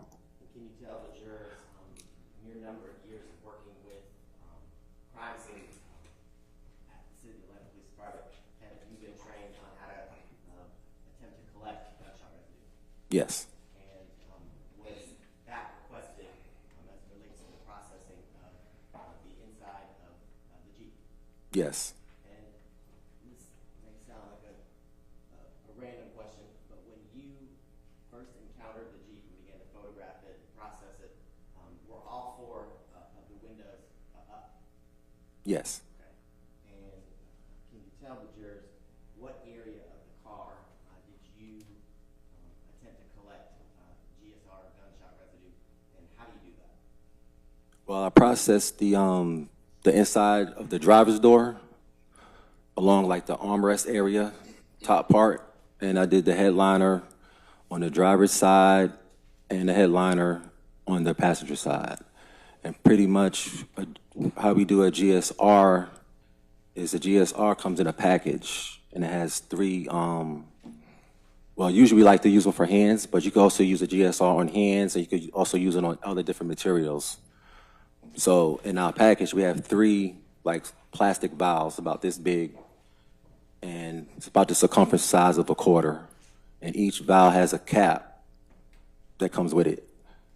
So you take that cap off, and once you take the cap off, there's a little black cylinder on the back side of that cap that's stuck to it.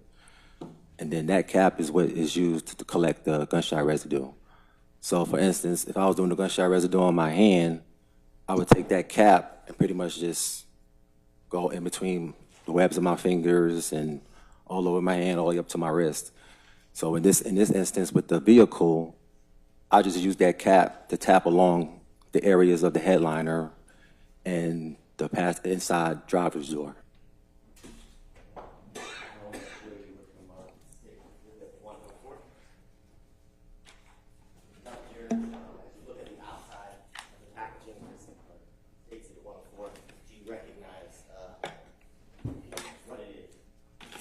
Yes, this is a gunshot residue kit. Okay. And is that the gunshot residue kit that you in the attempt to collect gunshot residue from the inside of the Jeep that we were talking about? Yes. Okay. And if you cut open the safety at 104 and look inside.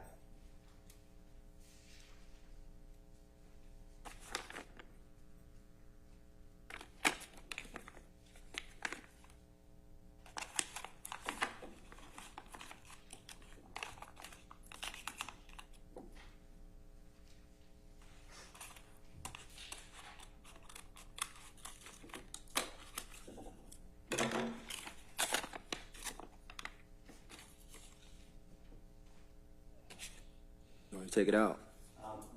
Okay. You opened it, right? Yep. Inside, is that the contents of the gunshot residue kit that you used and attempted to collect gunshot residue inside that vehicle? Yes. So, at this time, I'm going to state, tell me what the market states is the 104 evidence. No objection, Your Honor. Now, it states in the 58, as we're looking at the front of the car, can you kind of tell the jurors, you said, where did you attempt to collect GSR as it relates to the front of the front compartment of the vehicle? The headliner just above the driver's seat and the passenger seat.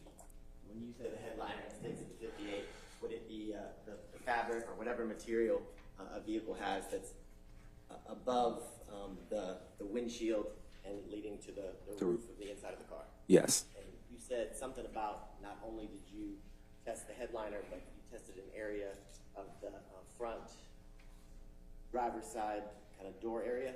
Yes. Can you explain to the jurors where generally did you test the front driver part of the actual door? I tested the area just above the armrest where the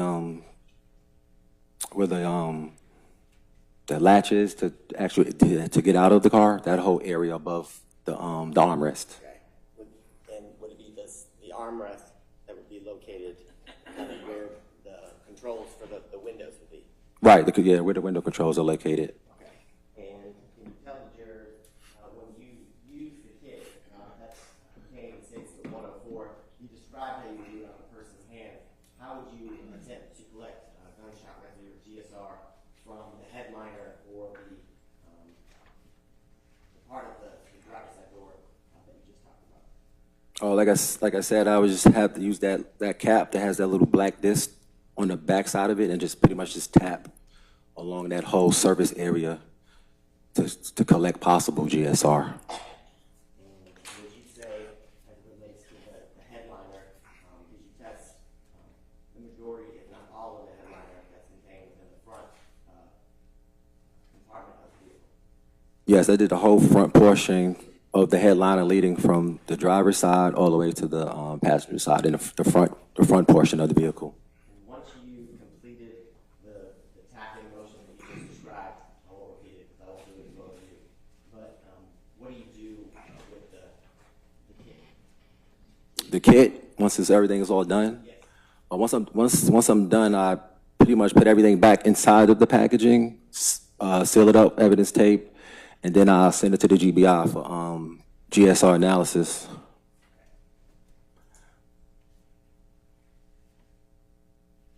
Once you finish the GSR collection kit that you described, did that complete the task that you were requested to do when working with the homicide detective in this instance? Yes. I don't think I have any further questions for you this time. Pending Cross-examination? Yes, thank you, Your Honor. Very briefly. And I apologize, I don't recall your previous answer. You've been doing crime scene technology for how long? Over 10 years. And has all of that been with the Atlanta Police Department? Yes. There was a picture that was of, I believe you called that area the cage. What was that area where you photographed the car, or did the crime scene technology investigation? You said where was the area? Where was the car? It was in our cage where we bring our vehicles for storage. And where is that? It's outside in the back of the public safety annex building. Is that Donald Lee Hollowell? Yes. And how do cars get to Donald Lee Hollowell? They're towed by a tow truck. Is that something that is commonly done? Yes. And typically, when a case is ongoing, how long do you keep the car there? It depends. I just don't really know. I don't know the exact time or how long. I just know when they call us out to process cars, I go out there and process the car. Well, do you know how long a car can can be there? Is it an indefinite amount of time? Yes, it's possible. So you can keep a car 1 day, 1 week, 1 year, 10 years, correct? I don't want to say that long, but it could be up to weeks, Years too, correct? possibly. Do you know where the car is now? No, Is it still in the cage? I don't know. Why, in your experience, as you indicated, you have done trajectory rods, I believe you said lots of times, correct? Yes. Why? Well, trajectory rods are used to show the path and angle of a bullet from a shooting. And by showing the path and angle of a shooting, it is also helpful in determining the location of the shooter, isn't that correct? Correct. For example,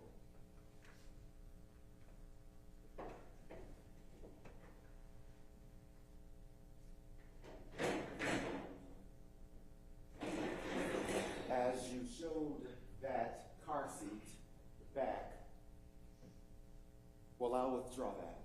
When you discussed the front car seat, there's a question about what's on the inside of that car seat, and I think you indicated foam, correct? Yeah, cushion, and wiring, not wiring, but, cushion and And springs, yeah. Well, in terms of that back seat, is there any damaged wiring in the back seat or springs? That one, no, because I didn't cut open the seat. And if I can approach the witness, you got scissors, right? Yeah, But no one cut open the back of the car seat, correct? correct. So no one made any determination if there were any damaged springs or wires, correct? Correct. And no one used trajectory rods on that car, correct? Correct. So as you indicated that the purpose of trajectory rods is to determine the angle of the shooting, correct? Correct. And also to give one an idea of the location of the shooter, correct? Correct. If that car is no longer in the possession of the Atlanta Police Department, the opportunity to determine the angle of that shooting is lost, correct? Possibly. And it's also lost to determine the possible position of the shooter, correct? Correct.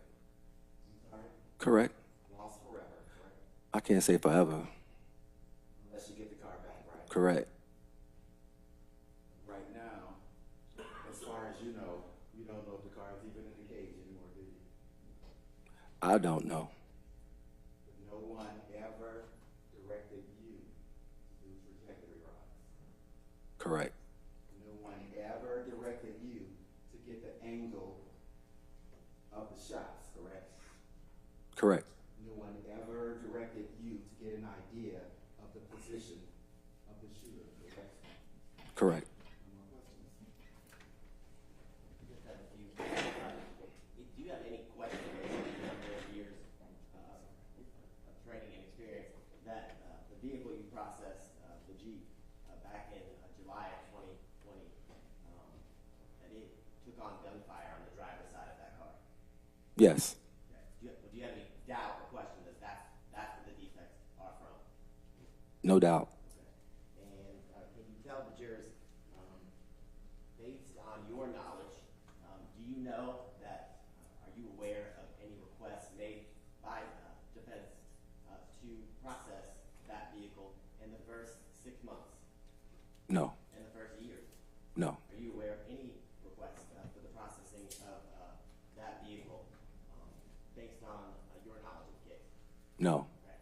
And can you tell the jurors, we talked about trajectory and use of trajectory rods. Does a video of a shooting help assist car on Gunfire? It possibly can.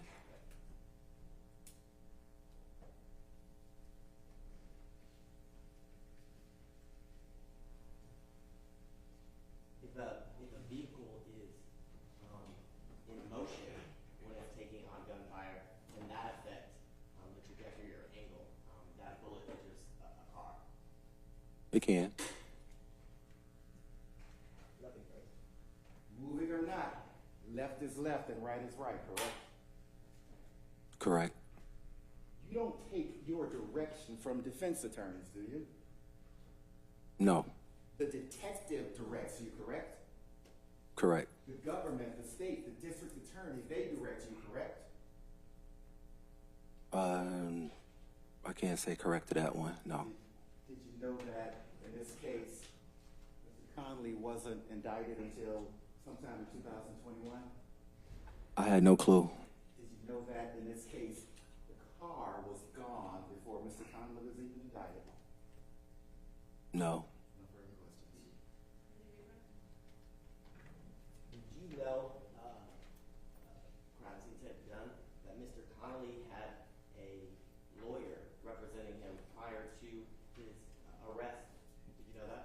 No. Did you know that Mr. Connolly had a lawyer prior to charges being taken out for the crime scene that he's here right now for? No. Did you know that Mr. Connolly had a lawyer well before he was indicted? No. And do you have any knowledge of his counsel at the time requesting the DA's office or the Atlanta Police Department to process the Jeep that you just talked about? No. No further questions. In all your years of experience and all the lots of rotting that you've been instructed to do, give me a percentage. Has it been closer to 99% or 100% of the time that your direction came from the detective? Let's say 80% of the time. 80% of the time, Yeah. your direction came from the detective, Mm-hmm. Yes, correct. but not from defense. No. No further questions. No further questions.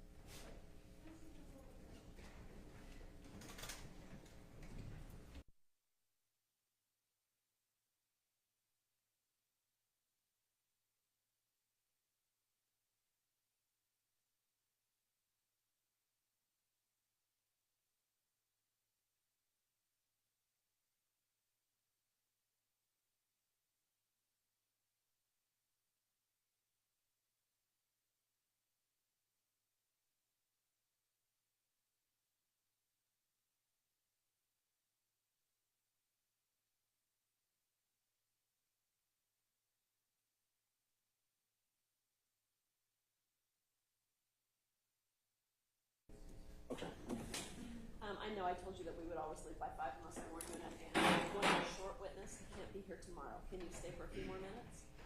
Okay.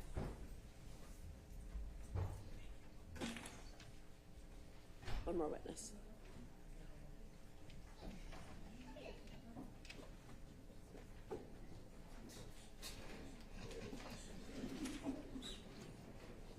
Did you guys send somebody out for the witness, or do you need the deputy? Okay, thank you.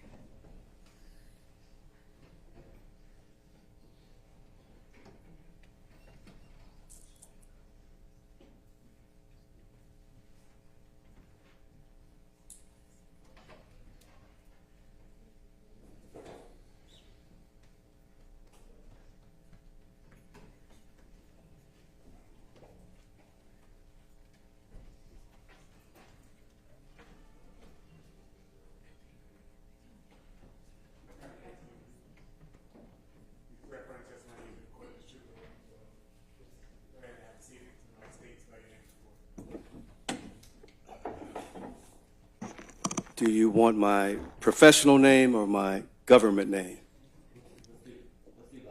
My professional name is Tom Jones. That's Tomjones. The name my mother gave me is Tommy Jones. That's Tommyjones.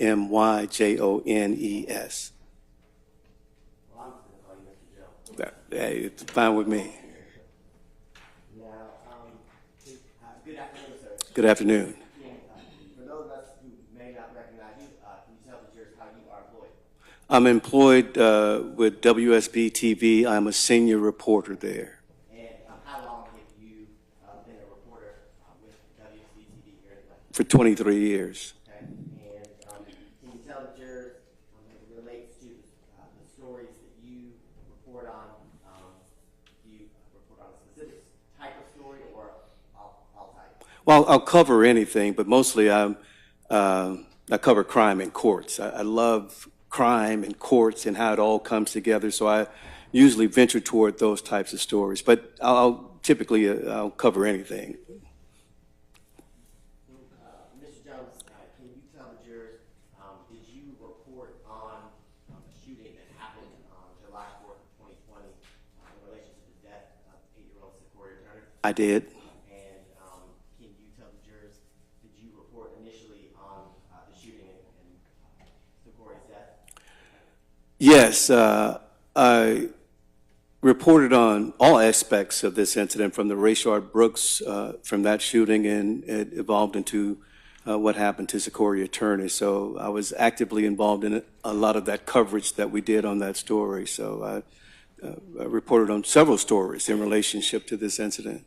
And were you contacted or requested to cover, in relation to the story you just described, a press conference where Julian Conley and Jackie Patterson were being interviewed or were the subjects of the press conference?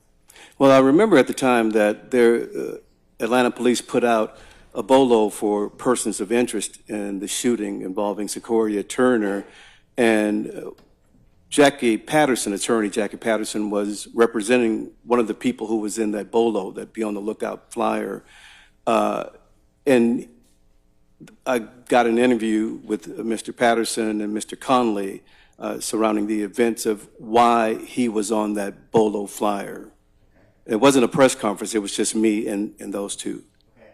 And the interview with Mr. Conley and Mr. Patterson, can you tell the jurors where that interview happened?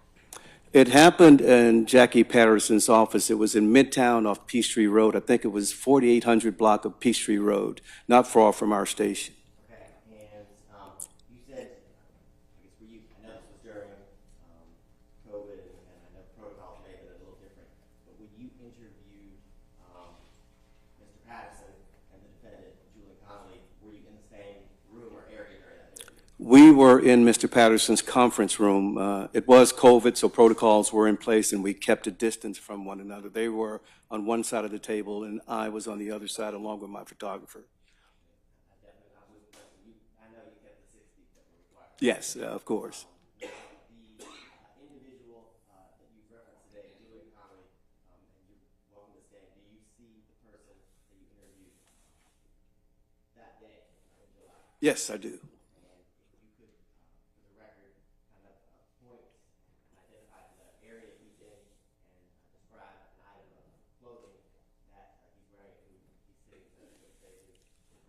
He's sitting to my right at the defense counsel's table. He has on a gray shirt, a gray suit, lighter blue, possibly lighter gray shirt with a striped tie. And we're looking from your vantage point to his right, is it a male or female next to Mr. Conley? From my point of view? Yes.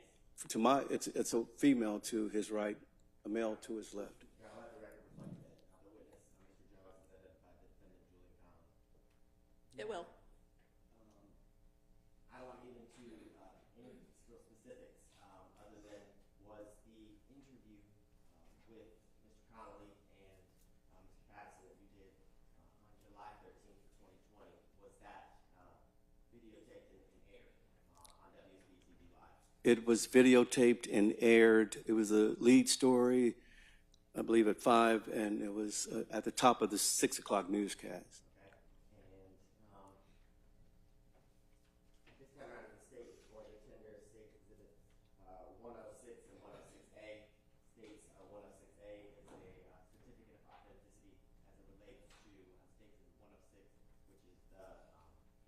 story that was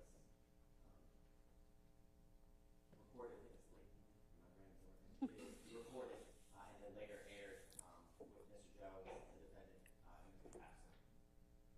So the first one is the video, the second one is the certificate of authenticity? Yes, Your Honor, so I would be tender in nature of the business records exception. It was noticed defense counsel previously, and it's a self-authenticated document due to the certificate of authenticity. No objections to that. To the admission of both those exhibits? No, no objection to the certificate of authenticity and the business records exception. What is your objection to? The other, is it the entire news, is it the entire news story? If it's the entire news story, I'd object to that. It's the entire news story that was served to the defense counsel years ago. Can we approach Your Honor? Yes.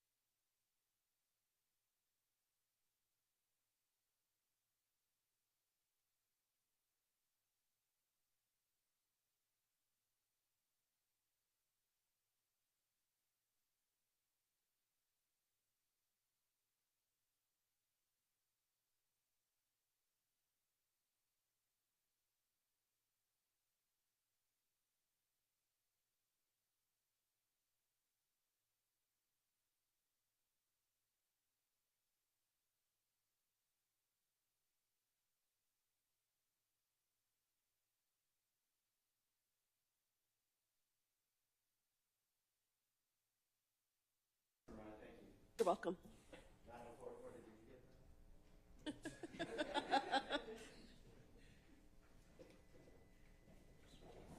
Honor, permission to publish? Yes. Granted, it's admitted and you can publish both exhibits.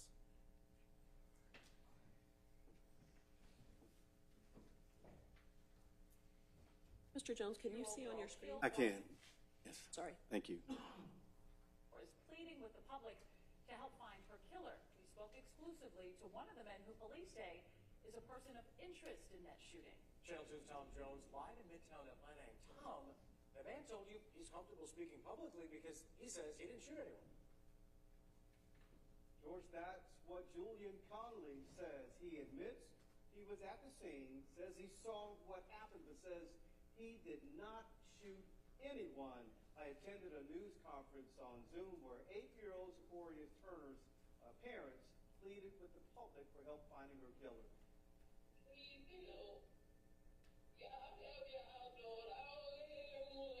The parents of 8-year-old Secoriea Turner pleaded for help finding the person who shot and killed their daughter. Secoriea was in her mother's SUV July 4th on University Avenue. That's when gunmen who police say had illegally barricaded the entrance to the store they were trying to get to opened fire on the car, killing the child. Police have named 2 people as persons of interest. Attorneys for the family says someone knows who they are.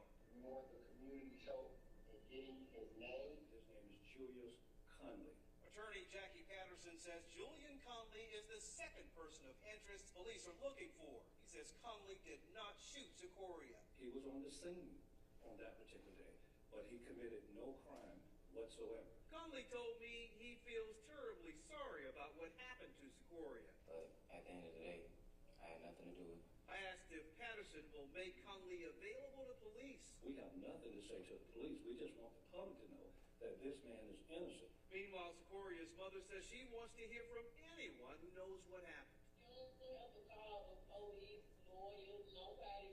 Right, me, call me. And the reward for a conviction in this case is now at $50,000. Patterson says Conley doesn't know the name of the person who shot Secoria, but he says he can explain how the shooting unfolded. I'll be working on that part of the story for Channel 2 Action News at 6. We're live in Midtown Atlanta. Tom Jones, Channel 2 Action News. And the reward in this case is now $50,000. All you have to do is call Crime Stoppers at 404-577-8477. You don't have to give your name, and you can still get that reward. Again, at number 404-577-TIPS. At the end of the day. Okay, you want to cut it off now? A man called a person of interest in an 8-year-old girl's murder, saying he's innocent. Only Channel 2 Action News spoke with him today. Channel. There's still another minute and a half with the interview between. Oh, I'm sorry. I thought that was it. I thought it was starting over again. Sorry.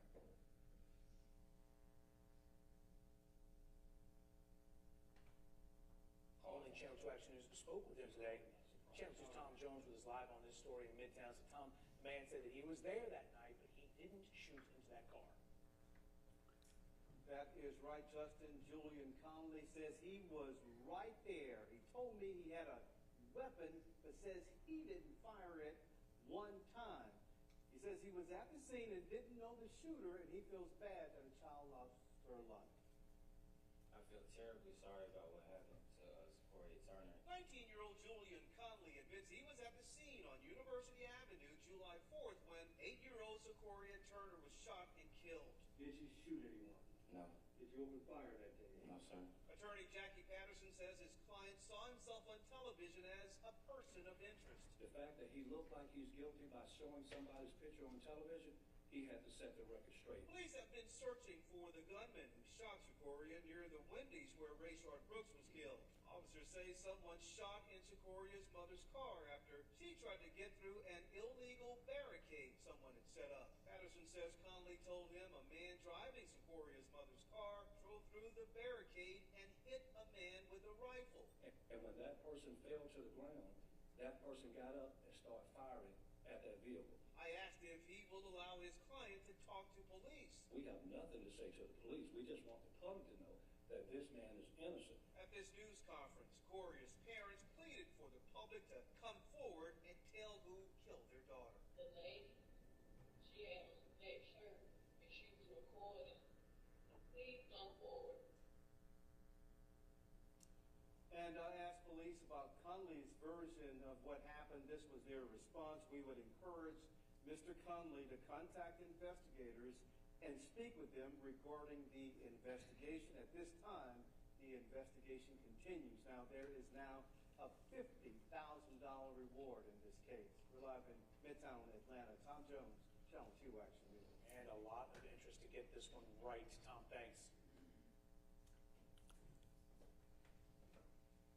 Thank you. No further questions from the stage. Any cross-examination from Mr. Jones? Good evening, sir. Good evening. Good seeing you again. Good seeing you. I have no questions for you. Thank you. Thank you so much. Okay, could he be excused? Thank you. Thank you for joining us.